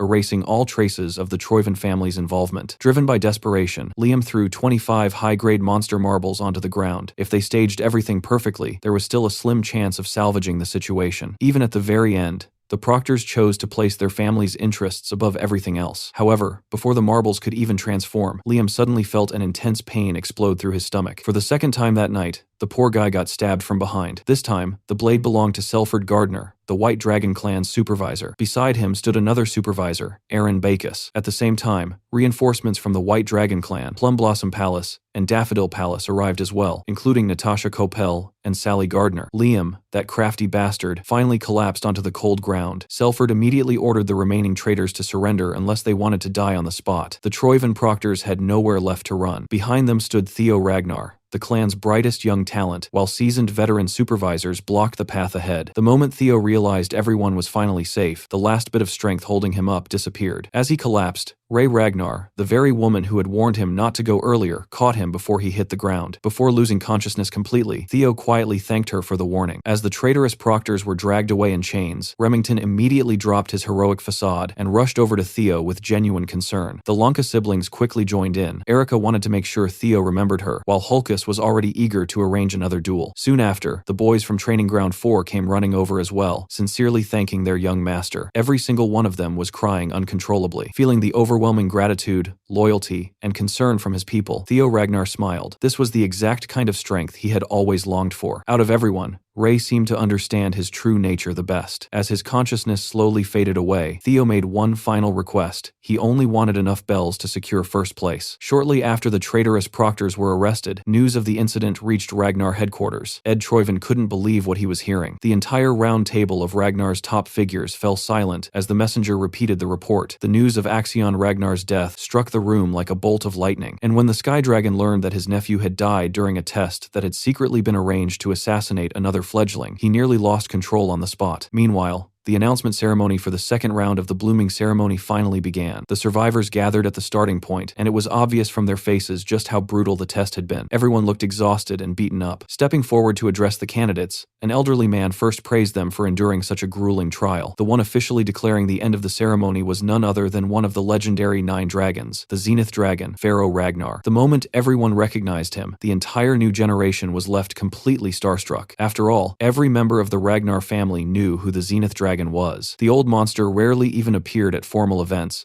so seeing him in person felt unreal. Pharaoh then announced the results. Out of the 87 participants, only 45 had passed. While that number sounded low at first, it was actually above the average survival rate. In fact, it was proof of just how ridiculously talented this year's batch was. Some even believed this could become the greatest generation in Ragnar history, and even among such an insanely talented group, one candidate had shined brighter than everyone else. The old man also reminded everyone that simply passing the second round automatically promoted them from apprentice status to entry-level members. At this point, they had every right to be proud. Those who passed were now officially qualified to work as Ragnar inspectors under various factions. To make things even more exciting, the Zenith Dragon moved on to announcing the rankings. Unsurprisingly, first place belonged to Theo Ragnar, with an absurd total of 1,121 points. Nobody could believe it. The guy who had been sitting at 0 points until the final moments had somehow climbed all the way to first place. But considering he had literally taken Axion's head, it suddenly made perfect sense. Remington Narcio secured second place with 926 points, while Erica Lanka claimed third with 843 points. Ray Ragnar ranked fourth with 789 points, and Hulkus barely managed to grab fifth place. Pharaoh continued announcing the rankings until he reached the 45th and final passing spot. These top-performing candidates candidates were practically guaranteed prestigious positions within the clan. However, the blooming ceremony wasn't over just yet. There was still a hidden third round, one reserved only for the absolute elite. When Pharaoh asked those who had collected enough bells to participate in the secret ceremony to raise their hands, only the usual monsters responded. In the end, just 4 people had qualified for the final trial. The hidden portion of the ceremony revolved around the quality breathing method. By gathering enough bells, participants gained access to ancient inscriptions hidden within them. But simply reading the words wasn't enough. Understanding those cryptic messages required exceptional insight and talent. Those capable of comprehending the teachings could integrate those visions into their own fighting style and earn the right to participate in the final assessment. In Theo's previous life, he had been lucky enough to obtain a single bell, but back then, he couldn't understand even a single word hidden inside it. Things were different now, thanks to hatchling synchronization, an ability that allowed him to perceive the thoughts and essence of things. Theo could interpret the encrypted messages as vivid images and experiences inside his mind. He witnessed countless scenes of legendary heroes and ancient warriors training and perfecting their craft. Those visions gave him a deep understanding of the hidden truths in an incredibly short amount of time. Normally, it was rare for even one person to qualify for the final trial, yet this year, there were 4. As far as Theo remembered, neither Ray nor Remington had originally managed to comprehend the quality breathing method during this ceremony. It seemed that Theo's actions had altered their destinies as well. Once the icy platform opened, Pharaoh invited the top 4 to demonstrate what they had learned. Since he ranked first, Theo Ragnar stepped forward first. With Axion gone, Theo knew the future would change drastically from now on. But instead of worrying about what lay ahead, he felt calm and completely at peace. For the first time, he possessed all the tools necessary to build a better future. As Theo walked toward the center of the field, sparks began crackling around his feet. In seconds, those tiny sparks transformed into roaring thunder. After examining countless bells, Theo had finally discovered and synchronized with his natural attribute, thunder. To demonstrate his comprehension, he activated the first stage, imbuing his mana with the thunder attribute. Then came the second stage, expression, where he manifested that thunderous mana into reality. Seeing Theo standing there like the literal god of thunder sent the boys from Training Ground 4 into a frenzy. Normally, reaching this level alone would already earn someone the title of genius. But Theo Ragnar was on an entirely different level. There wasn't even a word capable of describing his talent. Using the dragon heart beating inside his chest, Theo advanced to the third stage of comprehension, control displaying absolute mastery over his thunder attribute. Erika Lanka was practically drooling as she watched the strongest man of her generation dominate the stage, while Hulkus looked like a kid witnessing a live Dragon Ball battle. Even the Zenith Dragon admitted that he had never expected such an advanced level of understanding in someone so young. Everyone assumed this would be the end, since control was already considered the ceiling for most prodigies. But Theo wasn't done stealing the spotlight. After perfectly demonstrating control, Theo pushed his thunder mana to an even higher realm. The entire field was suddenly illuminated by a brilliant golden-yellow light, making it seem as though a super attack was about to erupt. Opening his eyes sharply, Theo drew his sword as wild lightning exploded around him. With a single swing, he unleashed a ranged lightning slash. Finally, he had obtained a long-range attack, but the attack didn't stop there. The lightning slash gained a life of its own, taking the shape of a ferocious thunder dragon charging across the battlefield. This was the fourth stage of comprehension expansion. The moment everyone witnessed it, complete silence fell over the audience. Every single person stood there with their jaws hanging open. Theo then directed the thunder dragon straight toward Pharaoh Ragnar himself. Naturally, the old man merely chuckled. Rather than feeling offended, he was delighted to witness a talent capable of reaching expansion at such an age. Before the thunder dragon could strike, Pharaoh casually raised a hand and summoned tiny droplets of water from thin air. Those seemingly harmless droplets compressed themselves to an unbelievable degree and effortlessly blocked the massive thunder dragon. The Zenith dragon wasn't angry that Theo dared attack him. If anything, he was thrilled to have discovered such an extraordinary gem. The crowd was completely speechless. Was this monster really someone from their own generation? Clearly in a much better mood after Theo's performance, Pharaoh rewarded him with an additional 1,000 points. Of course, Theo had already anticipated the old man's tendency to favor exceptional talents,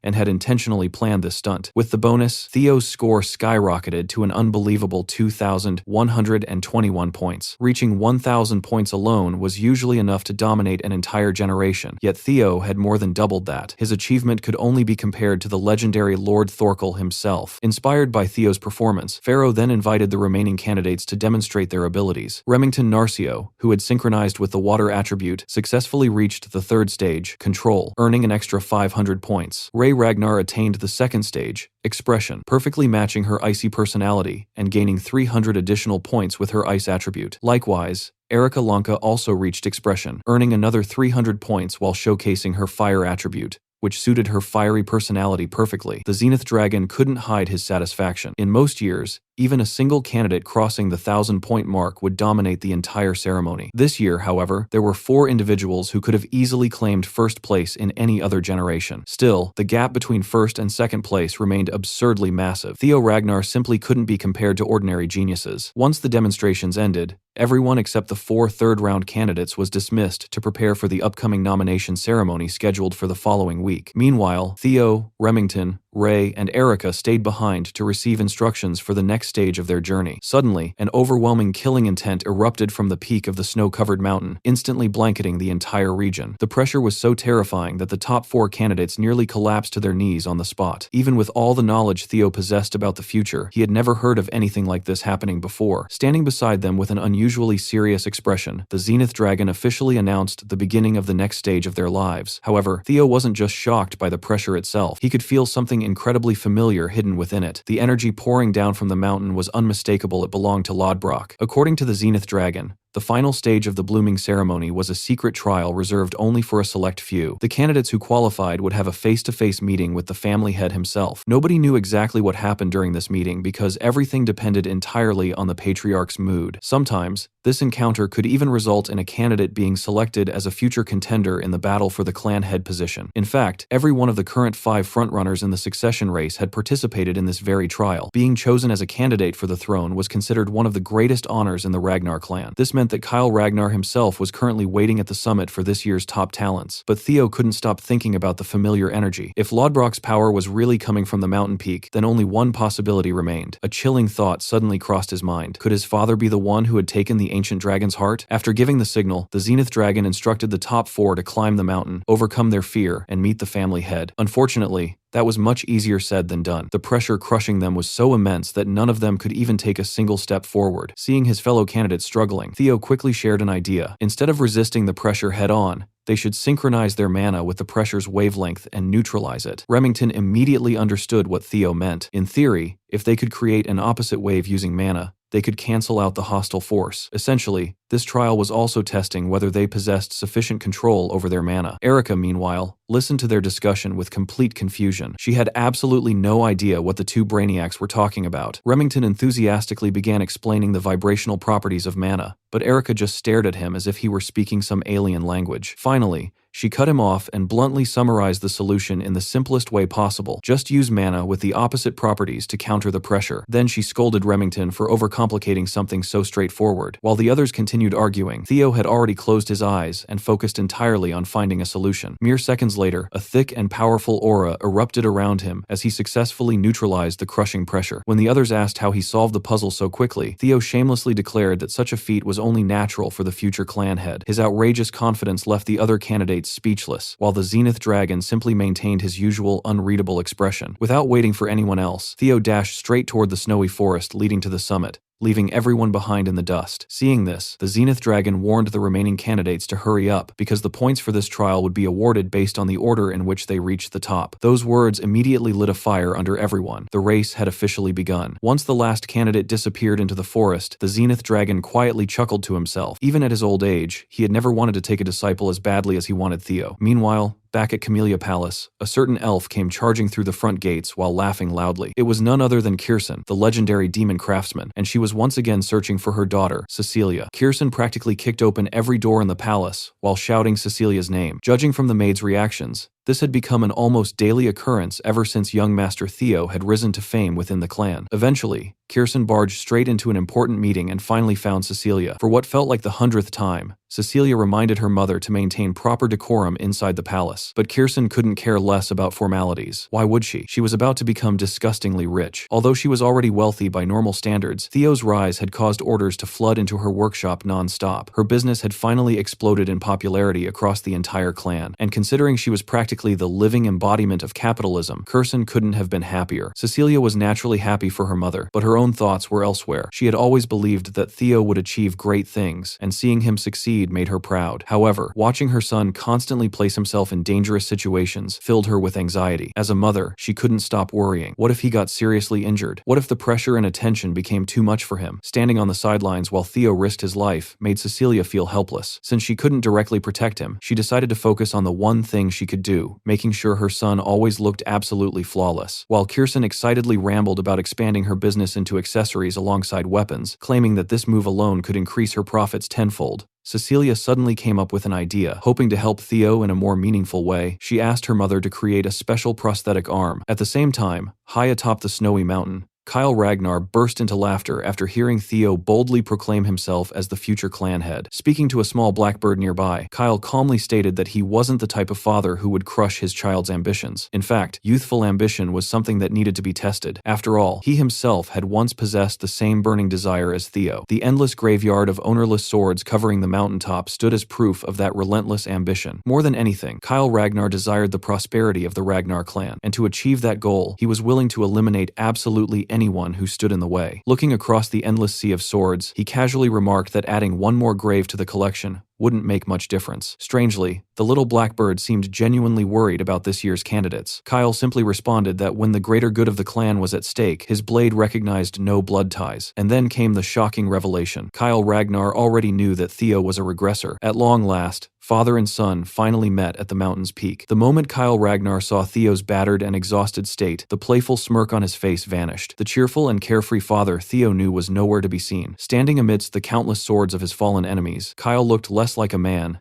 and more like death itself. Climbing the mountain had taken Theo nearly 4 hours, even though it normally would have taken him only one. The overwhelming pressure covering the entire mountain had slowed him down tremendously. Looking at his son, Kyle calmly asked if Theo knew what the Graveyard of Blades truly represented. Every Ragnar child had heard the legends surrounding this place and the story of their father. This graveyard embodied the very meaning of being the head of the Ragnar clan. It was a position burdened by endless threats, endless enemies, and absolute loneliness. The clan operated under the law of the strong, meaning the family head had to stand above all others. Kyle then asked Theo a simple but terrifying question: did he truly possess what it took to claim that throne? Without even hesitating, Theo confidently answered yes. However, Kyle immediately warned him not to throw around such absolute answers so lightly. During his own rise to power, Kyle had personally sent countless people to their deaths. Not everyone could shoulder that much hatred and resentment. Standing in this very place always reminded him of the bloody path he had walked. Even now, he could still hear the curses and vows of revenge from those he had slain. Despite hearing all of this, Theo's resolve never wavered. He already knew exactly what kind of person he wanted to become. Everything stemmed from his previous life and his thirst for vengeance. If he could claim the throne, he could finally end the endless bloodshed consuming the clan. That goal mattered more than anything else. Of course, there was no way he could honestly reveal that to his father. So, like a true Ragnar, Theo chose to answer not with words, but with his sword. Kyle immediately grinned. His son clearly knew how things worked in this family. Since Theo had chosen to answer with his blade, Kyle declared that he would no longer treat him as his son, but as a challenger. On top of that, Kyle was curious to see what Theo had learned from a certain special individual. The moment he said that, Theo became certain that his father was referring to Lodbrok. This all but confirmed Theo's suspicion that Kyle Ragnar had indeed taken the ancient dragon's heart. Instinctively, Theo prepared himself for battle, but it was already too late. In less than a fraction of a second, Kyle casually sliced him cleanly in half. Theo didn't even realize what had happened at first.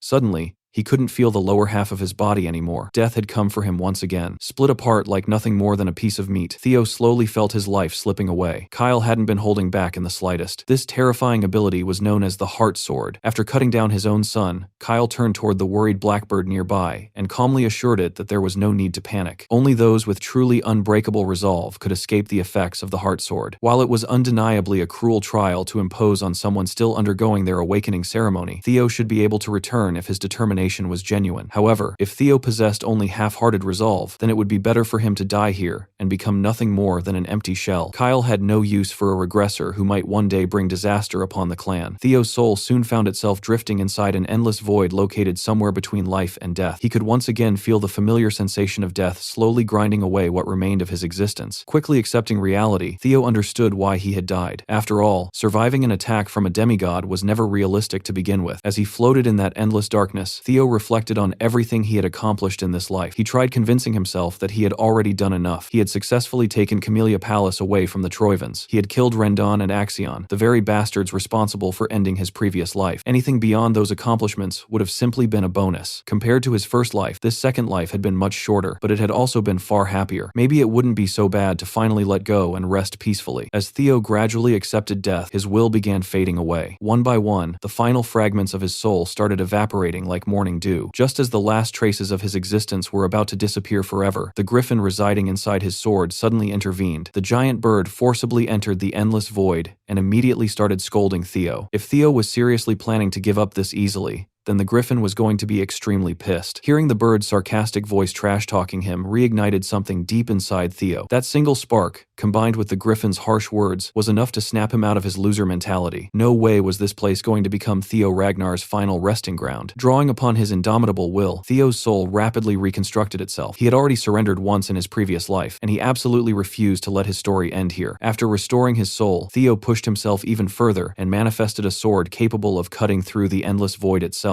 He remembered the vow he had made long ago. His body might break, his mind might shatter, even his soul could be torn apart, but Theo Ragnar would never yield. Standing within the empty abyss, Theo swung his blade with every ounce of his desperate determination to live. The slash he unleashed became the purest and strongest strike he had ever produced. It was sharp enough to sever even the very possibility of fading out of existence. In an instant, the illusion of death shattered completely, and brilliant light flooded into the darkness. Theo suddenly opened his eyes and found himself back atop the mountain. He had successfully broken free from the heart sword's death illusion. Thanks to the griffin residing within his sword, he had avoided becoming an empty vessel devoid of a soul. Standing before him, Kyle Ragnar observed his son with an unreadable gaze. The ruthless demigod finally smirked and acknowledged Theo's success. It had truly been a life or death challenge, and against all odds, Theo had passed. A full week flew by after the final round of the blooming ceremony, and before anyone knew it, the day of the nomination ceremony had arrived at the clan headquarters. Among those in attendance were the Lanka siblings, both waiting anxiously for their names to be called. Well, Erica was relaxed. Hulkus, on the other hand, looked incredibly uncomfortable. The giant hated crowded places, and Erica wasted no time teasing him for acting like a nervous baby. To be fair though, his anxiety was understandable. Every major figure in the Ragnar clan was present, the commanders of every unit, all 9 dragons, the former clan head, and even the current patriarch himself. Still, Erica warned her brother that if he kept looking so terrified, nobody would want to recruit him into their faction. She also couldn't resist bringing up the fact that despite collecting so many bells, Hulkus had still failed to obtain an elemental breathing method. Hulkus was still incredibly salty about that. On top of that, Erica refused to tell him what happened when she met the clan head at the mountain peak, which only made him more frustrated. Hulkus argued that if Theo had been in her position, the guy would have definitely shared the secret already. As a member of the Lanka family, whose entire existence revolved around serving as Ragnar's sword, Hulkus had already made up his mind. He had decided to devote himself to the coolest, strongest, and most ambitious guy in their generation, Theo Ragnar. In Hulkus's eyes, Theo had it all: strength, character, and overwhelming ambition. The glazing was absolutely unreal. Even though the two had barely spoken, Hulkus had already decided to bet his life on the young master. Since the patriarch apparently wasn't taking Theo directly into the clan head's manor, there was still a chance for ordinary recruits like Hulkus and the countless Theo fans to join whatever faction their idol eventually chose. The loud chatter filling the arena was suddenly interrupted by the booming sound of ceremonial drums, signaling the official start of the nomination ceremony. Without wasting any time, the announcer called forward the overall valedictorian of the current generation, Theo Ragnar. The crowd instantly erupted into cheers. Both civilians and swordsmen alike celebrated the young man who had once been ridiculed and mocked by everyone around him. Theo calmly accepted their applause with a smile as he stepped before the clan's higher-ups. Among the crowd, Evelyn silently cheered for the young master she had personally helped raise. Deep down, she hoped Theo would join the white-armored dragon cavalry, though she knew that was little more than a selfish wish. Theo had proven himself beyond doubt. As valedictorian, he had dominated every category and outperformed every single one of his peers. Just as he was about to choose his faction, an unexpected figure suddenly stood up from among the 9 dragons. It was Ed Troyven, the Sky Dragon himself and director of the Central Intelligence Bureau. The atmosphere instantly became tense. Many spectators worried that the madman might try something reckless to avenge his nephew Axion. Naturally, that would have been suicide considering the number of monsters gathered in the arena. Even the announcer firmly ordered Ed to sit back down. Theo himself assumed the man was still grieving Axion's death, but he wasn't particularly worried while standing under the protection of so many powerful figures. To everyone's complete shock, however, Ed suddenly displayed a bright, fake smile and formally invited Theo to join the Central Intelligence Bureau as its new deputy director. The entire audience was dumbfounded. Theo had literally killed the man's nephew, and somehow he was being rewarded with one of the most prestigious positions in the clan. Being named valedictorian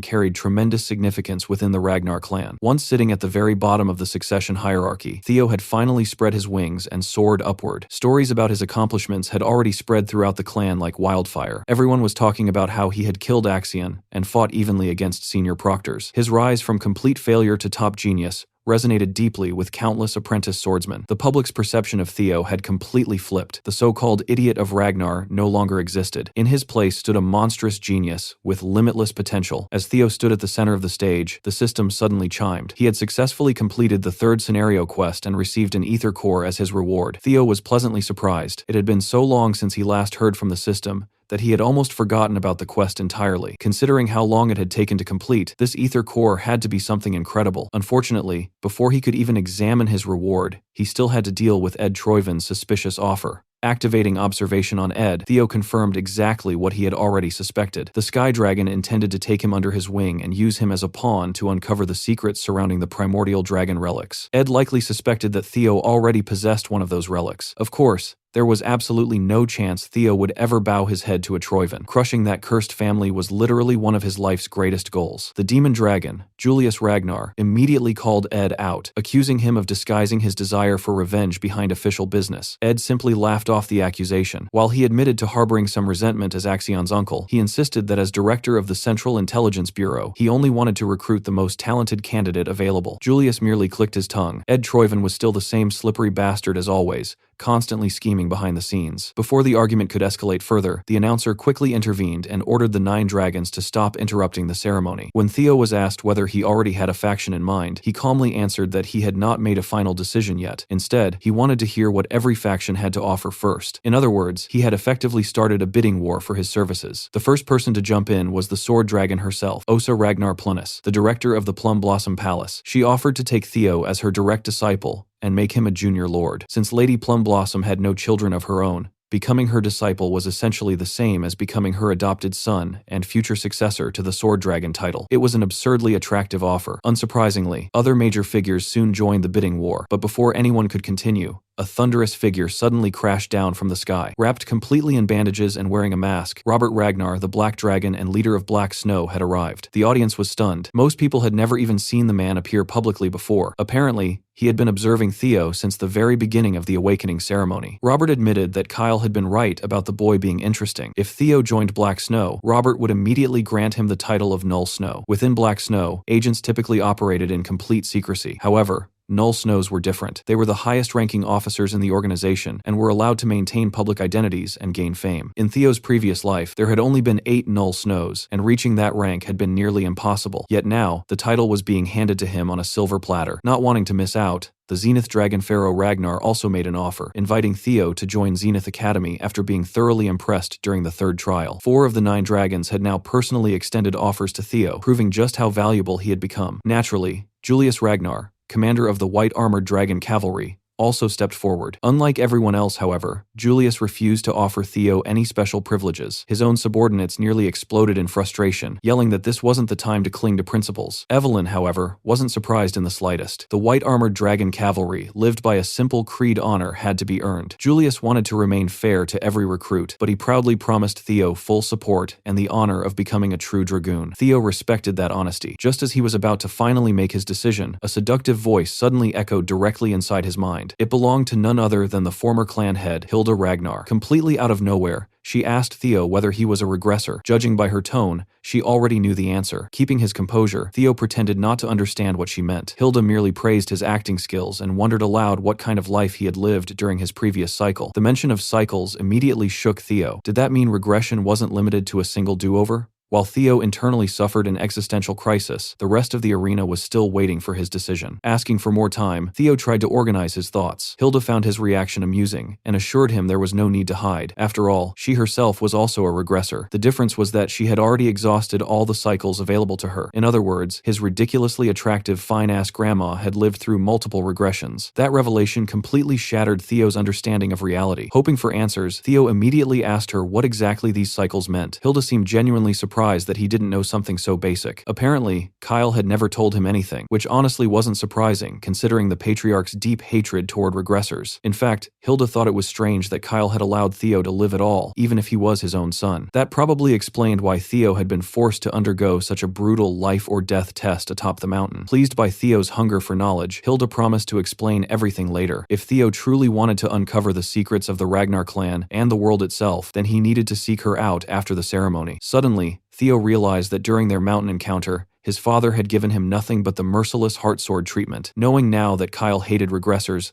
only made him even warier of the patriarch. Perhaps Kyle had even taken Lodbrok's heart because the ancient dragon welcomed regressors. Although defeating a dragon of that caliber sounded impossible, Kyle Ragnar was hailed as a demigod for a reason. The man was simply built different. Theo knew that if he wanted answers about regression, he would eventually need a very long conversation with Grandma Hilda. But first, he had to make his decision. Puffing out his chest confidently, Theo finally announced that he had chosen his faction, but we're not revealing what he picked. As expected, Remington Narcio, the runner-up of the entire batch, chose to join the Zenith Academy and officially became the disciple of the Zenith Dragon. Honestly, it was a match made in heaven. Both master and disciple specialized in water current breathing, making the pairing almost perfect. In Theo's previous life, Remington had returned to the Narcio clan and trained independently. Eventually, he would lead a bloody rebellion against the Ragnar clan itself. And trust me, having the Silver Lion as your enemy never ends well. But this time, things had changed. Thanks to Theo's influence, Remington chose to remain within Ragnar instead of leaving. For now, it was only a temporary farewell between rivals. Both young men would continue growing stronger in their respective factions, carrying a promise to meet again one day as even greater warriors. In such a short amount of time, they had become genuine brothers in arms. Meanwhile, Rey Ragnar naturally returned to Daffodil Palace, where her mother, the Ice Dragon, ruled supreme. Honestly, there was no better place for someone like Rey. As for Sybil and the rest of the boys from Training Ground 4, they desperately wanted to follow Theo into his chosen faction. Unfortunately, their grades simply weren't high enough to gain admission there. Although it saddened Theo to part ways with his comrades, he understood that this separation was necessary. He looked forward to seeing each of them spread their wings and walk their own paths. After the ceremony ended and everyone began dispersing, the Lanka siblings approached Theo. Hulkus awkwardly tried to act like ending up in the same faction as Theo had been nothing more than a coincidence. Theo, of course, politely greeted both siblings and sincerely thanked them for helping him during the second stage of the blooming ceremony. Erica immediately informed Theo that she intended to collect that debt someday in the future. After all, she had a thing for strong men, and apparently so did her gigantic brother. Before their conversation could continue, one of the supervisors ordered the recruits to focus because their commander was about to arrive. Naturally, Theo had chosen the most honorable military unit in the entire Ragnar clan, the White Armored Dragon Cavalry. It was the perfect place for him to build influence and begin his campaign toward becoming the next clan head. The legendary demon dragon, Julius Ragnar, personally led the cavalry. Theo would have to postpone his conversation with Grandma Hilda for now. At the moment, it was time for the rookies to declare their ambitions. Hulkus loudly announced that he intended to become an amazing dragoon. Some recruits declared that they wanted fame and glory. Erica boldly proclaimed that she would become the strongest of her generation, though accomplishing that would be incredibly difficult. One recruit simply wished to earn Commander Julius's acknowledgement, earning himself some rather strange looks from everyone around him. Finally, it was Theo's turn. Knowing that the Great War would inevitably arrive in 5 years, Theo fearlessly declared that he would become the commander of the White Armored Dragon Cavalry within that same time frame. Saying something like that directly in front of the current commander required an absurd amount of courage. Surprisingly, Julius wasn't offended in the slightest. In fact, he loved hearing grand ambitions from young recruits. He reminded them that regardless of why they had joined the cavalry, they should never forget one thing. Every drop of blood and sweat they shed while serving this unit would eventually become legend. The struggles of today would become tomorrow's pride. The cavalry's shield would never break, and their swords would never yield. From this moment onward, they were bound by their creed and must always watch each other's backs. At the end of the long road forged through blood and hardship awaited nothing but glory. With those inspiring words, the demon dragon officially welcomed the new recruits. As if to demonstrate the cavalry's might, Julius's partner suddenly descended from the skies. His massive flying dragon, Gullah, made an incredibly intimidating entrance. This gigantic beast symbolized everything the dragoons stood for. Moments later, countless other wyverns and dragons darkened the skies as they flew overhead in formation. Riding atop them were the senior members of the cavalry. Each rookie would now be assigned a personal handler for the day, because the admission test was about to begin. To officially become dragoons, the recruits first had to obtain partners of their own. The sight of countless dragons soaring through the sky was breathtaking. Every child born into the Ragnar clan had once dreamed of having a flying dragon companion. Much to Theo's surprise, his assigned handler turned out to be none other than Evelyn. Seeing her back in the cavalry rather than training ground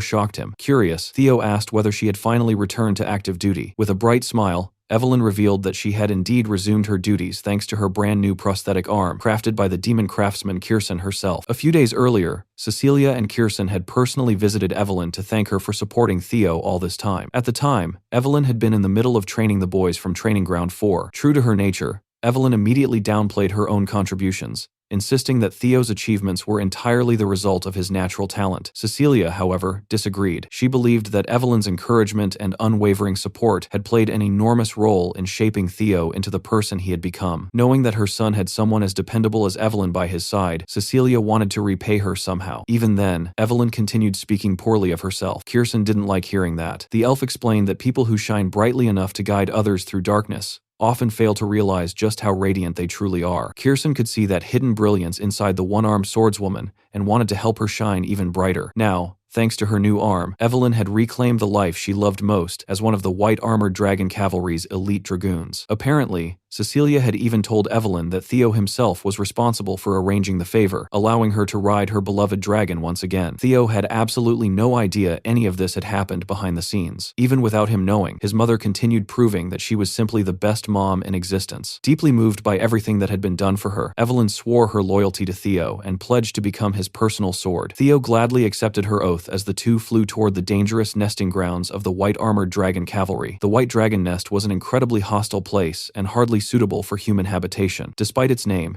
it primarily housed numerous species of flying wyverns rather than true dragons. It was also where the cavalry conducted its admission test. Failing to bond with a suitable partner meant immediate disqualification from the cavalry, though outright failures were rare. Theo wasn't particularly worried about himself, but he did feel slightly concerned about the brutish Lanka siblings. Evelyn explained that choosing a partner wasn't based on strength or logic. It was more about instinct, chemistry, and pure vibes. When you found the right partner, you simply knew. Their first stop was the territory of Opterex, massive brown-scaled wyverns known for their tyrannical and predatory nature. Next, they visited the lair of the poisonous Avery species. These serpentine wyverns could spray deadly violet poison mist and strike enemies using lethal stingers. They then observed the blade dragons, Sigia, which were surprisingly docile herbivores that preferred living underground and relied on ambush tactics for defense. Flying high above them were the velociraptors, speed dragons that were small, intelligent, hunted in packs, and breathed fire from their mouths. These four categories made up the majority of the cavalry's wyvern population. Unfortunately, Theo didn't feel any connection with any of them. Instead, memories from his previous life resurfaced. 6 years after the Great War began, a horrifying mutated wyvern had attacked the White Dragon Nest. The beast massacred hundreds of mounts belonging to the cavalry, burned 8 villages to ashes, and killed dozens of warriors. The Ragnar clan had ultimately classified it as a Class 2 calamity and named it the Evil Shadow Dragon. In the end, it had taken both the Demon Dragon and the Sword Dragon working together to finally bring the monster down. The creature earned its name because of its terrifying ability to hide within shadows. If possible, Theo would absolutely love to bond with that anomaly. Recalling his memories carefully, Theo remembered one extremely obvious characteristic that distinguished the beast. After searching for quite some time, he finally spotted exactly what he had been looking for. Meanwhile, while the recruits searched for partners, Commander Julius relaxed atop the dangerous cliffs alongside Gulla. His peaceful moment was interrupted by the arrival of the sword dragon, Osa Ragnar Plunus. Surprisingly, Julius didn't seem bothered. After all, he had just recruited the greatest talent in the clan's history. Osa, however, had come precisely because of Theo. She knew Julius intended to mold the boy into one of the cavalry's future pillars. Julius neither confirmed nor denied her suspicions. He knew that careless words often led to downfall. Nevertheless, Osa could easily tell that Julius was planning something much bigger than he was willing to admit. Fortunately, she hadn't come to argue. Instead, she proposed something unprecedented for Theo's sake: joint mentorship. Despite Theo already belonging to the cavalry, Osa suggested that both factions work together to guide the young prodigy. Such a proposal was practically unheard of, since Ragnar factions almost never cooperated or bent tradition for a single recruit. Back to the action, Theo and Evelyn flew toward a remote corner of the nest that Theo had spotted from afar. As they got closer, they found 4 young wyverns ganging up on a single bluish-white wyvern. Evelyn immediately recognized the poor creature. Apparently, the cavalry had been aware of this particular wyvern situation for a long time. No matter what methods they tried, nothing worked. The other wyverns constantly ostracized him because he wasn't considered pure-blooded. The poor guy was the offspring of a female wyvern and a male vapor. Yes, somehow a wyvern and a vapor had actually reproduced. The problem was that vapors were Class 1 demonic fiends that lived deep within the Demon Sea. These monsters were basically living calamities. If even one of them ever managed to cross the Great Wall, entire regions could be devastated. Not only were they absurdly dangerous, but they were also ugly ghost-type monsters that specialized in dwelling within shadows. Hearing this, Theo immediately connected the dots. So that was how the future evil shadow dragon had gained its terrifying shadow abilities. It had inherited them from its vapor bloodline. Naturally, the birth of this hybrid caused a massive uproar within the cavalry. Many opposed allowing it to remain in the nest, but in the end, the commanders decided to keep the creature under observation. Unfortunately, That decision only led to years of bullying and rejection from the other wyverns. Isolating the creature wasn't a solution either, leaving the cavalry completely unsure of what to do. Hearing about the hybrid's miserable life deeply resonated with Theo. Being ostracized simply for being different was something he understood all too well. The cavalry had named the lonely wyvern Umbra, meaning shadow in the ancient tongue. Theo smiled the moment he heard that name. Somehow, he just knew he had finally found his partner. Without giving Evelyn any warning whatsoever, Theo suddenly stood up on the saddle and announced his decision. Before Evelyn could even land properly, the absolute madman jumped off the flying wyvern. No preparation, no parachute, no safety measures. He was simply too excited to meet Umbra. Watching the young master casually skydive under her supervision nearly gave Evelyn a heart attack, but Theo didn't care. In his previous life, Umbra had become a monster, feared across the continent. This time, Theo wanted to give him a different future. Theo had been given a second chance at life, so why shouldn't Umbra receive one as well? Channeling mana throughout his body, Theo descended like a bolt of lightning from the heavens. On his way down, he drew several swords and launched them at varying speeds. Activating hatchling synchronization, he seized control of the blades through psychokinesis. Using them as temporary footholds, Theo literally ran through the air while descending, completely ignoring the laws of gravity. Learning psychokinesis was already impressive, but using it in such an absurdly creative way left even Evelyn speechless. Theo's growth rate was genuinely monstrous. Down below, the wyverns bullying Umbra hissed aggressively at the newcomer. Umbra himself refused to back down and growled right back. Watching the entire scene unfold reminded Theo of his own past as Ragnar's so-called idiot. Back then, all he could do was silently endure everyone's insults and mockery. But those days were gone. He was no longer that powerless boy. Sparks erupted around Theo as Thunder Dragon breathing activated. Once he entered range, he sent his blades flying toward the bullies. Charged with overwhelming amounts of lightning and empowered by his dragon mark, the attack terrified the wyverns. Theo could have easily killed them, but he intentionally held back and merely scared them away. Tails tucked, the bullies immediately fled. Landing gracefully, Theo openly scolded the cowardly wyverns for relying on numbers. Then, when he turned toward Umbra, his expression softened. Umbra, however, remained wary. Growling defensively, the hybrid prepared to attack at the slightest sign of hostility. Yet, when Theo finally approached, Umbra chose to retreat instead, taking flight and disappearing into the mountains. Evelyn eventually caught up and warned Theo that approaching Umbra wouldn't be easy. The hybrid had every reason to distrust others. She advised Theo to take things slowly, but Theo disagreed. Right now, what Umbra needed most wasn't caution, it was companionship. After all, why would a creature continue living near the nest, despite being constantly rejected? The answer was simple. Umbra was lonely. Emotional wounds often hurt far more than physical injuries. Considering the hybrid's condition, Theo doubted he could have flown very far. As expected, after searching the nearby peaks, they found Umbra resting atop a rocky outcrop. Even though he was exhausted and injured, Umbra immediately forced himself to stand when the humans arrived. Countless dragoons had attempted to tame him before,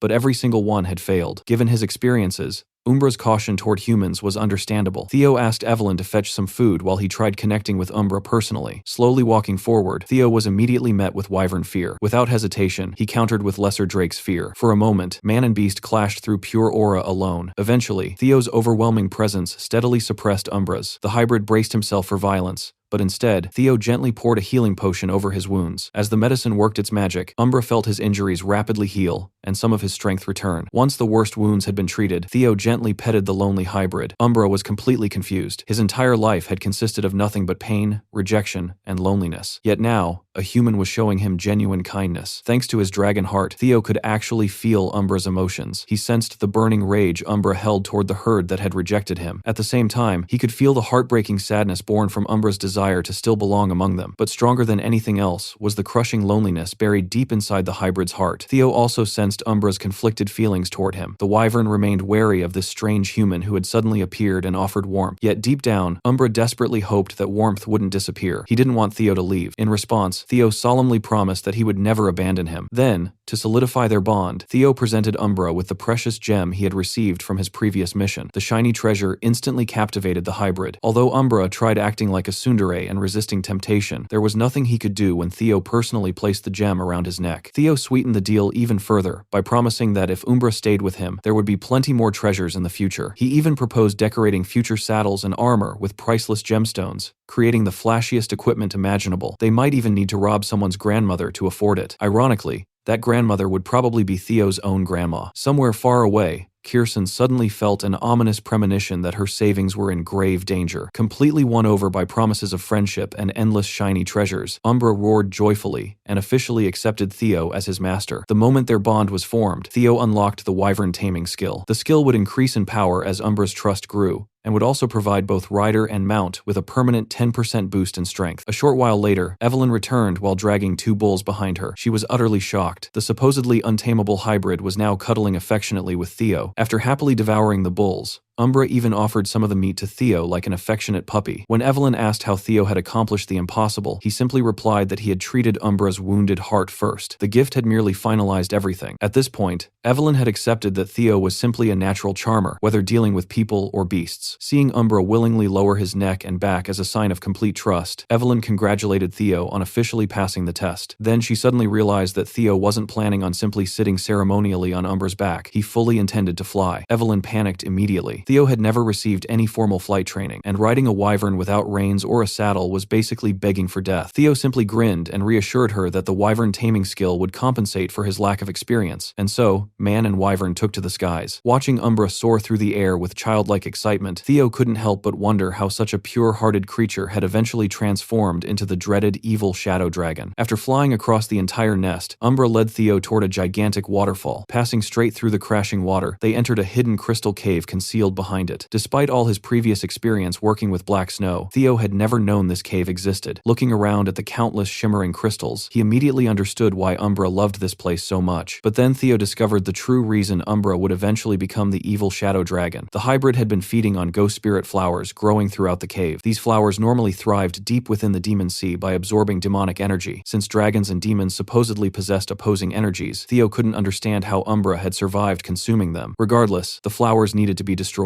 Umbra strongly objected, but Theo promised not to touch the beautiful crystals, eventually calming him down. Venturing deeper into the cavern, Theo stumbled upon something even more shocking, an emaciated corpse chained to a wall. Judging by its condition, the man had been dead for at least 10 years, yet decomposition was strangely minimal. While the cave's cold temperature helped preserve the body, Theo recognized another factor at play. The corpse still radiated immense magical power, suggesting that this individual had once been an incredibly powerful martial expert. Deciding to investigate later, Theo turned away from the body, but the moment he did, the supposedly dead corpse suddenly opened its eyes with overwhelming hatred burning within them. Then, with a resentful scream, the corpse shouted a single name, Kyle. The moment the chained corpse came back to life, Umbra instantly reacted. Without hesitation, the young wyvern slammed the undead creature deep into the cave wall, roaring furiously at the thing that dared show hostility toward his master. But even after being pinned, the corpse kept screaming the names Kyle and Robert Ragnar over and over again. Realizing that his new companion might be in danger, Theo moved to intervene. Big mistake. The corpse suddenly lunged and sank its rotten teeth into Umbra's foot. Acting on instinct, Theo threw himself in the way and sacrificed his own arm to protect Umbra. The corpse immediately latched onto Theo instead, refusing to let go while endlessly cursing Kyle and Robert Ragnar from beyond the grave. Whoever this mysterious dead man was, he clearly had a deep connection with both Theo's father and the Black Dragon. Thankfully, Evelyn arrived just in time. Using the white-armored dragon cavalry's shared technique, Blade Barrage, she unleashed countless thrusts in an instant and practically erased the corpse's head from existence. Theo was finally freed, but the damage had already been done. Falling to his knees, he apologized for causing trouble as unbearable pain spread throughout his entire body. The bite had injected him with a deadly toxin infused with demonic energy. Without immediate treatment, Theo would die an agonizing death. Panicking, Evelyn tried to carry him back to headquarters, but Umbra aggressively blocked her path and repeatedly nudged her away, almost as if he was trying to communicate something. Sensing his partner's intentions, Theo asked if Umbra knew a way to save him. Despite Evelyn's objections,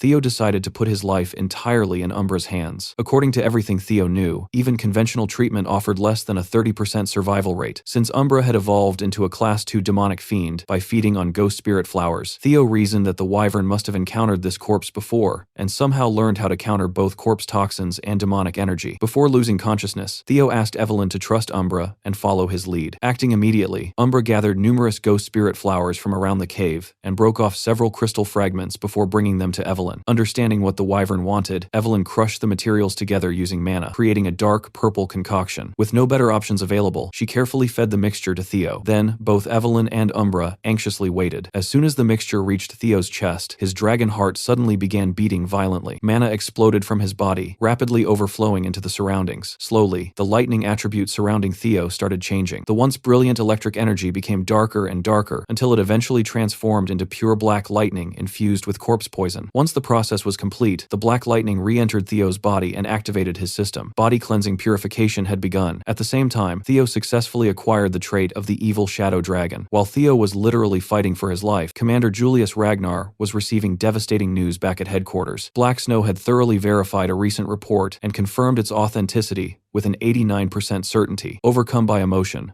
the demon dragon accidentally shattered his office desk. Things had been going so well recently that perhaps he should have expected bad news sooner or later. Even so, this tragedy was beyond anything he anticipated. Trainer Isvan, captain of the White Armored Dragon Cavalry's 5th platoon, along with 15 of his men, had all perished in battle. Meanwhile, Theo's purification continued. Body cleansing purification was an ancient secret art capable of removing impurities from the body and dramatically improving one's magical aptitude. Normally, it required multiple incredibly powerful experts channeling their mana for days. And even then, it only worked reliably on children under 5 years old. For Theo to undergo this process naturally required an absurd series of coincidences. The corpse toxin flooding his body contained immense magical energy and demonic essence derived from ghost spirit flowers. Umbra's antidote then acted as a stabilizer, creating the perfect balance between poison and purification. Instead of dying or simply being cured, Theo began absorbing the toxin's power directly into himself. Eventually, Theo woke up to find both Evelyn and Umbra waiting anxiously beside him. Feeling slightly exhausted, he apologized for making them worry. Both of them visibly relaxed in relief. Upon checking his status window, Theo nearly lost his mind. He had effectively become the second incarnation of the evil shadow dragon. The purification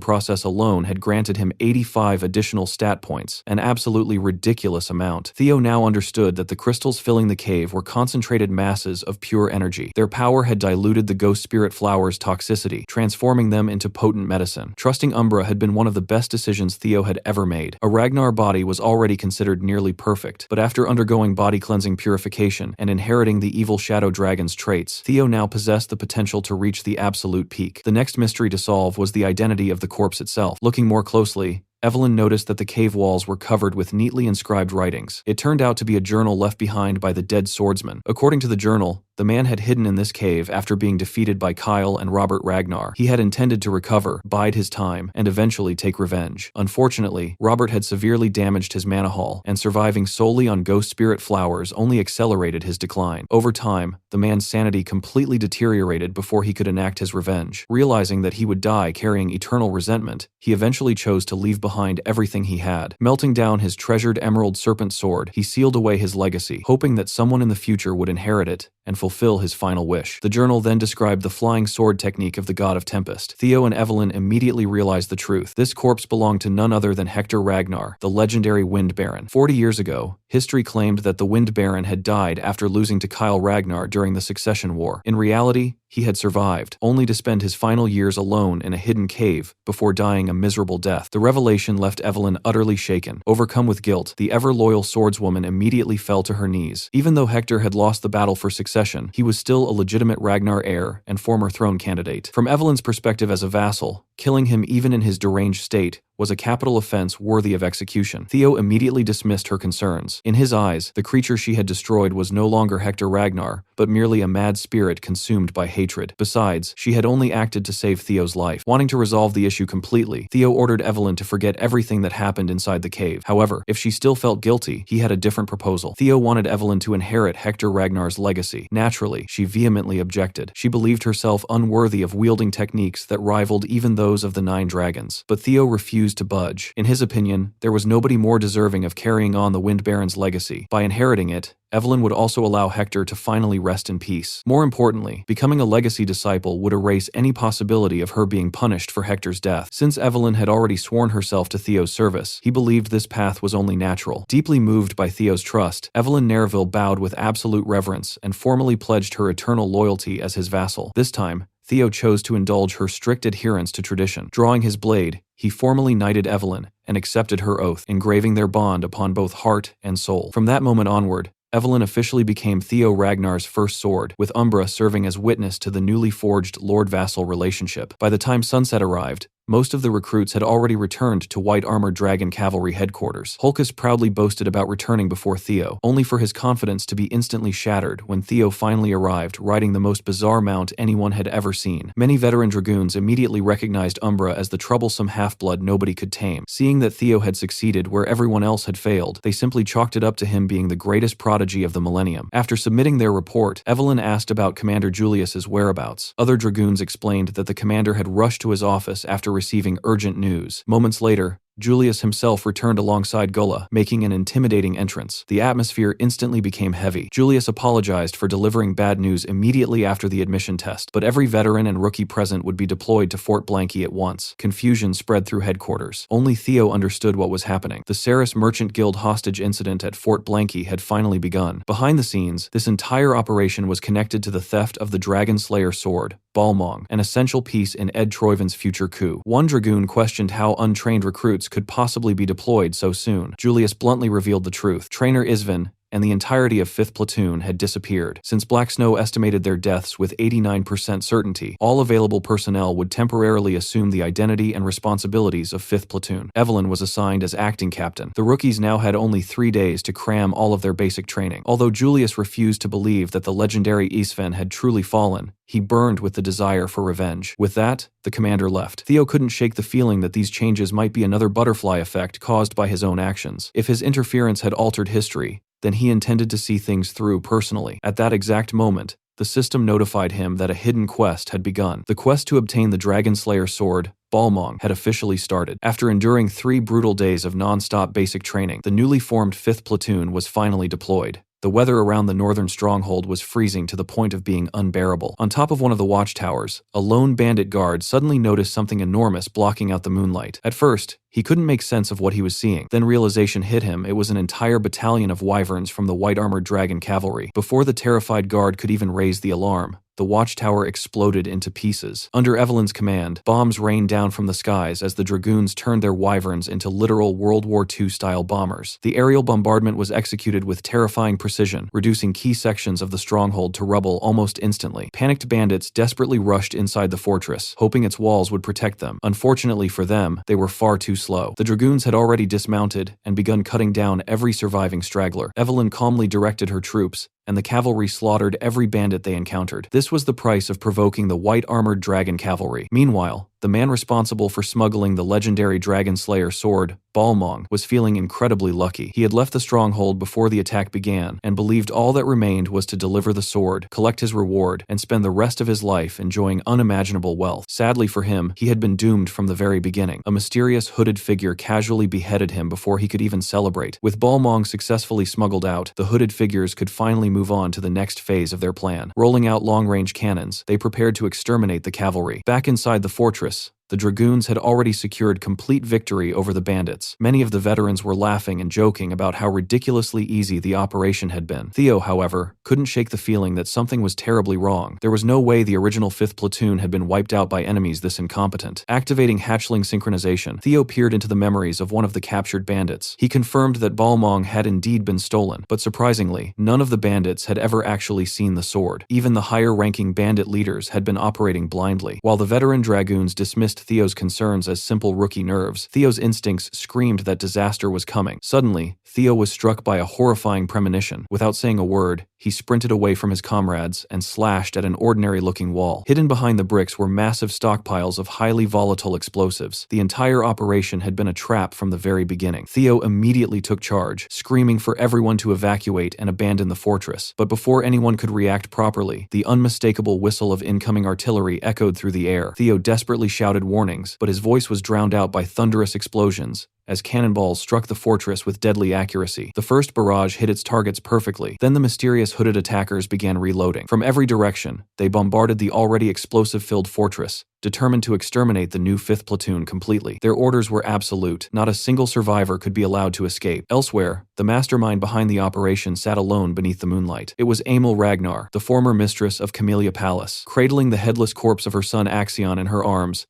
The grieving woman had completely lost her sanity. She wanted Theo Ragnar dead at any cost. Back in the fortress, the explosions created chaos, allowing many captured bandits to attempt escape. Evelyn immediately ordered an execution spree. The dragoons ruthlessly put down every escaping criminal, while the fortress continued collapsing around them. Even Evelyn was beginning to suspect something deeper was happening. There was no way the original 5th platoon had fallen to these pathetic bandits. Suddenly, another artillery shell exploded near her position, and Evelyn narrowly avoided being blown apart. With the second bombardment underway, she prioritized the safety of her troops and ordered a full retreat. By then, the remaining rookies had finally regrouped with Evelyn's battalion. Now reunited, the new 5th platoon desperately needed an escape route. Theo suggested heading toward the outer walls opposite the direction of the artillery fire. However, under the immense stress and pressure of the situation, Theo unexpectedly opened his mind gate. Instantly, his thought process and sensory perception expanded to an absurd degree. The entire layout of the fortress suddenly unfolded before his eyes, as though he were seeing a blueprint. The sheer amount of information flooding into his mind almost overwhelmed him, and Evelyn had to physically pull him back to reality. Just as everyone prepared to flee toward the exits, Theo abruptly stopped them. With absolute certainty, he declared that running outside would only get them killed. Instead,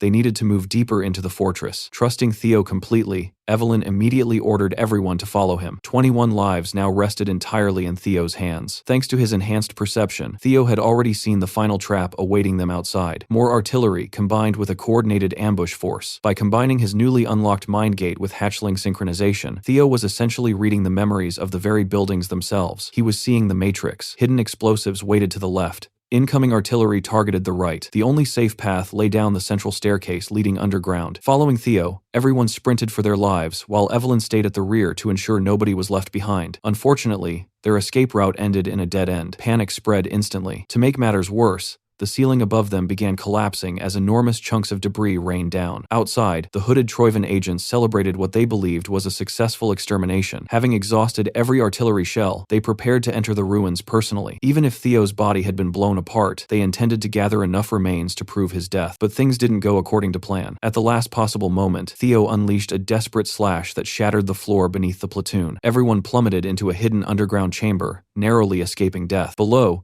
they encountered several surviving bandit guards, but Evelyn's dragoons made short work of them. Hulkus alone practically demolished them. Beyond the battle, Theo discovered an underground prison. To everyone's shock, among the prisoners was Captain Isvan himself. After being freed, Isvan explained everything. The Central Intelligence Bureau had orchestrated the entire operation. However, neither Isvan nor his men looked particularly enthusiastic about their rescue. All of them had suffered horrific injuries and lost limbs, including Isvan himself. Evelyn was furious. She had always suspected Ed Troivan was involved in shady dealings, but she had never imagined such blatant treason. The idea of Ragnar clansmen raising swords against fellow clansmen was unforgivable. According to Ragnar law, treason deserved only one punishment: death. Still, Isvan cautioned the younger soldiers against acting recklessly. Their enemies had planned this operation meticulously. Facing them head-on with their limited numbers would be suicide. Their immediate priority should be contacting Black Snow agents stationed nearby. Unfortunately, Theo pointed out an unpleasant truth. The fact that no reinforcements had arrived likely meant the hidden Black Snow agents had already been eliminated. Nevertheless, Theo had a plan. Since the traitors wanted a perfect cover-up, they would eventually enter the ruins personally to confirm everyone's deaths. Believing themselves victorious,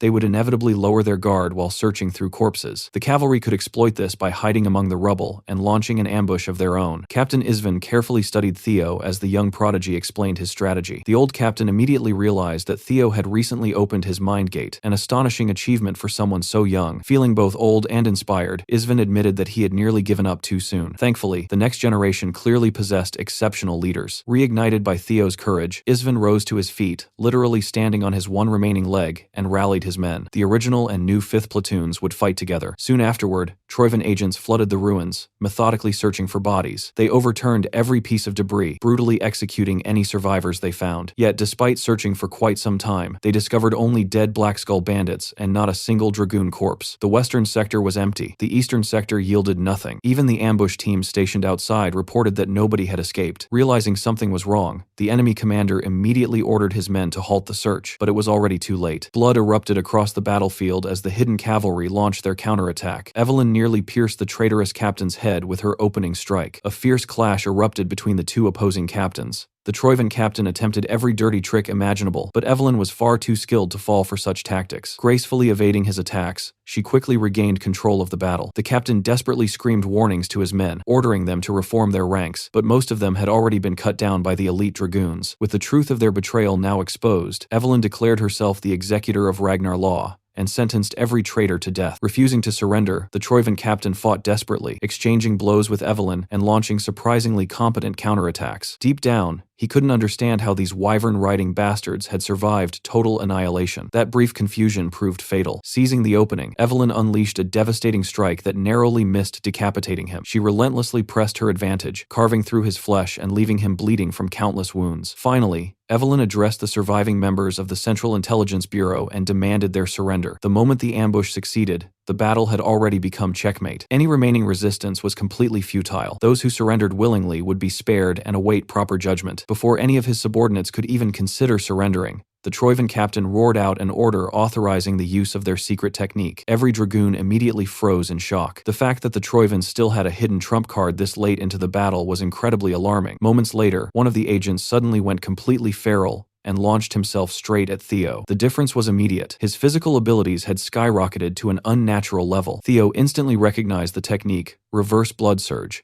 a forbidden art that massively increased a person's strength at the cost of rapidly burning away their life force. Even for someone as monstrously talented as Theo, fighting a single opponent under the influence of such a technique was extremely difficult. Unfortunately, one opponent quickly turned into many. The remaining Troivan agents all converged on Theo at once, completely abandoning self-preservation in their desperate attempt to take his head. Seeing the young master surrounded, one of the heavily injured officers from the original 5th platoon stepped in without hesitation. The veteran threw himself between Theo and the incoming blades, using his own body as a shield. Mortally wounded, the officer peacefully told Theo to run before finally succumbing to his injuries. Watching a good man sacrifice his life to protect him awakened something deep inside Theo. A primal rage erupted within him. Fueled by fury, Theo unleashed the strongest triple dragon's claw he had ever produced. Pushing himself beyond his limits, he tapped deeper into his mind gate. Instantly, the world slowed to a crawl. Theo could clearly perceive the positions of every enhanced enemy around him. Using that heightened perception, he unleashed another triple dragon's claw, this time with even greater power and precision. His blade moved through impossibly intricate trajectories, avoiding allies while completely annihilating every enemy in its path. The display left even the veteran dragoons speechless. When the dust finally settled, the battlefield had been transformed into a horrifying landscape carved apart by Theo's attack. Out of all the traitors,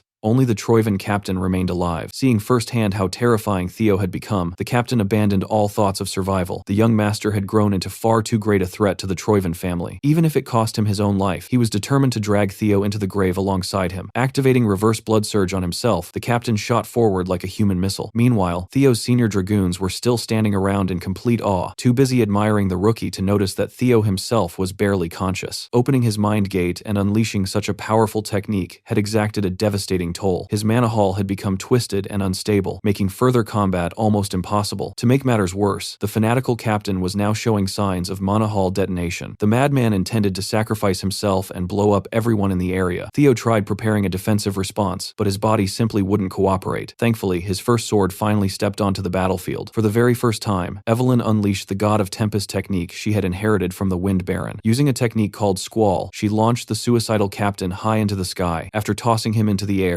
Evelyn followed, gathering an enormous amount of wind mana at her fingertips, before releasing it in the form of a violent maelstrom. Theo watched in complete amazement as Evelyn manipulated the wind with incredible precision, wrapping it around the captain's unstable mana hull and forcibly suppressing the impending explosion. Once the detonation was neutralized, finishing the battle became trivial. Evelyn effortlessly sent the traitorous captain crashing back down to the earth. With the final enemy defeated, the tension finally left Theo's body, and exhaustion consumed him completely. Hulkus, Erica, and the other dragoons immediately rushed toward Theo, expressing their endless gratitude for saving everyone's lives. As the first rays of dawn illuminated the battlefield, Theo smiled contentedly. Without question, the two greatest contributors during the entire operation had been Theo and Evelyn. The pair had practically carried the entire platoon to victory through sheer strength and leadership. At long last, everyone could finally relax. The grim atmosphere that had dominated the night gave way to celebration and relief. The darkness had passed, and a new dawn, led by the shining star of Ragnar's younger generation, had arrived. However, while the white-armored dragon cavalry cavalry celebrated their survival, absolute chaos was unfolding elsewhere. Back inside the miserable halls of Rose Palace, Lady Emil Ragnar had completely lost her mind. Ed Troyven had her pinned in a chokehold while furiously cursing her. It turned out that Emil had acted entirely on her own during the stronghold operation. Without authorization, she had stolen the Sky Dragon's seal and used it to forge official orders. The massacre of the white-armored dragon cavalry and the assassination of Theo Ragnar had never been part of Ed's immediate plans. Thanks to Emil's recklessness, the entire Troyven family was now standing on extremely thin ice. Still consumed by grief, Emil snarled that she only wanted revenge for her beloved son Axion. She wanted to tear Theo apart piece by piece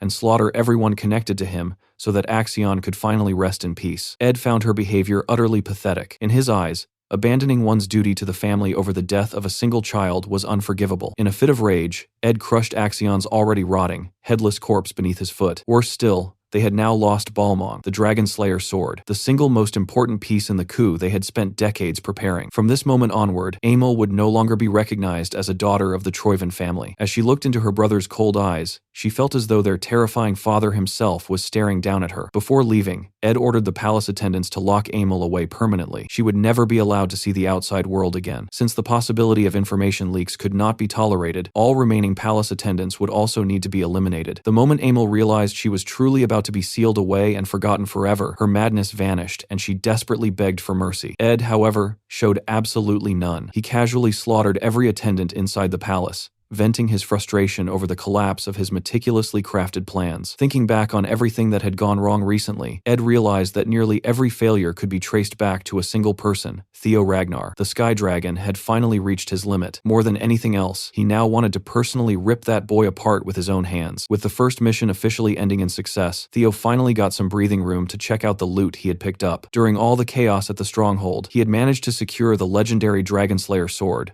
Balmong. Unfortunately, there was one huge problem: the sword was currently sealed. The moment Theo tried picking it up and getting a feel for the weapon, Balmong instantly rejected him. A violent shock surged through his body, forcing him to drop the blade immediately. Well, it wasn't called the Dragon Slayer sword for nothing. The sword's very nature was the complete opposite of Ragnar blood. If Theo wanted to wield it, he would first have to uncover the secrets hidden within the mystic. Mystics were relics left behind from the primordial mythic age. They were incredibly rare treasures, almost mythical in existence. Whoever successfully awakened one would gain powers similar to the heroes of ancient legends. These weren't ordinary artifacts. They were world-changing items capable of altering the course of history itself. In his previous life, Ed Troyven had eventually discovered Balmong's secrets. Remembering the Sky Dragon's actions back then, Theo already had a rough idea of the location where Ed had truly risen to power. Until he could investigate that place himself, Balmong would simply remain sealed away inside his inventory. A sudden knock interrupted Theo's thoughts. Standing outside was Evelyn. Despite it being late at night, she had come with an urgent message. Commander Julius wanted to see Theo immediately. Over in Julius Ragnar's office, the atmosphere felt strangely heavy, despite the polite conversation taking place. Sitting across from the demon dragon was Captain Trainer Isvan. The old veteran had come to discuss retirement. Losing both his leg and his beloved wyvern,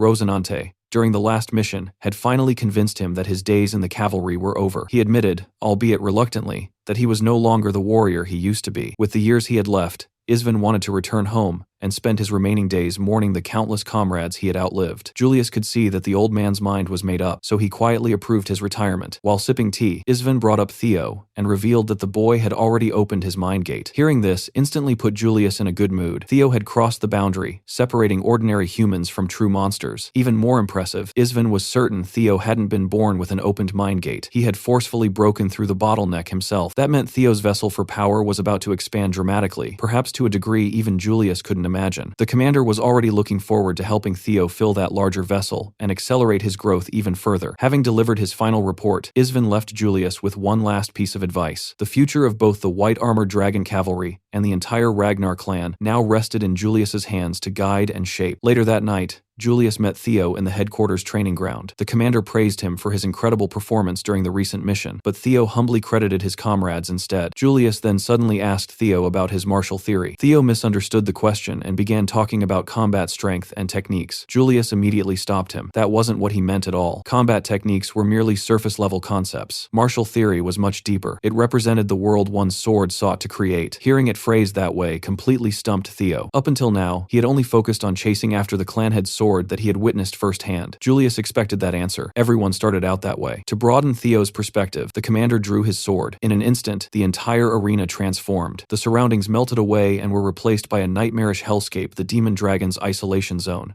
Unlike Lady Plumbossom's beautiful and vibrant world, Julius's domain radiated nothing but overwhelming destruction. It was essentially a domain expansion born from his martial theory. Julius explained that his sword embodied the essence of demonics. Just standing inside that world made Theo feel suffocated. Then Julius began demonstrating his swordsmanship. Heavy slashes, vicious blade spins, lethal thrusts, and endless killing techniques flowed together seamlessly. Theo could only watch in awe and fear. Once enough momentum had built up, Julius shattered his own world and summoned a massive crimson tidal wave that surrounded Theo from every direction. Theo felt utterly helpless, as if he was being consumed by something far beyond human understanding. Once the demonstration ended, Julius asked Theo what he had understood. Theo answered with 2 words: strength and destruction. To his surprise, Julius said he was absolutely correct. Those concepts formed the very core of demonics. The demonic sword was direct and straightforward. It existed to destroy everything in its path, even if it meant breaking itself in the process. Julius himself embodied destruction and death. The commander then asked Theo what he had learned from Lady Plumblossom's sword. Theo described it as beautiful and flashy. Julius nodded approvingly.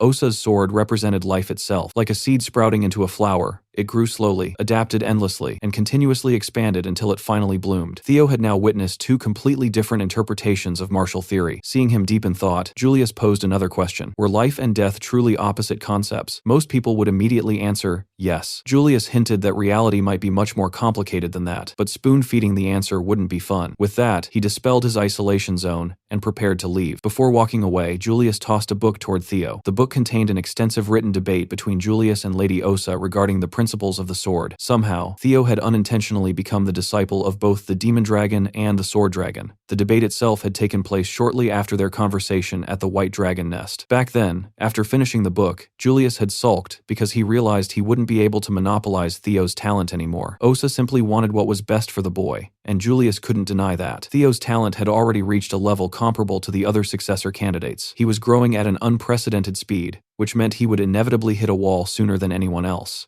This book was meant to help him break through that wall. Even so, Julius couldn't shake one lingering fear. What if Theo eventually became an enemy of the clan? History had shown time and time again that prodigies who grew this quickly often met tragic ends. Worse still, their teachings sometimes returned as blades pointed against Ragnar itself. After hearing Julius's concerns, Osa concluded that he was the perfect person to safeguard the book and watch over Theo. Once Julius was certain Theo wouldn't be corrupted by greed, he could pass on their teachings. Surprisingly, that day arrived much sooner than expected. Now, the combined insights of the 2 greatest swordsmen in Ragnar history rested in Theo's hands. Although Theo questioned whether he truly deserved such a priceless gift, Julius had already made his judgment. Deeply grateful, Theo accepted. Looking back, Theo realized that his meteoric rise had only been possible because of the countless people who had helped him unconditionally. Julius had supported him from the very beginning, even during the Rendon incident. Theo silently vowed to repay that kindness someday. Well, as it turned out, there was actually a way for Theo to repay Julius immediately. Unfortunately, it was going to be absolute torture. The demon dragon had been itching for a worthy training partner for quite some time. While the book would teach Theo intellectually, the real lesson would begin now, and it would hurt. Watching from the sidelines, Evelyn quietly looked away in pity. She even locked the training arena from the outside and wrapped chains around the doors while repeatedly apologizing to her young master. The brutal training session continued all night long without stopping. By sunrise, when Evelyn finally removed the chains and opened the gates, she found Theo looking like he had personally fought an entire war overnight. Julius had definitely gone overboard this time. More importantly, Evelyn had completed another assignment during the night. Deep within the underground detention cells, the captured captain of the defeated Troivan squad remained imprisoned. Even after being crippled, the man refused to reveal anything no matter what torture methods were used.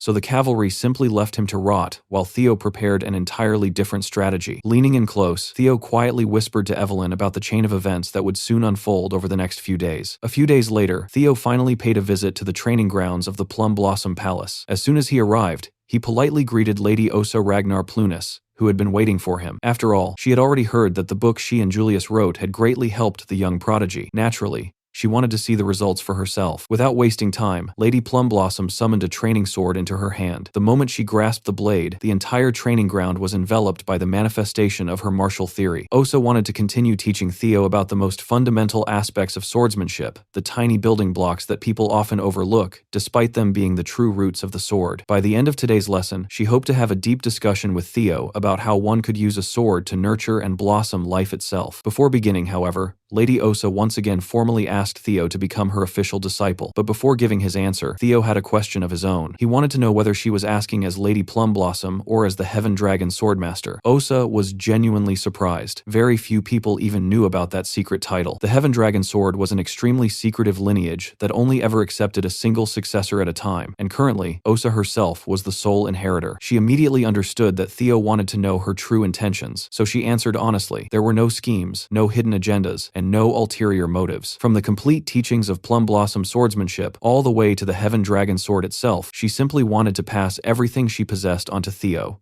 A short while later, Theo walked out of the training grounds after finally making his decision. As he strolled through the beautiful halls of Plumblossom Palace, a group of arrogant faction members suddenly surrounded him. Apparently, some of the palace idiots had taken offense to Theo's naturally curt attitude. Since rumors had already spread that Theo was being considered as Lady Osa's newest disciple, these self-important seniors demanded respect from him. Theo honestly had no clue what these clowns were barking about. To him, it just looked like a bunch of insecure people desperately trying to protect their fragile egos. Besides, they weren't even his direct superiors, so rank didn't really matter. Unfortunately, these flowery mutts wanted to throw their weight around and flex on Ragnar's rising superstar for some easy clout. What they didn't realize was that Theo had already rejected Lady Osa's offer to become her direct disciple. Truthfully, Theo had been extremely tempted. Becoming the successor to not one, but two priceless sword legacies was an opportunity that almost nobody could refuse. However, he couldn't fully understand why Lady Osa valued him so highly when he had never actually done anything for her. That's when Osa revealed the truth. There was no grand reason behind it. Theo simply reminded her of a young Kyle Ragnar. The way Theo looked,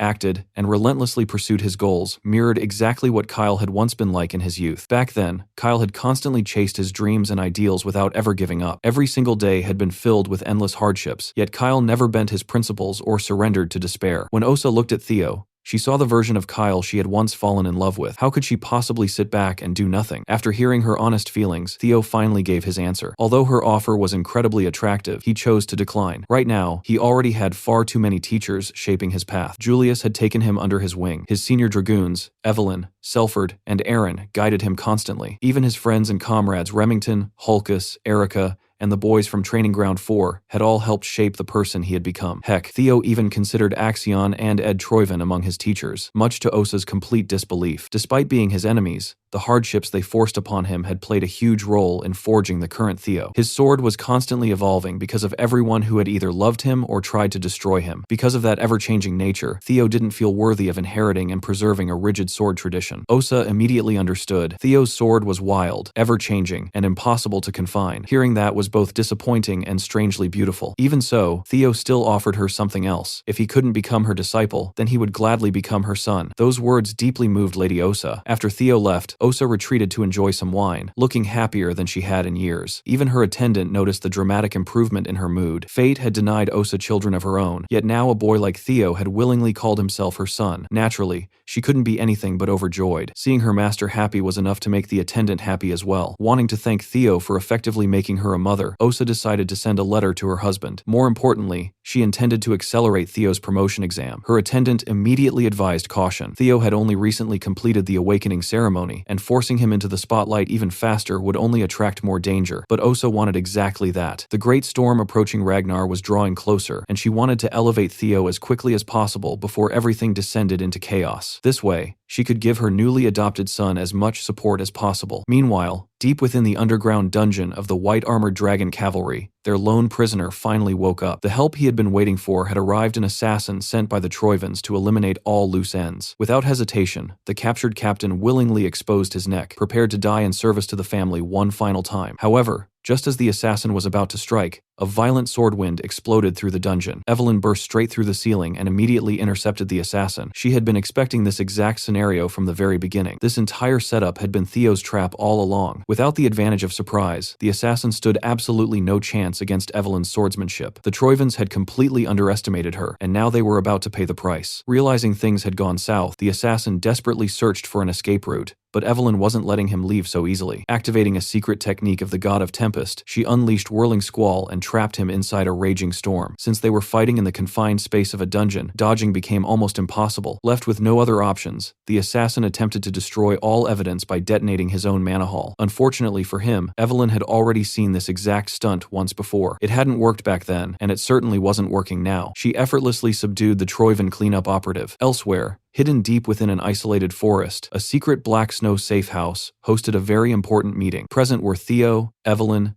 Commander Julius, and a black snow operative named Cleve, a null snow agent and one of the organization's highest-ranking members. Theo was honestly shocked to meet someone of that caliber so soon. During the meeting, they discussed the successful capture of the assassin. Black Snow had confirmed that he belonged to Serpent Season, a covert sub-organization operated by the Troivan family. The fact that the assassin had known exactly where to find the prisoner confirmed everyone's worst fears. There was a mole inside the white-armored dragon cavalry. That's why this meeting was being held in such a remote location to prevent any further leaks. According to Black Snow's intelligence, Serpent Season currently operated from an ancient castle located in the Kalhelm region. In just 3 hours, they would declare the operation compromised, destroy all evidence, and disappear. That meant they had very little time. Their mission was simple: ambush the base, capture as many members as possible, and extract evidence exposing the Troivans. Before the briefing concluded, Julius added one final item to the agenda. This mission would also serve as Theo Ragnar's promotion exam. Theo genuinely thought he had misheard him. He didn't believe he had earned a promotion opportunity this quickly. Julius agreed, which was exactly why he had dramatically increased the difficulty. As people rose through the ranks, promotion exams naturally became harder. However, assigning a mission that could potentially spark a full-blown civil war as a mid-rank swordsman promotion test was absolutely insane. Julius explained that since Theo had orchestrated the entire operation leading to the assassin's capture, it was only fair that he saw things through to the very end. Regardless of Theo's status as an heir, making plans behind the commander's back was unacceptable. Therefore, Theo had to complete this mission flawlessly if he wanted his promotion. Julius also reminded him that becoming a mid-rank swordsman would grant him the privilege of undertaking solo missions in the future. With the way events were unfolding, Theo was quickly becoming one of the central figures shaping Ragnar's future. As if perfectly timed, the system suddenly activated the 4th scenario quest, presenting Theo with an opportunity to sever the dark ties haunting his previous life. Filled with determination, Theo vowed to uncover the truth hidden beneath the rotten foundations of the clan, and with that, Operation Snake Cleanup officially began.